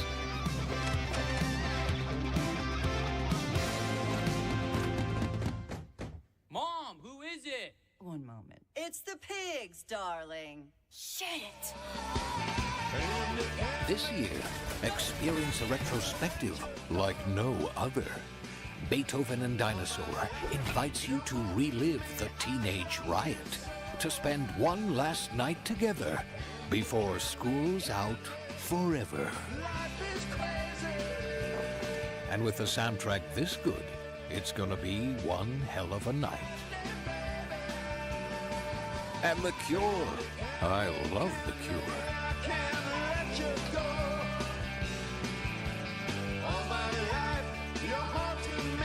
Experience it for yourself. Mixtape.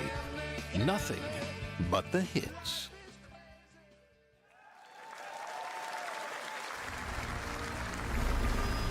I trust you have seen it.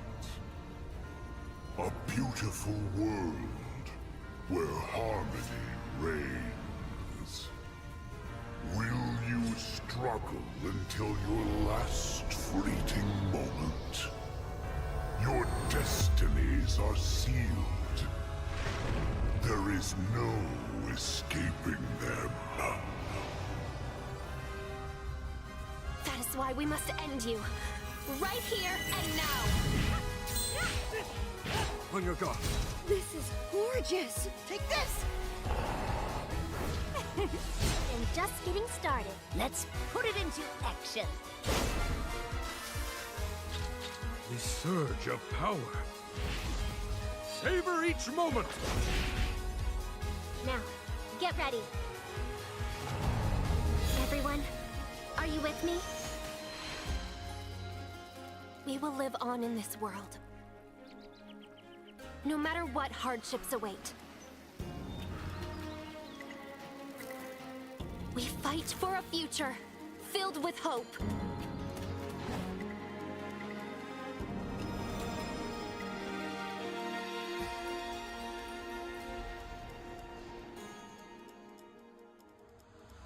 Toa and the Guardians of the Sacred Tree.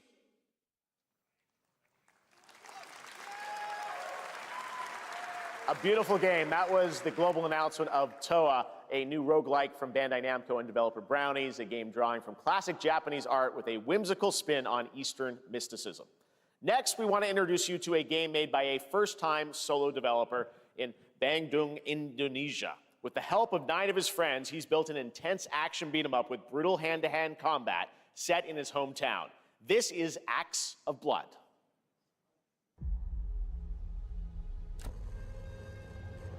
They left me with nothing. No justice, no peace, just names on the wall. The hunt isn't over. Not until I kill them all.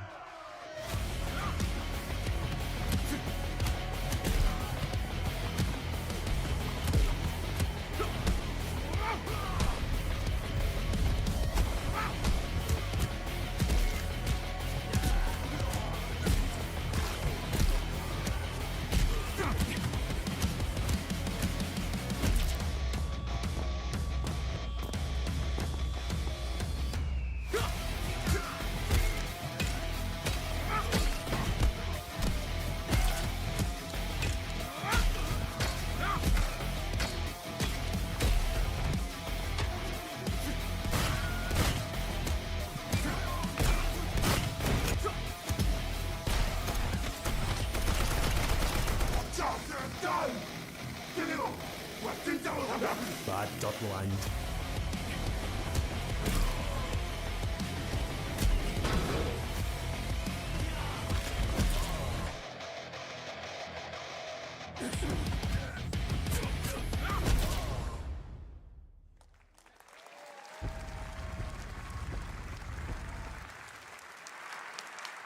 Amazing what these solo devs can do today. Now it is time for the reveal of the next game from Montreal-based Tribute Games, the makers of TMNT Shredder's Revenge and Marvel Cosmic Invasion, which you saw a little bit earlier. If you're like me, you've been waiting for more than a decade for this reveal.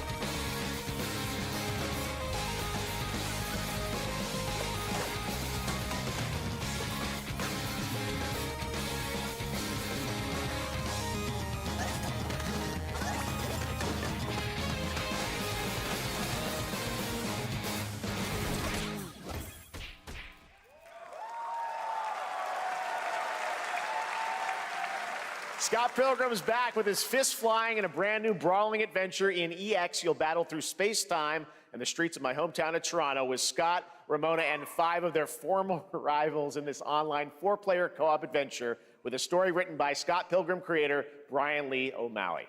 All right, we're going to be right back, but first we have a very special message from Maggie Robertson, TGA winner in 2021 for her performance in Resident Evil Village. Ah, there you are. Wait long. We've been preparing delightful ways to make you suffer. So enter the village if you dare. We've slashed the price to be lower than ever for you simple little man things. Still thirsty? Worry not, you ungrateful wretch. There's plenty more fun to go around. Now cease this foolishness and make your decision wisely.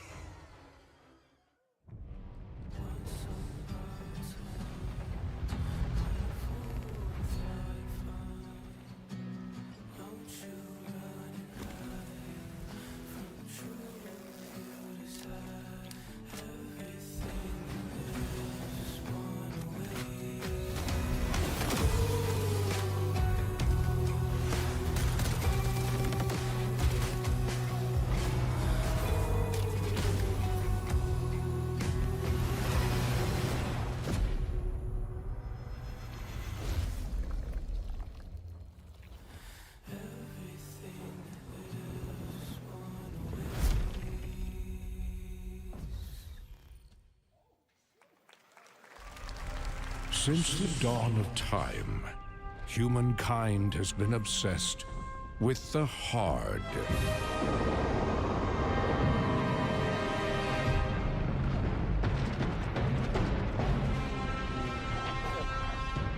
Now, a glorious morning has dawned on something that's simply harder. Scum. Big hitter like witness this apogee, no fantasy. Big hitter like mix up pure alchemy, lethality. Big hitter like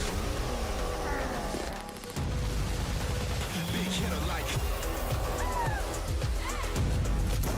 big hitter like Your hard just got harder.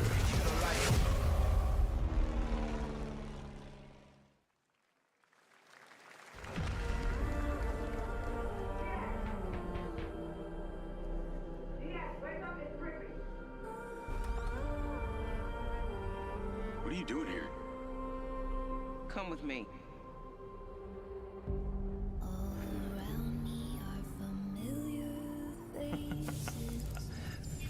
At first, I thought it was just broken synapses in my head. Keep your lens feet on. In years. I've been seeing things. Like a part of me that's been buried down deep feels like it's just knocking to get out. I'll be seeing you around, Charlie. Maybe this is the real me. Diaz, you were a good soldier.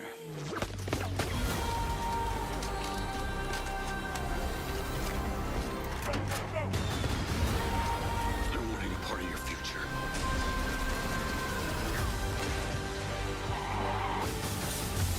It's activating.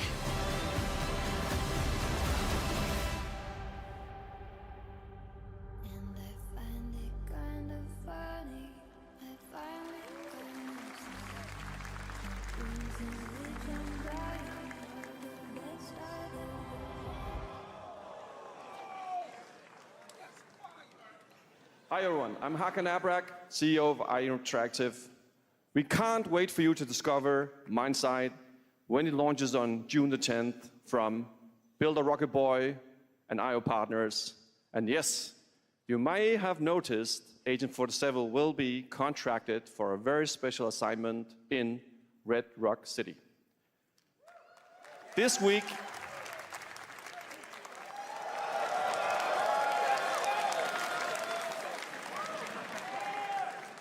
we finally revealed 007 First Light to the world, and your reactions were heartwarming.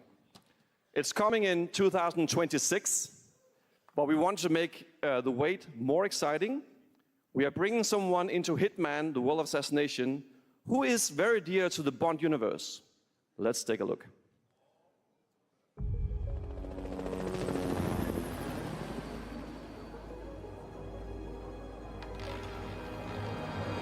Your target is the elusive shadow banker, known only as Le Chiffre, a financial mastermind with suspected ties to the criminal underworld.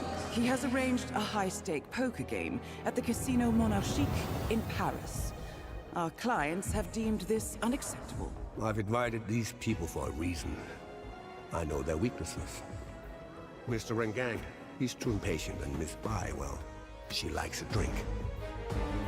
Don't know about the newcomer, Mr. Smith, though. He's the only wild card.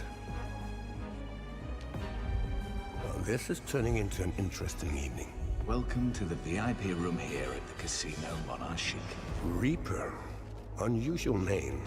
Names are for friends. Wouldn't you agree, Mr. Le Chiffre?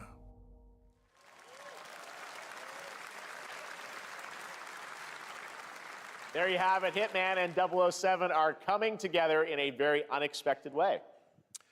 We know our players waited a long time for 007 First Light. It's just around the corner, coming out next year. However, Hitman is live right now. So I thought, why wait? And I asked a fellow Danish friend to join me here. As a matter of fact, he is here with us today. That's right, everyone at Summer Game Fest, please welcome the great Mads Mikkelsen.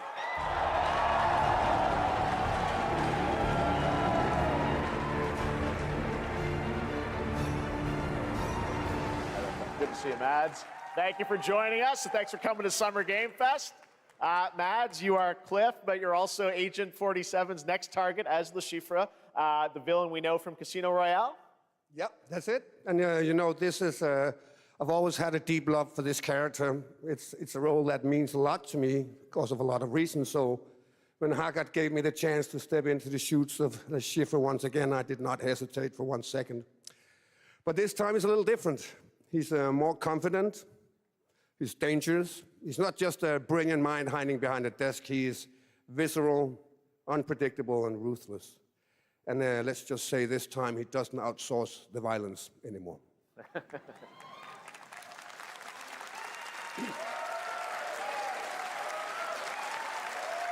So this mission is set in a casino in Paris. We want to make an homage to the movie Casino Royale while keeping surprises for our players.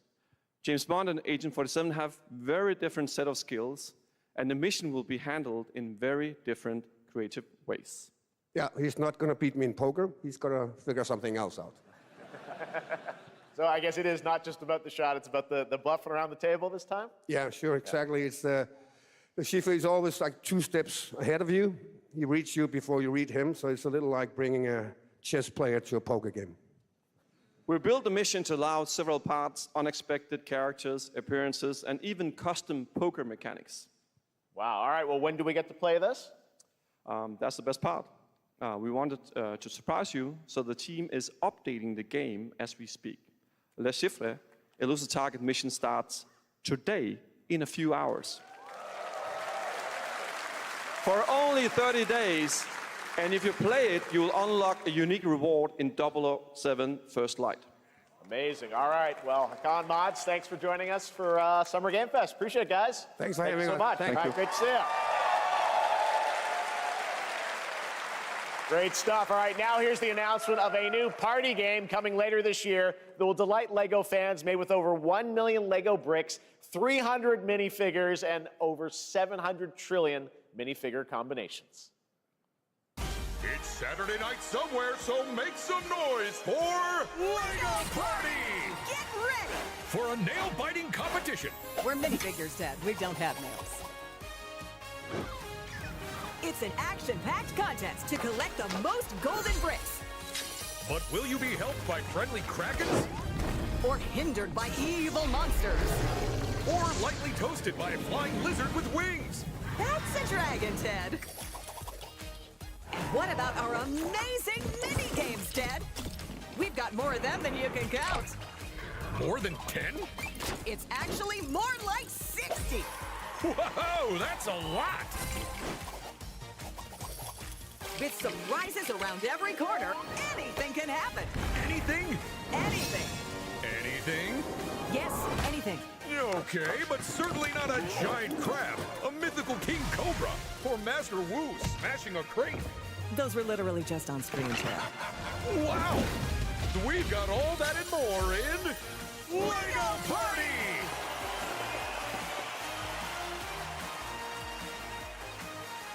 Whoa, that is looking mighty tasty.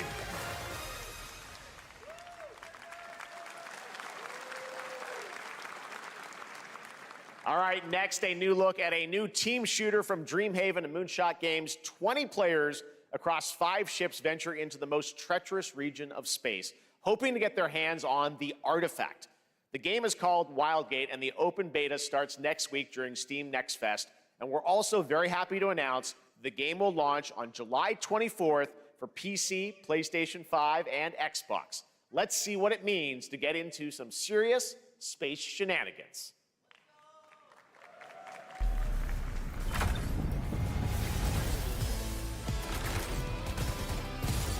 Danger. Reactor overload.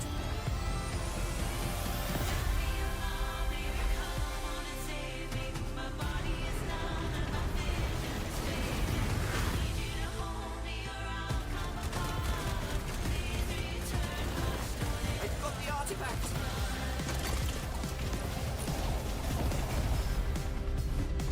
Laser valve installed. This feels bad. Now their ship is flying.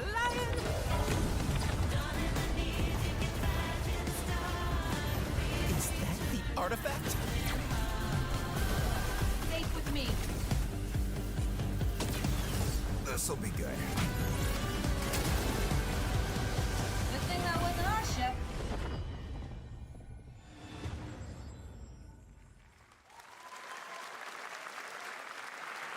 I'm proud to reveal to you the next game from Toronto-based Drinkbox Studios, the team behind the Guacamelee series and Nobody Saves the World. They're making a full 3D game that can be played alone or with a friend in co-op. You can find out more during Day of the Devs right after the show, but for now, here is the global reveal of Blighted. Looking over this decaying world, one can only wonder, how did it all come to this? It began with the ancient rituals, the dead buried with a seed from the trees of memory. Those who ate of the fruit saw the lives they lived and passed their knowledge to future generations until Sorcisto, in his lust for power, consumed the brains of the living, spreading this blight. You harbor it too, I see.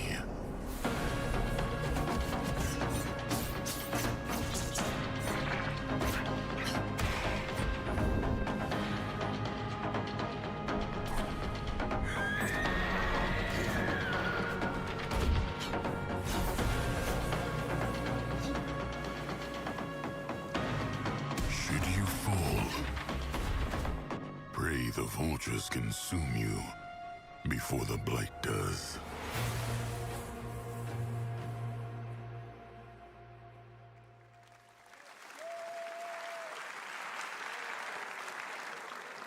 There is more Blighted coming up right after the show in Day of the Devs. All right, next is a first-person survival action horror game from Team Clout. It's a new team of 50 with founders in Canada and Armenia. They partnered with the new Munfish Powerhouse label to bring this insane Unreal Engine 5 game to life with unpredictable monsters and visceral dismemberment. Here is your first look.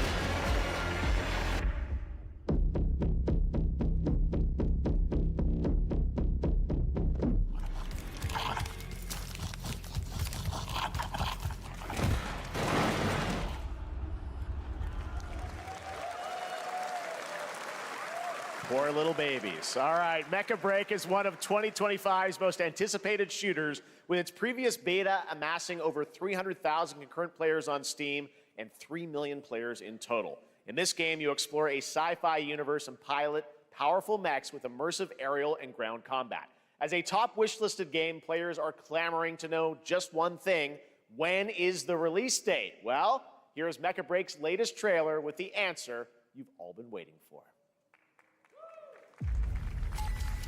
Growing Martian zones force the Thalassic Federation to advance its Project Enterprise.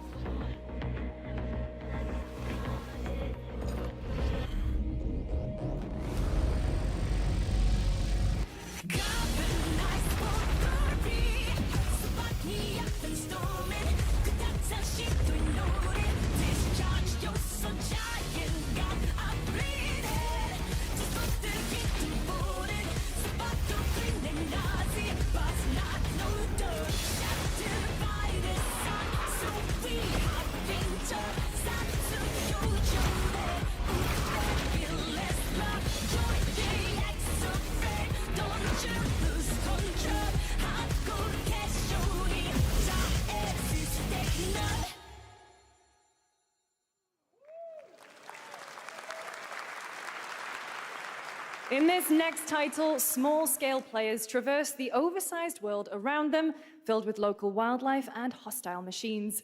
Built by a small 8-person studio, this is Infinitesimals.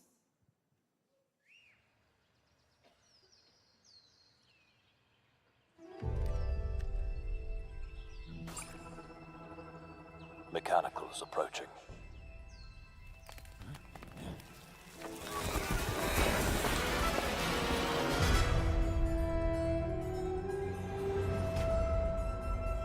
We must now face a stark reality.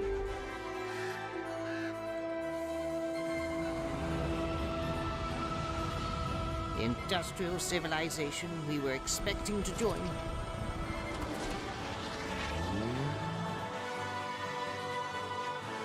is no more.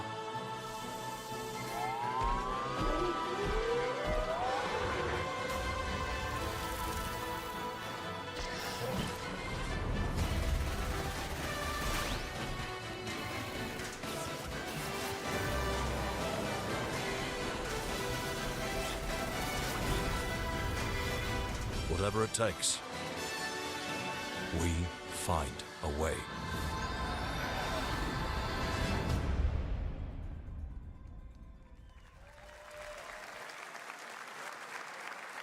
"2026 marks the 30th anniversary of a legendary video game franchise that I think we all know very well. Please check this out.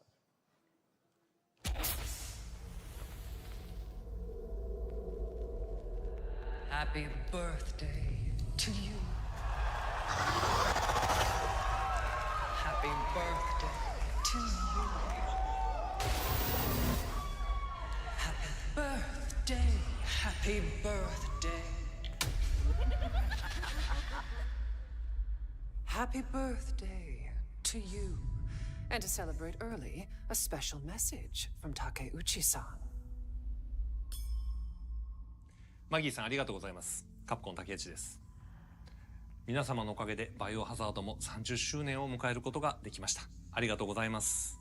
さて、お待たせしているバイオハザードの最新作なんですが、もう少しだけ、あと瞬きするぐらいの間だけお待ちいただければと思います。それでは、これからもバイオハザードシリーズよろしくお願いいたします。ありがとうございました。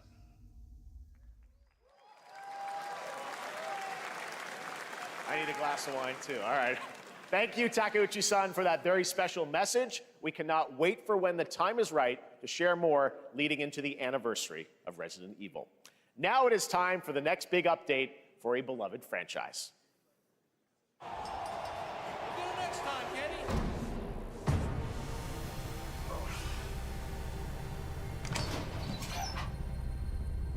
Let's rumble.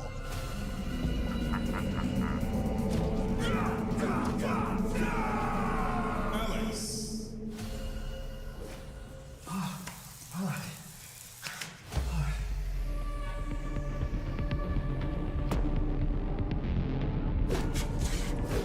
Viper.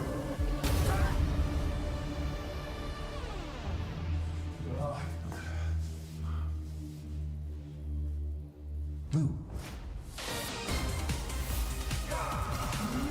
Ingrid.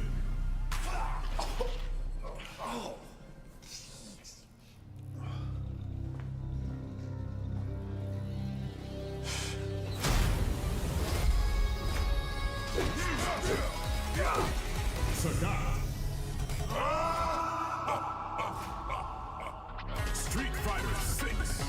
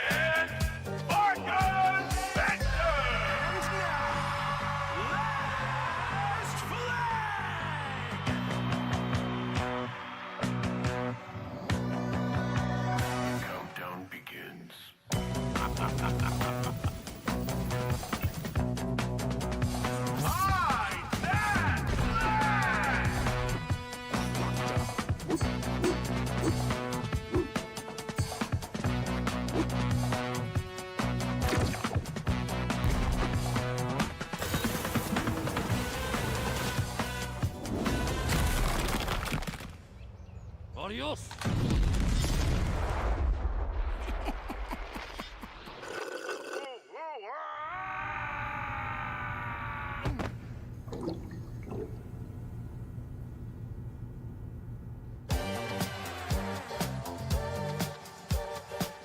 Wish list now.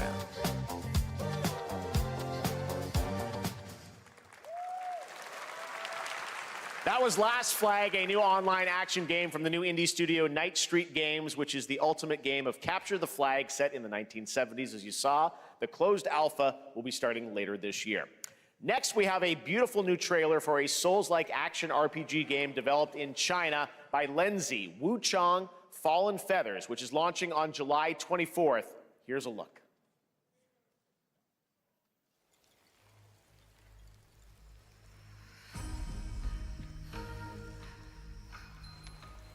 Is this bloodshed really what you wanted?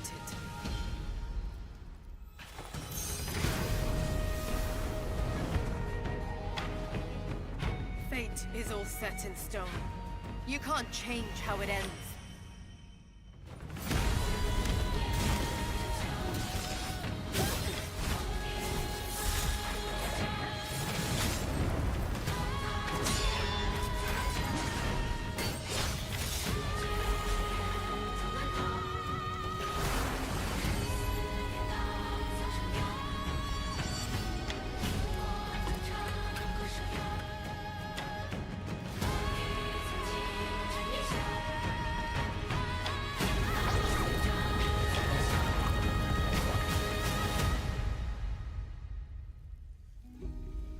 What will it take to finally awaken you?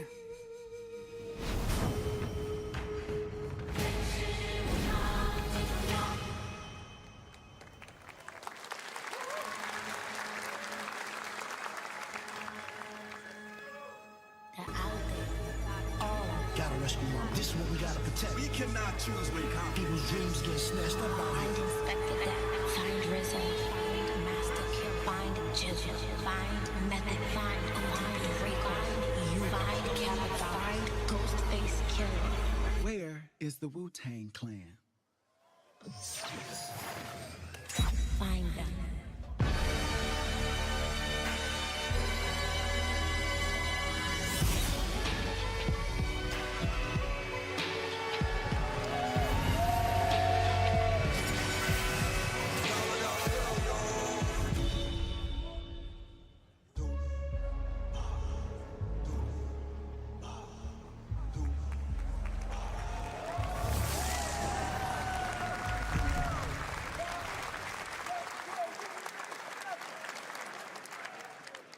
Ghostface Killer is calling on you to rescue his Wu brothers. Wu-Tang Rise of the Receiver is a new co-op action RPG with anime-style fighting, and it's the debut title from the 53-member Brass Lion Entertainment. Now, here's a new look at Guild Wars 2, which has new updates, including player housing, and is free to play. This weekend, to celebrate SGF, you can take advantage of double XP all weekend long.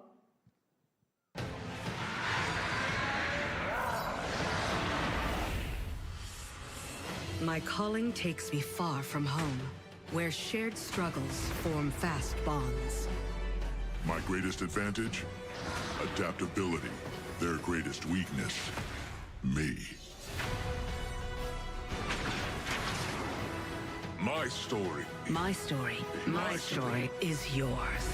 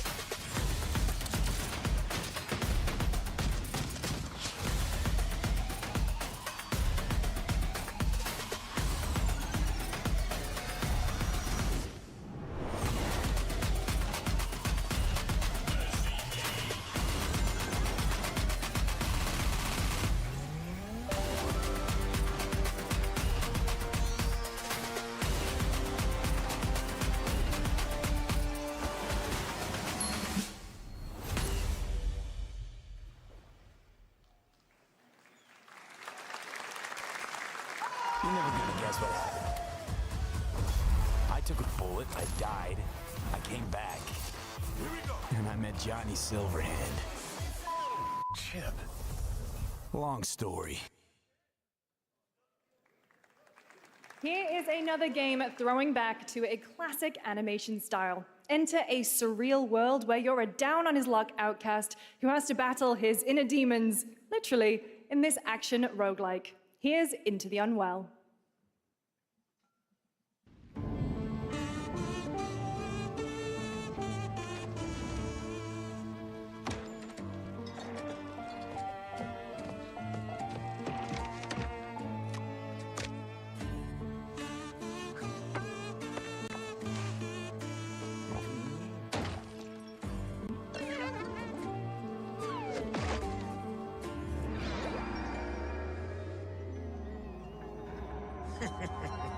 Another relapse, huh?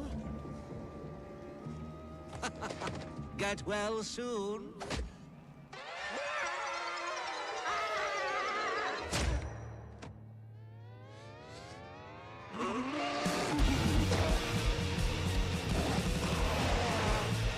maybe it's too much for someone like you.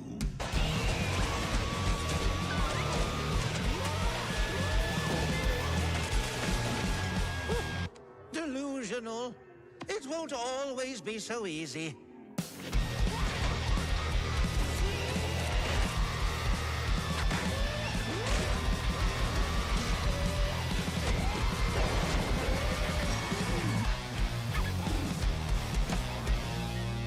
You still look a little unwell.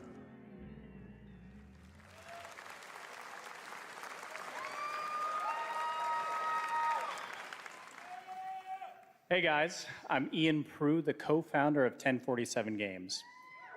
When we started Splitgate in our dorm room, we just wanted to make a game we could play with our friends, and 20 million of you played with us. Now, with the help from our amazing community, we've built Splitgate 2. Why? Because I grew up playing Halo, and I'm tired of playing the same Call of Duty every year, and I wish we could have Titanfall 3. With Splitgate 2, we asked ourselves, how would we take portals to the next level? What if you could portal to entirely different worlds? So we combined the action, movement, and gunplay of arena shooters with the scale and intensity of something much bigger. Splitgate Battle Royale launches free right now, and it's fucking awesome.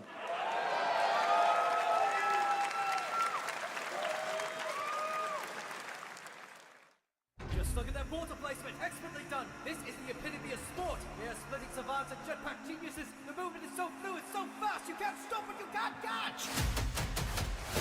Can he complete the comeback? He's going to try. He shoots. He gets the kill. Now that's how you portal. They're not done yet. They got one. They got another. They're going to do it. They're going to see that all the way. Oh my God! They did it. They actually did it. And you're standing on the edge, face up, 'cause you're in natural.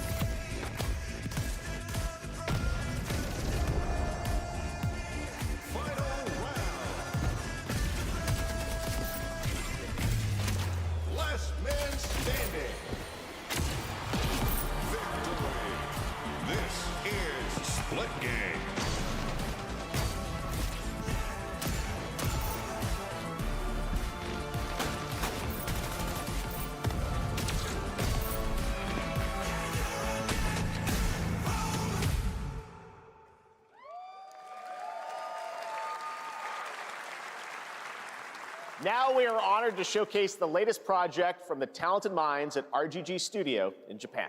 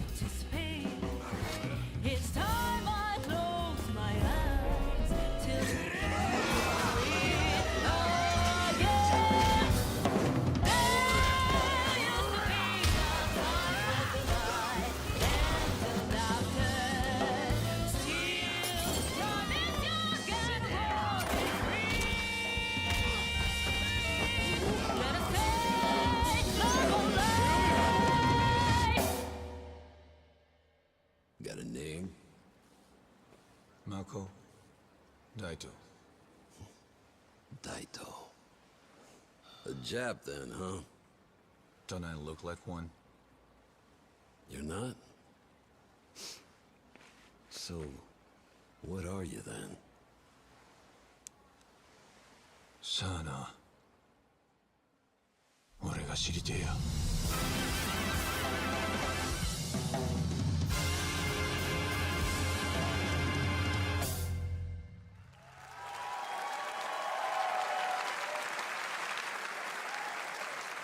You saw it at TGA last year as Project Century set in 1915, and now the full name has been revealed. Stranger Than Heaven, the brand new title from RGG Studio. This time it's now 1943, and knowing RGG, I'm sure more surprises are surely on their way. All right, well, we're almost done here, but we do have one final, very special global game announcement to share with all of you who've been waiting. Today, we've showcased a lot of projects from teams around the world, including many brand new studios, and we're proud of that. But this one comes from a studio that is no stranger to delivering blockbuster games time and again. When I first got a glimpse at this project last summer, I was absolutely blown away by the scale, scope, and ambition of this developer's vision. And while there are many places, really any place, this game could have been revealed, we are so deeply honored that we get to share it with the world right here at Summer Game Fest.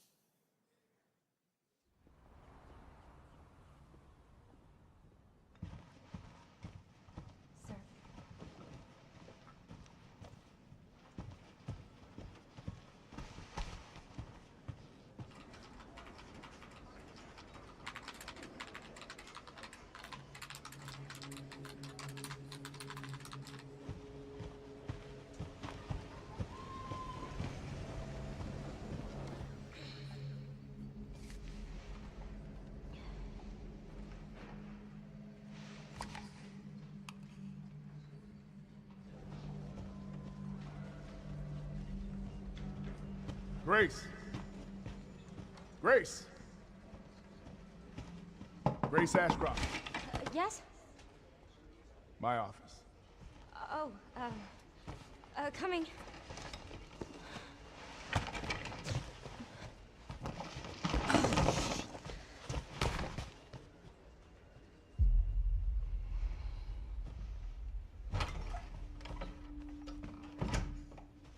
If this is about the report you asked for yesterday, it'll be ready in 2 days, tops. Put a hold on that for now.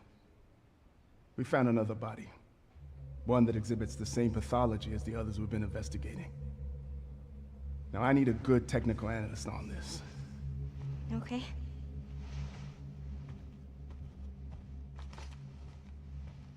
I need your eyes on the crime scene. The Renwood Hotel.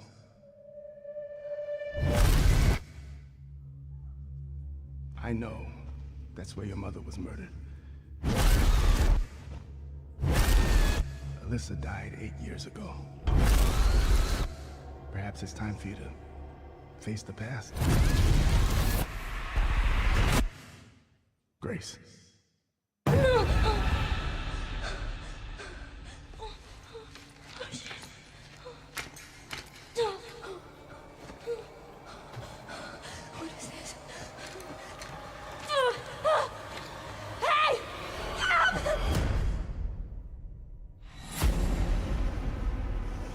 Stay close.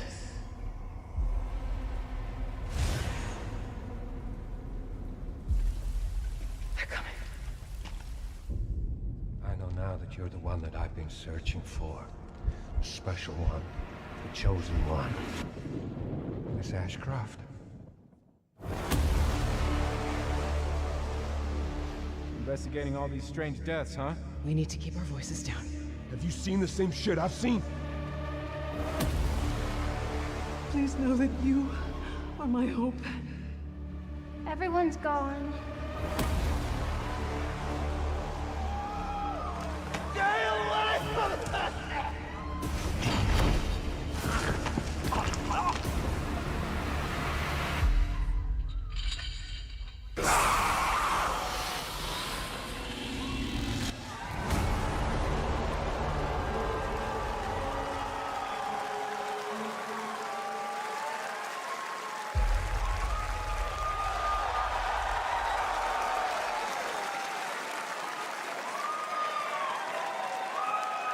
There you have it, Resident Evil Requiem. And it will be playable to fans this August at Gamescom, where we'll also be hosting Opening Night Live on Tuesday, August 19th. Resident Evil Requiem marks a bold shift for the franchise, both in tone and gameplay, and today's reveal isn't just about survival horror. Expect high-stakes cinematic action too, with much more to share soon leading up to its launch on February 27th, 2026. Amazing. Thank you, Capcom. That was an amazing announcement. Glad we kept it a surprise. All right, that's going to do it for our live Summer Game Fest show. Let's thank our co-host, Lucy James. Didn't she do a great job, everyone? Good job. Lucy got to see the trailer for the first time. I know. Too. I can't believe it. You kept that so secret. Very top secret. All good. All right. Well, there's much more Summer Game Fest to come. Make sure to visit summergamefest.com to see a listing of all the digital events this weekend. You can watch and to highlight even more games, including the Xbox Games Showcase on Sunday. And stay tuned online to see coverage of many of the playable games at Summer Game Fest Play Days that's taking place this weekend in LA. And make sure to stay tuned for Day of the Devs, which is coming up next with additional new reveals from incredible independent studios around the world and deeper looks at some of the independent games we showcased today. Thanks so much, everyone.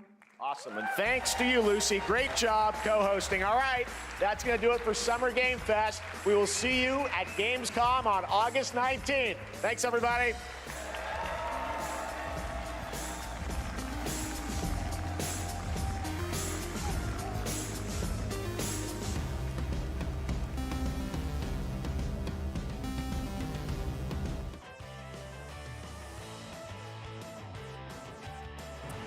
You just watched Summer Games Fest. Quite a lot to unpack. I'm Jim Hatfield. Joining me once again to break down everything that was revealed, Miranda Sanchez, Ryan McCaffrey, and Michael Hyam. Whoa, okay, so one big reveal, definitely, that we were all waiting for at the very end was Resident Evil Requiem. Resident Evil Requiem. Yeah. Finally, after a couple fake outs, finally real. Why don't we start with Michael? Resident Evil 9, what was your first reaction to that? Ooh, I think the thing that stood out to me was that when Jeff Keighley said, like, hey, we're just showing survival horror for this right now, but it's going to be bigger, it's going to be more cinematic, there's going to be more to this than you expect from previous Resident Evils, and I just want to know what that is, because I think there is a lot of potential a lot more storytelling potential in the Resident Evil universe, and I want to see what they can do when they kind of branch out of that traditional survival horror sort of foundation that they've been working with for a very long time.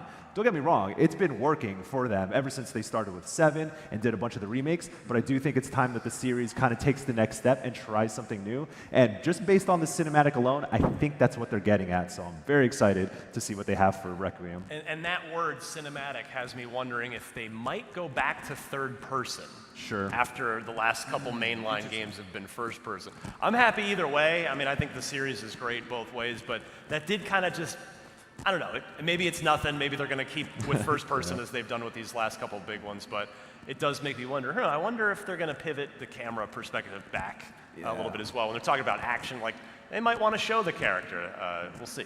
I feel like if it were third person, I'd be a little bit more inclined to play it, just because first person feels a little bit, it's just a little bit more into the shock value of jump scares and stuff, whereas third person allows you to kind of take a step back and kind of get a lay of the land. I'm curious if they do move toward, they said like more about the action, and that means, at least potentially for me, it's a little bit more approachable, but that might also be not great for fans who really want the like heavy hitting horror. Yeah. They've integrated third person like after the fact with Village and stuff, so you know sometimes it's, you build a game around a certain perspective and then you really hone in on it. So the third person perspectives in 8 felt a little tacked on, so I do hope they commit to one or the other, whichever it might be, just commit to that direction. But yeah, it can't come soon enough, man. I really... End of February, it won't be too long. I can't believe we got a release date. Like, I feel a lot of times when we get announcements, release dates are just even a year not there. And they have committed. It's pretty rare these days to get a AAA game announcement with a firm release date at the same exact time. Now, they don't always hit that, but Capcom has a track record of shipping big RE games in that first quarter window. Right. And then they mentioned early in the show, 30th anniversary next year. So granted, I guess they've got 10 months of delay they can play with if they have to and still make the anniversary year. But I'm pretty confident they'll probably make that end of February date. Yeah. I wonder if they were waiting around for the GTA 6 release date. 'Cause now we know that's in May. Sure. So Right. they can be like, well, we got plenty of room. Entirely possible. In February. Now, we were watching on the stage here. It's very boomy in here, a little echoey. It was a little hard for us to hear some of the dialogue. So if there's people who are working the steno that can put in any other details in here, that would be useful. But it looks like we're going to be playing as Grace Ashcroft, who, I didn't know this, she's Alyssa Ashcroft's daughter. Alyssa Ashcroft was in Resident Evil Outbreak. So they're getting a little bit more of a deep-cut character here, Sure, yeah. not the Leons or Claires. Or, is this a character that you're familiar with, Michael? Not too much. I mean, I played the mainline Resident Evils and kind of like stuck with the lore and that through line. I mean, think with 7 and 8 with Ethan Winters, and then when you play the DLC with his daughter Rosemary Winters, like that was kind of, I was expecting something to come out of that, but whichever direction they're taking this in, I think, as I mentioned earlier, I think that they have a lot of storytelling within the RE universe to, they have a lot more in the tank, I think, where the previous games have focused on that closed-in survival horror type of foundation and focus. So if they want to branch out and touch on other things in the lore and really go heavy on that, I think that opens up a lot for the rest of Resident Evil to continue, and this game alone to be different from everything else they've released in the past. Where do we think this is taking place in the overall timeline? Because that like bombed out city. Yeah. I don't know, was that Raccoon? Raccoon City? No, they showed in the beginning in this very first part that we were watching on her screen. She was looking at like a mysterious outbreak kind of thing, and like some photos of it. And obviously, it's a little bit different, but. Yeah. I can't help but wonder a little bit in the bigger industry picture sense, like.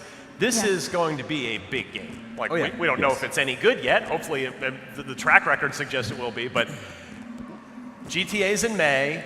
This is end of Feb. Yep. Is anybody gonna dare go near this game for a little bit, or is maybe everybody's now gonna have to kind of look at mid to late March until around maybe late April? Like the window is narrowing when you got all these big games that are starting. They're already staking their claim. Yeah, exactly. Like planting their flag in the ground on certain days on the calendar. Capcom likes that release window, though. They like Q1. They did Monster Hunter Wilds, Resident Evil 4, even the Resident Evil 2 and 3 remakes. So they like getting in there. Village was in there too, if I remember right. Yeah. The spring sometime too, as well. I'm excited for this one. This is definitely. I mean, was this the biggest announcement from Summer Game Fest this year? I mean, technically speaking, yes, but there is another game that would be near and dear to my heart, and I would say it's bigger for me personally. If we want to please share with the class. Stranger Than Heaven is the new game from Ryuga Gotoku Studios, the makers of the Yakuza / Like a Dragon franchise. And if y'all know me, you know how much that franchise means to me. I love what RGG does. There are storytelling masters, and they are so good at building an environment that becomes a character. That's the whole thing about the Like a Dragon and Yakuza franchise, is that those environments become part of the characters and that story, and returning to those towns and being familiar with the streets is such an integral part of what they do. And I mention that because Stranger Than Heaven, that makes such a great impression with the world that they're working in. 1943, like this pseudo-noir Japan. It has such a striking aesthetic, such a striking look, and such a interesting time, like an era in Japanese history to delve into. Like that's one thing I'm kind of like, not, I wouldn't say worried about, but I'm just curious what they're doing with this time period specifically. If they're just doing like this hard-boiled noir kind of thing in the vein of a Yakuza. But I look at this and I'm like, I want to explore that city. I've been to Kamurocho so many times and I love it. I do miss it. But if they build a new place from the ground up, this looks, I'm super impressed already with what they're doing. And you see a lot of the foundational material from the Yakuza franchise being built into this. Even Judgment, with some of the ways you inspect the environment, the way you can make choices in some of the things that you're doing in this game, as they teased in this trailer. It's just like, all the things that they've been building for many, many years, they're all putting it into this game, so I'm really hyped. You think this is an old school Yakuza action game or a Like a Dragon RPG? Oh, they're going action with this one, and I think they should, because I think that Like a Dragon has really carved itself out as like, hey, we're still doing turn-based RPGs. Like there's still JRPGs out there, and they really figured that out. But they still have the chops to do action. And if you play the Judgment games, those action combat systems are very, very good.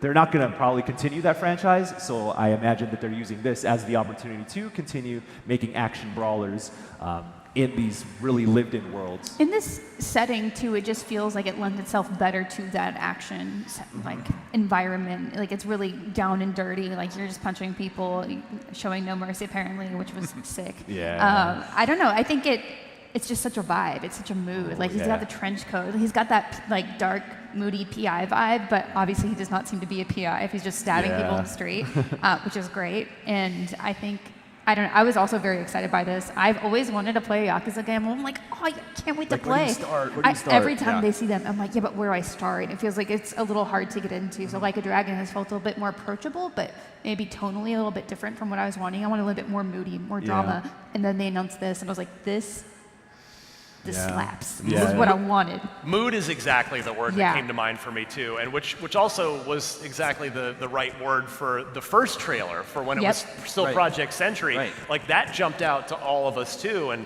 seeing now the actual game, I don't think it's a downgrade at all over that initial trailer. Like this looks fantastic. I love the lighting. I love the mood, the atmosphere, the time period, it's a vibe. Yeah, it really is, and this is definitely right onto my radar. I feel like when you play this, you have to have a little thing of whiskey next to you. Yeah. Or something like you have to have Suntory.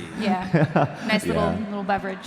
And Japanese whiskey for sure. Yeah, they got the melodrama down. If there's anything RGG is great at, it's that melodrama, that cinematic storytelling. That I know I'm gonna love these dudes already or hate them, and it's just I'm so hyped. Stranger Than Heaven, cool ass name too. Yeah. Also the title of my '90s alternative rock album, Stranger Than Heaven. I can hear it in my head.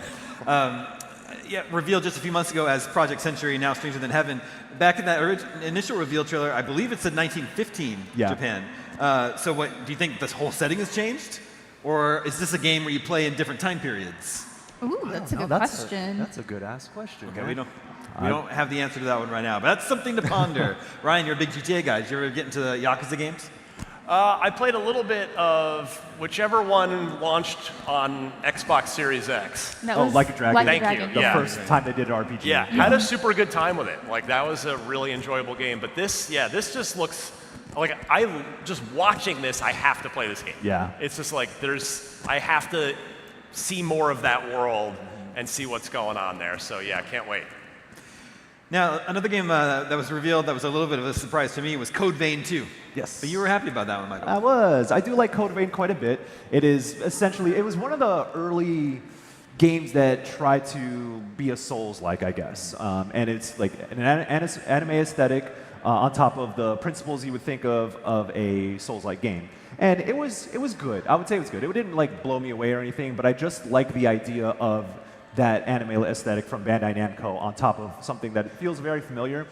And I felt like after that game, they could have gone deeper, they could have done some things better. It felt a little by the numbers in terms of what you're looking for from a Souls-like game. So if they take another crack at it, I think they can really create something special here. And that world of Code Vein, like I really think they did great with the lore. They didn't do too much with it in that game. So again, if they have another chance at building that out, I was talking about a Scarlet Nexus 2 from Bandai Namco in the pre-show. But you know what? I'll take a Code Vein 2. I really like how this game looks and its attitude, and I really think they can do something special with a second crack at it. We did not do well in our predictions. Like our most of them were predictions? We talked a little bit about Resident Evil, I think. That was the only one. That was the only one, I think. Well, actually, also Infinity Nikki was shown for a split second. Just a split second. Yeah. There was an existence of Infinity Nikki. One game that impressed all of us was Axe of Blood, which we started getting some Sifu vibes of it. It's it's very sort of like a martial arts simulator. But then we started getting more like the Raid, like hardcore the Raid action movie vibes. This one looks really cool. It's an indie Indonesian beat 'em up.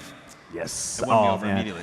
Yeah, I gotta give a shout out to Southeast Asian game developers out there. They're doing some special stuff out there, and this stood out because Sifu came out a while ago at this point, man. Yeah, and that game really stood out, and that was it was like, when are we going to get another one of these like straight brawler, like focused on combat only? Once they started whipping out guns in this, I was like, oh, okay, maybe we're doing something a little different here. But in terms of traversal and like hand-to-hand combat, crowd control, and just this game looks, yeah, I really like what I'm seeing. There's a couple things that jumped out to me for this were, one, the apparent bone breaking, because they do a little X-ray thing on certain hits. You always love to see that. So yeah, I'm super into that. And two, the camera work. I hope it wasn't just for the trailer, like it wasn't just a cinematic camera work on the trailer, because if what we saw is the gameplay camera, it had a little more life to it. It was a little more vibrant than your typical like third-person camera. So I really hope that that's what the actual game looks like when you're playing it. Yeah. I loved how moody it was. A lot of moody games, I guess, that really struck a chord here. And with like nice little pops of color, and the music they had was fantastic. I was like, man, this is so punk. I love this. By the way, summer 2026, I think we can rule out June, since that'll still be in that Grand Theft Auto Fallout window, right? Like I'm sure they're not thinking about July GTA. or August, probably. I think we can narrow in. Yeah, Sifu had that mechanic where every time you were defeated, you age right. a decade or something. So it'll be interesting to see if Axe of Blood has any sort of like interesting high concept mechanic beyond just the combat in there, right? Did you ever play Sifu, Ryan? I played a bit of it, and it's tough. I did my best. I didn't finish it, but I did have a really good time with it. It's just really well put together. Okay, we need to take a quick break. When we return, we still got tons more games to talk about. Stick around. Lots more IGN Summer of Gaming coming up right here.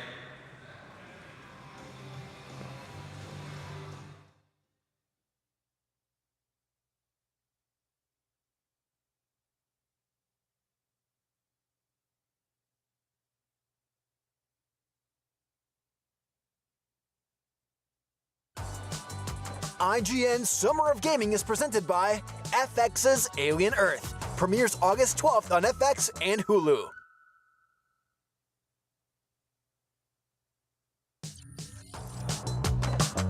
Welcome back to IGN Summer of Gaming. Coming up, we've got more announcements and never-before-seen gameplay, but first, we've got a brand new look at FX's Alien Earth. Alien Earth is the first television series inspired by the legendary Alien film franchise from creator Noah Hawley and executive producer Ridley Scott. In this corporate era, cyborgs and synthetics exist alongside humans while 5 corporations govern Earth and control all technological advances. The game is changed when a new technological advancement, hybrids, are unlocked, humanoid robots infused with human consciousness. The first hybrid prototype, named Wendy, marks a new dawn in the race for immortality. After Weyland-Yutani's spaceship collides into Prodigy City, Wendy and the other hybrids encounter 5 mysterious life forms more terrifying than anyone imagined. FX's Alien Earth premieres August 12th on FX and Hulu, and it's shaping up to be a... There's something on the lens. You got a towel? Thanks. What is that?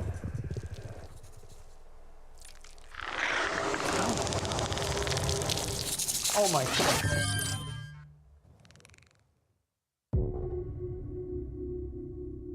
How's our girl? She's ready. You're gonna be the first person to transition from a human body to a synthetic. Because I'm special. That's right. You're very, very special.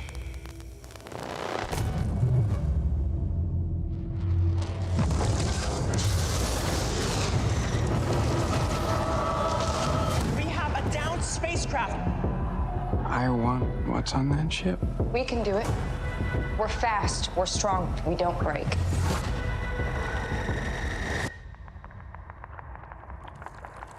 It's like a zoo, but the animals got out.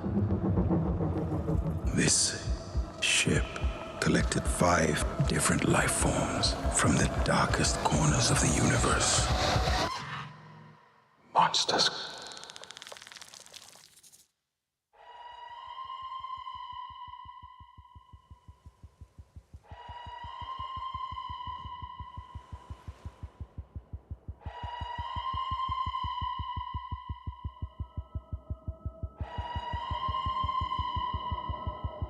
Invasive species. Predatory. We don't lock them down. It will be too late.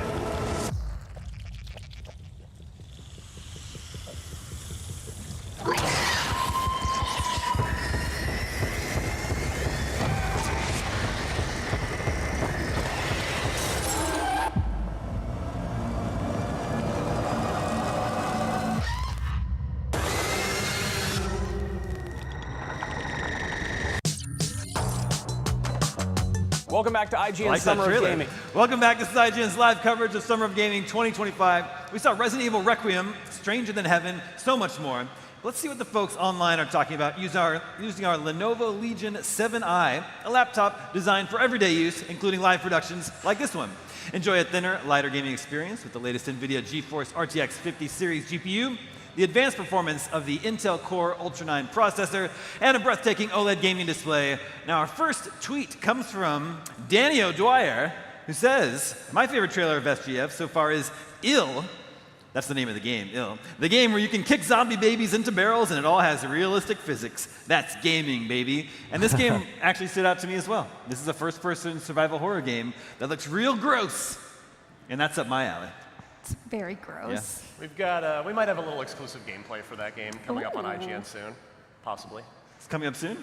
Well, some exclusive gameplay might be. Okay, yeah, sure. do we have any other details on what this game is all about? What the premise is, beyond it just being first-person, scary, Not much gory? for now. Okay. Yeah, not much for now. Okay. One of the biggest surprises. Oh, yeah, this is it. Ugh. Yeah. Whoa, that guy looked backwards at me. Okay.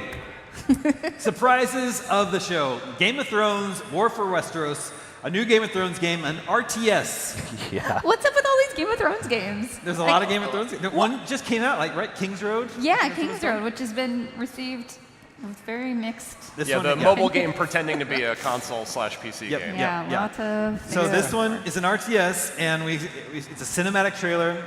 We get to see the iconic battle between Jon Snow and the White Walker sort of recreated, but this time, Jon Snow gets turned into a White Walker. Ooh. So I mean, there's a lot of different factions, houses, families in Game of Thrones. You can see how that could work as an RTS, big large-scale battles. And it seems they also showed Jaime Lannister in there, so maybe there's going to be hero characters. You know, I can see how this works as an RTS. What do you think, Ryan? I mean, in all seriousness, I love Lord of the Rings Battle for Middle-earth. Those are RTS games. Yeah. So it's like, not that Lord of the Rings and Game of Thrones are a one-to-one, but it's like, it can be done. Like, you can take an IP like this that has a sort of set story and characters and make an interesting strategy game out of it. So I'm optimistic. Yeah, I mean, I like the IP. Obviously, there are issues with the way the show wrapped up, and everyone is aware of that. But I like the IP, and I like RTS games, so you know there could be something there. I want to know who's making it. If anyone in my ear knows who's making it, let us know. But Michael, how are you feeling about War for Westeros? I think I used to play a lot of RTS games, and so I feel like there is a niche to be filled with like a good, high-quality RTS. And I'm kind of two minds using Game of Thrones for an RTS. It's like, one, that makes sense, like conceptually, as y'all said. But then two, whenever maybe I'm just like, my brain has been poisoned, where like if you take a big IP, you probably want to make it in a genre that is palatable to a wide audience.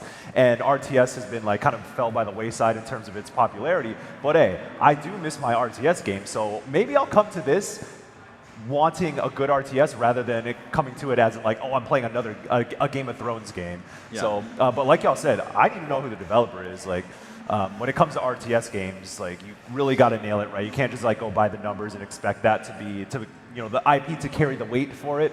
But I do think there's still room for innovation in the RTS genre, even though we don't see them very often. Mm-hmm. But what if instead George R.R. Martin got involved in a game that was not about the core Game of Thrones characters? Just let them do some cool exploration, a la Shadow of Mordor. And they could call it Video Game of Thrones. Obviously, he needs to be busy writing this book, apparently, and people are really stressed about that. But you know, I mean, he's had experience with Elden Ring and stuff, so I mean, there's potential there. I don't know. I'm kind of down with the let's put more Game of Thrones into games for some reason, just because. I mean, to your point, Michael, though, like because it's not a appeal to everyone. Like, we're going a little more niche here with strategy. That maybe they'll then lean into it, and it'll be a really like hardcore RTS game that happens to be built around an IP that a bunch of people love. Yeah, now that I think about it, it's like maybe the Game of Thrones audience are kind of sickos to begin with. So like, join them with the RTS sickos, and you get like the perfect marriage of sickos who love this genre of fantasy. And like, I get it. I get it. That seems like it could really work. I was gonna say the flip side is that it could, because it has such appeal, get more people into RTS. Yeah, like I'm kind of thinking about it honestly. I'm not an RTS person, but I'm like, I might play. Yeah. I'll at least rewatch the show. Warner Brothers has said they're going to focus on those 3 big IP: Game of Thrones, DC, and Harry Potter. Like that's their focus right now. I'm also told that I think it was Wayside Games. Wayside is making it, and they have one other game under their belt. So fairly unknown developer working on that.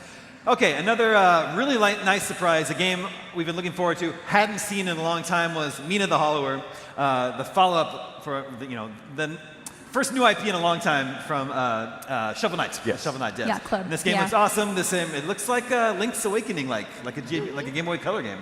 It looks awesome. I just want to get this put onto my analog pocket. Yeah. That's the only way I want to play it. It feels right. Yeah. It'll feel right on a Nintendo Switch 2. Mm-hmm. Yeah, I feel like I've been hearing about Mina the Hollower for a while now, and it's good to.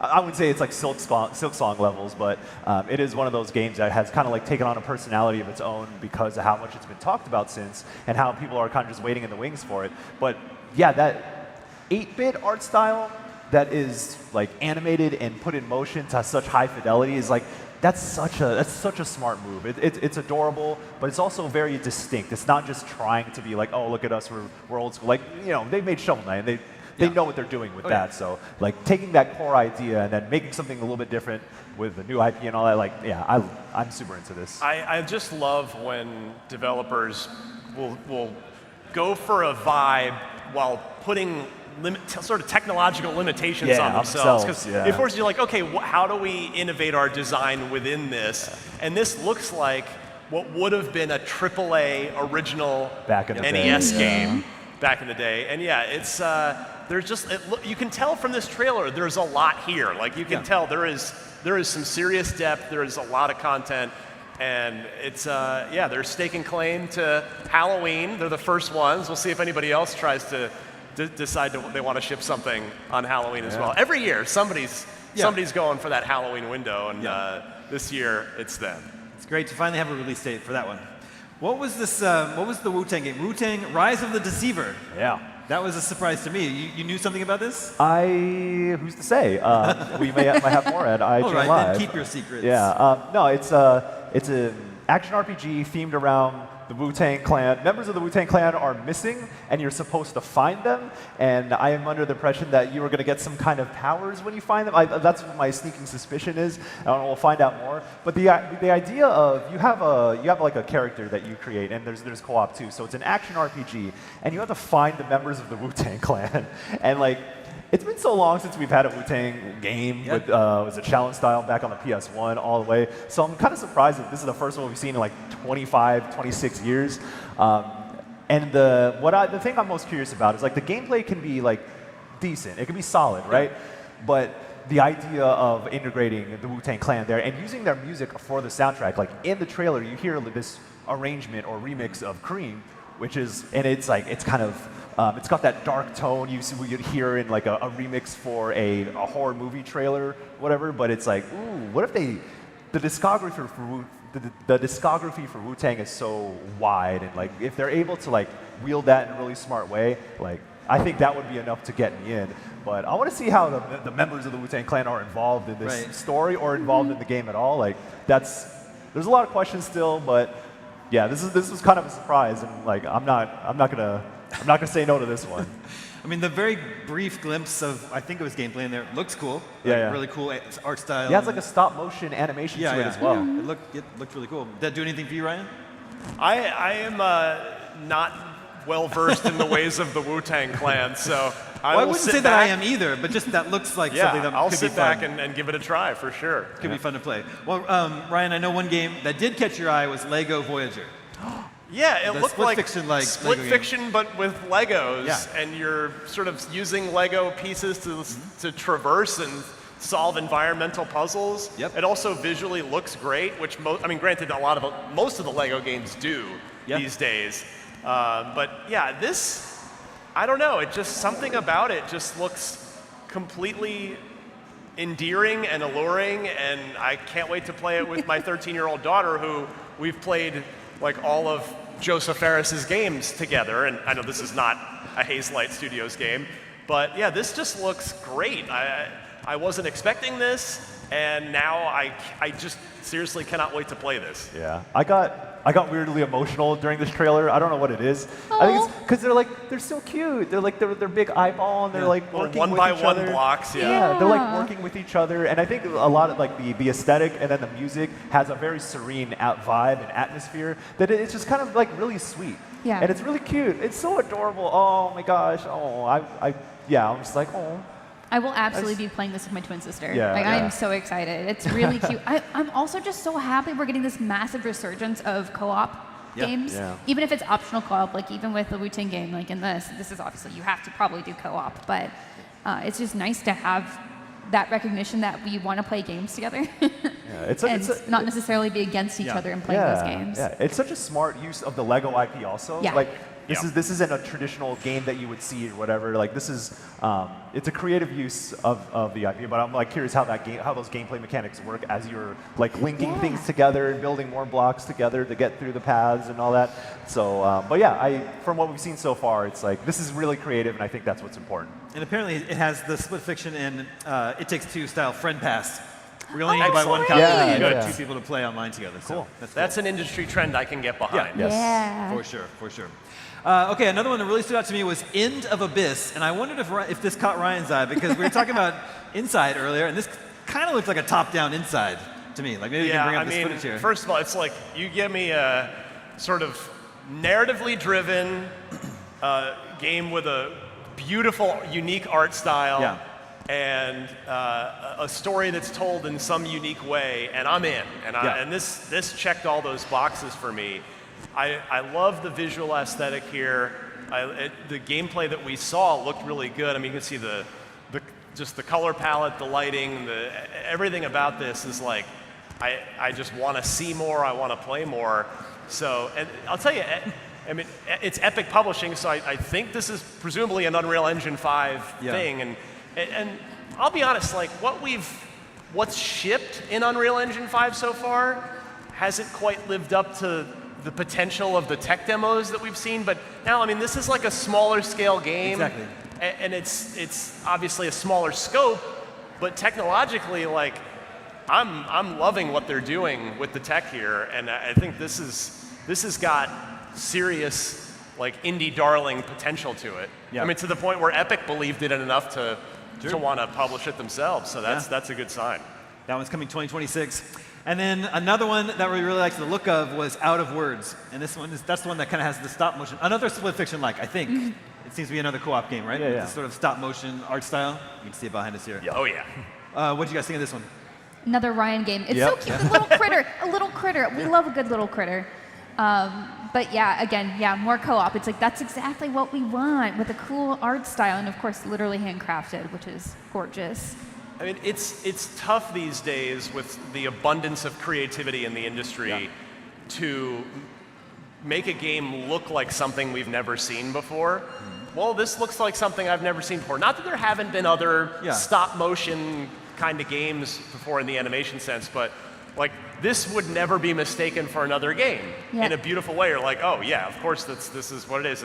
And so yeah, if the puzzles can live up and the stories can live up to the potential of the visuals, then this could be another one that I'm eagerly waiting to play through at IGN. Stop motion's kind of another trend that's been really popping South up, of like Midnight. this, or even looking like it has a sort of stop motion style if it's not hand done stop motion. Like they're all kind of mimicking that animation, and it's really cool. There's the little guy in Death Stranding 2. Oh, yeah. The little puppet. He's the only one in stop motion. That's a trend. I also like this trend of co-op games. Yes. Like, As Miranda noted. there's always been co-op games, but like the rate at which we are seeing them now, I think maybe in light of Hazelight. Well, it's when Split Fiction sells 20 million, It Takes Two. It Takes Two, thank you, sells 20 million copies. That's gonna get a lot of green lights going at publishers for other co-op games, and we get to enjoy the fruits of that. All right, we need to take a quick break. But first, I want to remind everyone there are still things happening and plenty more big summer reveals still to come. We've got tons of cool stuff to show off on Saturday at ign-live. Then on Sunday, it's the Xbox Game Showcase. You can join us for live pre- and post-show coverage of that right here on IGN. Stay tuned.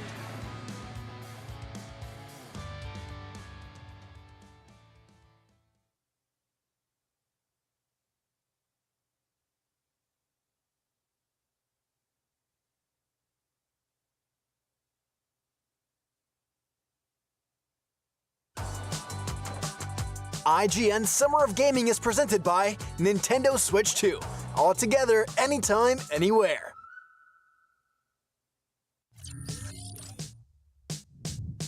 What's up, everybody? Welcome back to IGN Summer of Gaming. I'm Damon Hatfield, joined by Brian Altano. Hey, it's nice to be here. Kim Horcher. Hey, everyone. And Max Scoville. Howdy. And we are here today to talk about all things Nintendo Switch 2 and Mario Kart World. And Brian, I know you've gotten your hands on it. Yes, I love the Nintendo Switch 2. Mario Kart World is so much fun, and I cannot wait to play more. I'm counting down the days. Kim, have you heard about the cow? I've heard it. Its name Tell is her just about the Cow. There's a cow? There's a cow. You can be a cow. You can play Mario Kart as a cow. It's and amazing. the cow's name is Cow? Its name is Cow. Yeah, I gotta tell you, I've been playing it all morning. Honestly, it's a blast. It's so much fun. You've been playing what this morning? Nintendo Switch 2. There's a Nintendo Switch 2 system in the office right now while we're sitting here just talking about it. 2 of them, actually, in my office as we speak. Can't wait to get back to them, but let's get right into it. Kim, let's start with you. What are you most excited for? Okay, first of all, I just can't believe we're finally getting a new generation of Nintendo Switch hardware. Everything I've seen about Mario Kart World, new and returning characters, new modes, I just can't wait to play it. Yeah, I agree. I love Mario Kart. I'm dying to learn about all of the different modes in Mario Kart World. Yes! Later, suckers. Well, Brian, Mario Kart World has all the awesome game modes you know and love, like Grand Prix, Versus Race, Time Trials, and so much more, but that's just the tip of the iceberg. One of the coolest new things for me is Free Roam mode, which really lets you experience how vast this new interconnected world is. Yes! There is so much stuff I can't wait to discover, like collectibles, Peach medallions, question panels, and hundreds of P-switches, which activate awesome new challenges that put your skills to the test. That's really cool and informative. Damien, do any other hosts on this IGN panel have a questions? Max? Yes! A question just occurred to me, spontaneously. What else can you do in Mario Kart World? Do you think anyone's gonna notice we're gone? Don't worry about it. I got it covered. Wario has powers that go beyond... It's not about power, it's about speed. I have the power of Wario inside of me. All right, which course we playing? Well, what course do you want to lose on? Toad's Factory. Yeah. There's 24 driver Grand Prix races where you compete across 4 interconnected courses, including racing the distance between each course, new items like coin shells, Kamek, and dash food, which allows you to change into cool outfits. I just ate a burger and I got a new outfit. What? Hand to hand. Hand-to-hand combat right now, right You here. will lose. You shall lose. Another exciting new addition is Knockout Tour, where up to 24 drivers race through back-to-back courses. If you don't place high enough by the time you reach each of the 5 checkpoints, you're out. So, as you can tell, the world is your racetrack and there's plenty to discover. Any final thoughts, Kim? Wow, that's so cool, Damon. Yeah. Wow, that's so cool, Damon. Yeah. Wow, that's so cool, Damon. Knocked out! Booyah! Knocked out! She's good. Yep. The next evolution of the Nintendo Switch system is here. Enjoy your games on a bigger 1080p screen, or connect to a TV and play in up to 4K resolution, plus frame rates of 120 frames per second with compatible games and displays. Don't miss out on Mario Kart World, which is exclusive to the Nintendo Switch 2 system. Yes! Yes! Are you guys in my office?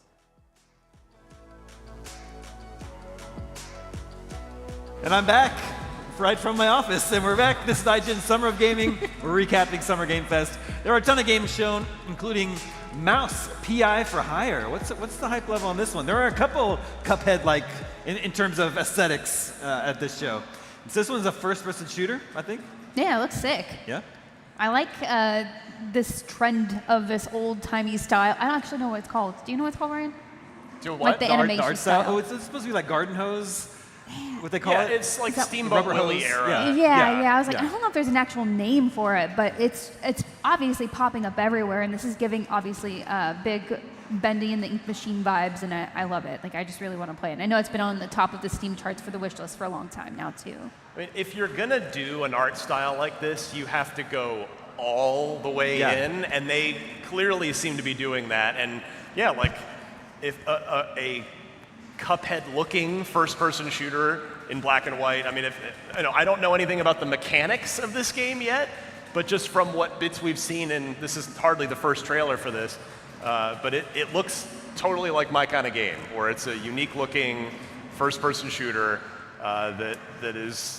that's got its own personality. I like that it looks like it's having fun, but also taking what it's doing seriously. Like, I think we saw another game that kind of had a similar style that just felt gross.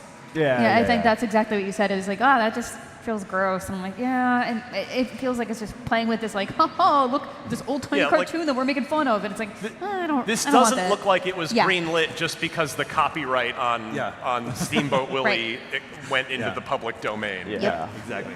I'm being told this is actually a Metroidvania, which is interesting. Oh, not too many. that is more interesting, actually. Oh, wow. Metroidvania, although there's Metroid Prime, of course, and Metroid Prime 4 coming later this year. No big Nintendo announcements at the show this year, Summer Game Fest. So we're still waiting on the release date for Metroid Prime 4. Ryan, did you get to play Deadpool VR? I did, actually. Yeah, there's a preview up, right now on IGN. Cool. I talked about some of the most interesting things that I learned about it. If your ears were not deceiving you, that is like, wait, that sound-alike for Ryan Reynolds kind of sounds like Neil Patrick Harris. It is Neil Patrick Harris, and he does a pretty good job so I played about 20, 30 minutes of this from an super early section, so there was a lot of tutorial elements to it, but when my demo ended, because at just one point it just kind of faded to a title screen, I was just getting comfortable and was like, no, I want to play more of this. So, yeah, like, you might not immediately think about Deadpool as a VR game. Yeah. Apparently the last Deadpool game was a not super great game that Activision published in 2013. Yeah, I remember so that. So it's been a minute, but yeah, you've got swords and guns. Obviously, you can grab those off your back anytime you like, or out of your hip holsters on the guns. And it leans into Deadpool. So you saw the kind of doing like enemy heads as a kebab, and then you can fling those heads at guys. Oh. If your own arm gets cut off, yes, it will regenerate, but you can pick it up. You can pick up the severed arm with the still attached arm and beat guys with it. So it's fully leaning into the violence. You know, they've got plenty of R-rated jokes in there, and we were talking about VR on the pre-show, right. Damon, and like Meta, I have to give them credit. Like, they are really trying in the VR space. They gave us Batman Arkham Shadow, which is really good last year, and now Deadpool VR this year, which hopefully will be good again. I really enjoyed what I played. So yeah, my tip of the cap to them for continuing to try and push VR gaming forward in a way that I just feel like Sony is not doing at all. I'm calling it right now. Whenever the next Deadpool movie is out, years from now, there'll be a Neil Patrick Harris Deadpool cameo. I think Ryan Reynolds would totally do that. Okay, as promised, we got the new trailer for Mafia: The Old Country. Ryan, you're saying you're a Mafia fan. Did this new? You're probably already excited, invested in Mafia: The Old Country. New trailer do anything for you? No, just because I'm just ready to play the game. Yeah. It's like I like that they've made it explicitly clear that this is not a full open world game the way that they tried to go with Mafia 3, because like I was saying on the pre-show, 3 just didn't grab me the way that 1 and 2 did. But 1 and 2 were really, really good stories told linearly within an open world, but it wasn't an open world game, if that makes sense. I mean, if you played... Not in the sense that we know today. Exactly. And so with this one, just going back to that 1 and 2, like, we are here to tell a really good linear story, and I love that it's a prequel, and I love that it's set in I believe it's Sicily. I am all for this, and I the wait is short. Like, this thing's out in early August. Right. So in, like 2 months exactly, we're playing this game. Yeah. Is this also one you're looking forward to, Michael? Yes, I am a big Mafia fan. I played the original Mafia when I was a wee little boy. I should not be playing violent video games like that. But the thing I loved about Mafia 1 is that, like you said, it's an open world. And at first glance at the time, you'd be like, oh, they're trying to make GTA. And it's like, no, that's not what Mafia was trying to be. Yeah, it takes place in an open world where you go into the street, drive a car, go here and there. But like the cinematic storytelling in Mafia 1 for its day back in 2002, really, I think that was when it came out originally on PC. The ending of that game was... The ending of that game messed me up. I played it when I was like 14, 15. I hadn't watched The Godfather at the Play time. Mafia Definitive Edition if you're listening to us going, oh, this sounds pretty cool. Go play the remake. Oh, that story. I learned how to play the theme song to Mafia 1 on violin too, so I was super into it. Wow, you were really into it, dang. Yeah, I really liked Mafia 1. 2 was a continuation of that. And again, it was not like, hey, there's a bunch of side quests to do. There's like this big open world to explore. It's like, no, you're here for a very specific kind of story. Mm-hmm. And those games are amazing. So I do like 3 a lot, and I know 3 gets a lot of hate for like how repetitive it was, because then that's when it became a traditional open world. It didn't really understand what makes a good open world click. But that, again, like they always do in the Mafia series, the storytelling of Mafia 3 was some of the best when it came out in 2016. And it touched on things that a lot of storytellers are too afraid to touch on, because you have to do that story right. And Mafia 3 was one of the rare games that touched on very, touchy subject matter. Growing up in 1960s in the American South, that is like Lincoln Clay is still one of my favorite characters in games. That story really hit. But it was kind of a chore to play through. So hopefully Old Country, like they understand where they were kind of missing with Mafia 3. And I have hope for this one. Have they said with Mafia the Old Country, day one, can we play it in Italian? Ooh, with Italian I should hope lip-syncing? so. I hope so. I sure hope so. I like to play games, whatever the original language is. Absolutely, yeah. That's what I do with Ghost of Yotei and all that. Okay, another good surprise, we should talk about Atomic Heart 2. Because Atomic Heart was I feel like it just 2 came years out. ago. Yeah, 2 years ago now? it's 2 years ago. Already? Wow, time flies. Yeah. I actually never played Atomic Heart. So someone who's played it, I have played it. Tell us your impressions of the trailer for Atomic Heart 2. Atomic Heart, going into the first one, you're like, oh, they're trying to do a sort of Bioshock-esque kind of game. It's like, okay, cool, yeah, I'll take one of those. But there was something like missing about the way that world was built. It felt a little hollow. Like there was a good idea there, and mechanically speaking, they were doing some interesting things with it. But it just kind of was like, it felt like, I don't want to say a tech demo, but it felt like a proof of concept. Now, so when I see the Atomic Heart 2 trailer, I'm like, oh, maybe that first game kind of was a proof of concept. Because this trailer is bonkers, man. Yeah. I didn't expect a sequel quite yet, but then a sequel at this scale from what they're showing in the trailer, like, in terms of like how they're building that world, traversal, the places you go. The tone of this trailer too is a lot different from the first game as well. But there's still that similar kind of retro futuristic aesthetic that's going on with it. So if this is them building on the first game in like to that scale, I'm curious to see what it ends up being. But I think I am more bought into the idea of an Atomic Heart sequel after seeing this than I would have if you just asked me after I finished the first game. So yeah, but I will say this game probably ain't coming out for another how many years, man. I had 2 thoughts when I watched this. The first thought was, wow, this looks genuinely fantastic, like you said, about clearly a larger scale, larger scope going on. But that was the second thought was, there is no way, given that it's only been 2 years since the first one, there's no way we're playing this within the next 3 years, probably. Yeah. Most likely. That's what modern development cycles tell us, to not expect this anytime soon.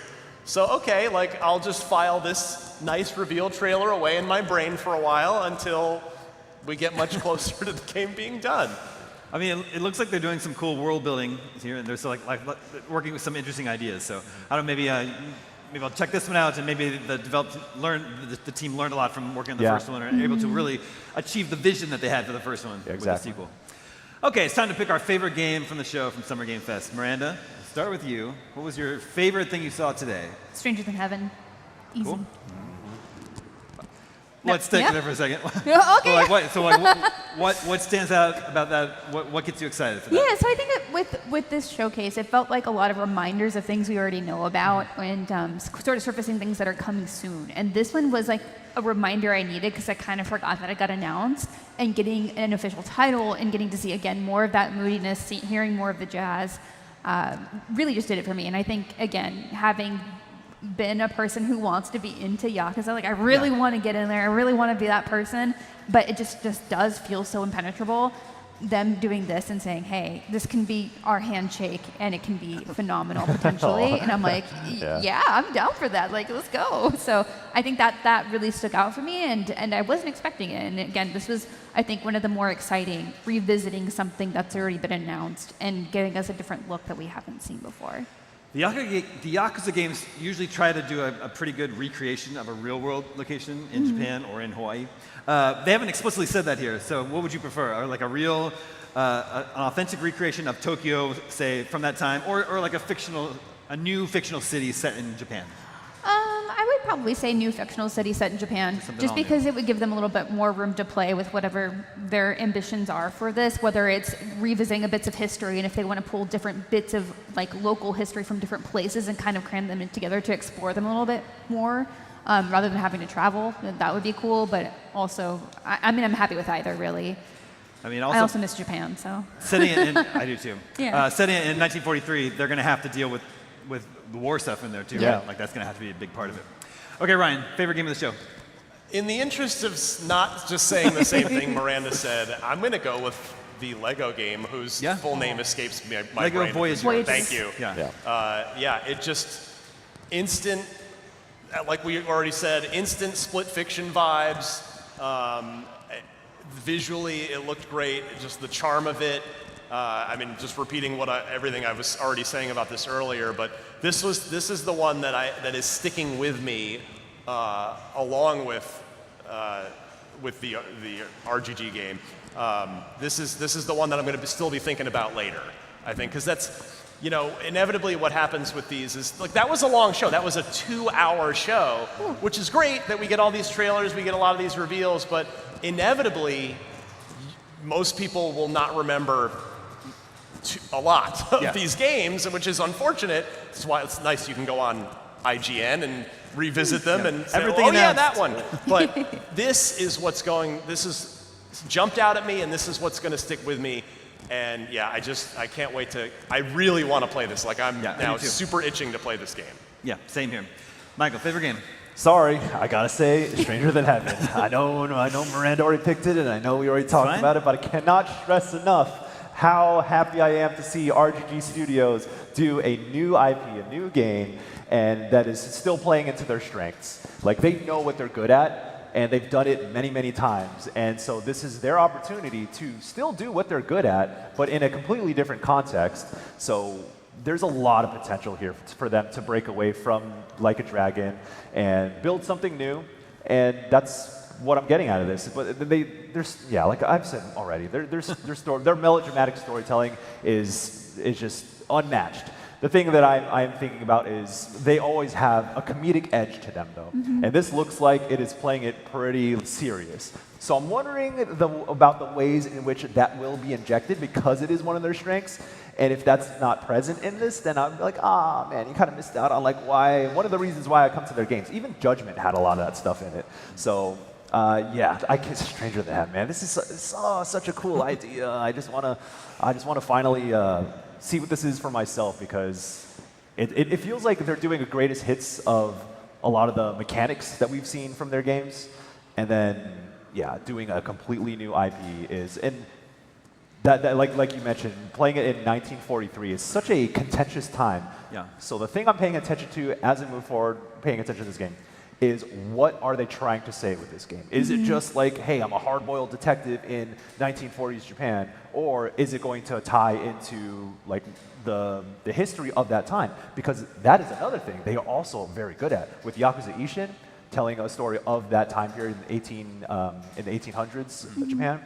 And a lot of the Yakuza stories are political stories where they tie it into actual socioeconomic dynamics in Japan in the time that they take place. So again, another one of their strengths, but I feel like they're playing, they're getting into some territory where they need to be a little bit more, you know, on point with the stories that they tell. So whichever way it goes, I just need to see it. Cool. I'm gonna go with Acts of Blood as my game of the show. The Raid and The Raid 2 are two of my favorite movies ever, and I really like Sifu, so like mechanically it seems to be most similar to Sifu, and then it also seems to be heavily inspired by The Raid. I think I can pretty safely say the developers are heavily inspired by The Raid here. And it's funny, like The Raid, the original Raid, is basically Double Dragon, the movie. It's a very video game-like premise, and all the action is very gamey, so it's cool to see that. I love the combat, the hyper-violent combat there. Ryan mentioned the bone crunching, and they even got the real fast, the fast stab, which I actually haven't seen that often in video games. And this also has a very cool story that it's an indie Indonesian team building this game. Jeff Keighley mentioned this, like looking at this, knowing that this is an indie game today in the year 2025, that's awesome. That's super exciting for just all the possibilities to come for small teams to make games that look like this and even better than this in the near future. So that's Acts of Blood. And that's going to about do it for our Summer Game Fest post-show. This is a huge week for video game announcements.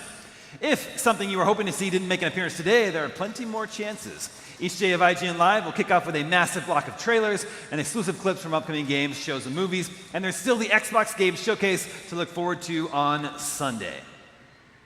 If you want to go hands-on with some of these games, we'll have a ton of playable demo stations at ign-live, plus panels, giveaways, and all sorts of fun stuff. Tickets are still available at ign.com/live, so if you can get yourself to downtown LA, we'd love to see you here in the Magic Box at the Reef. If you can't be in here in person, no sweat, because we're streaming the whole thing, so you can still get in on some of the action. Thanks for watching. We will see you next time.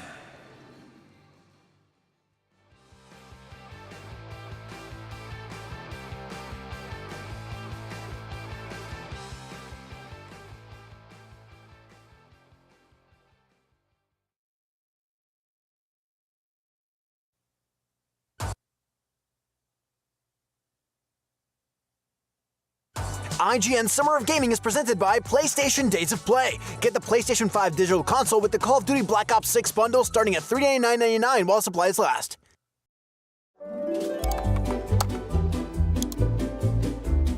IGN Plus is where your adventure begins. What are you selling? Plus is the place to get unlimited access to all the tools you need to beat your games. Here's what you need to know for bringing down Gloomspawn. Plus, awesome exclusive discounts on IGN Store. Maybe this would tease open your money pouch. Plus, ad-free browsing on IGN.com. Plus, unlimited game help tools like premium interactive maps with your own custom map markers, filters, marker notes, and more. This will come in handy. Plus, access to sweepstakes, giveaways, and free game keys. Wow! Exactly. Want more? Head to IGN.com/plus and start your adventure today.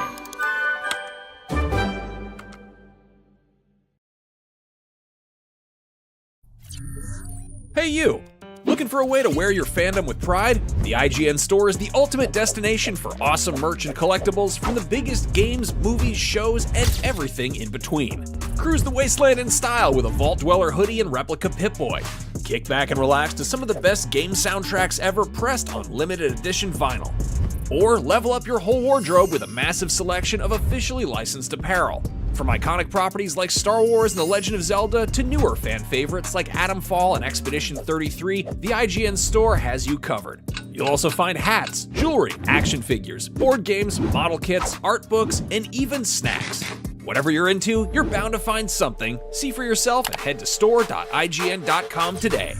IGN Playlist is the best way to track your game collection. Now you can even import your entire Steam library to Playlist, making it easier than ever to review games, show off your collection to the world, and finally chip away at that massive backlog you keep meaning to get to. IGN Playlist, check it out.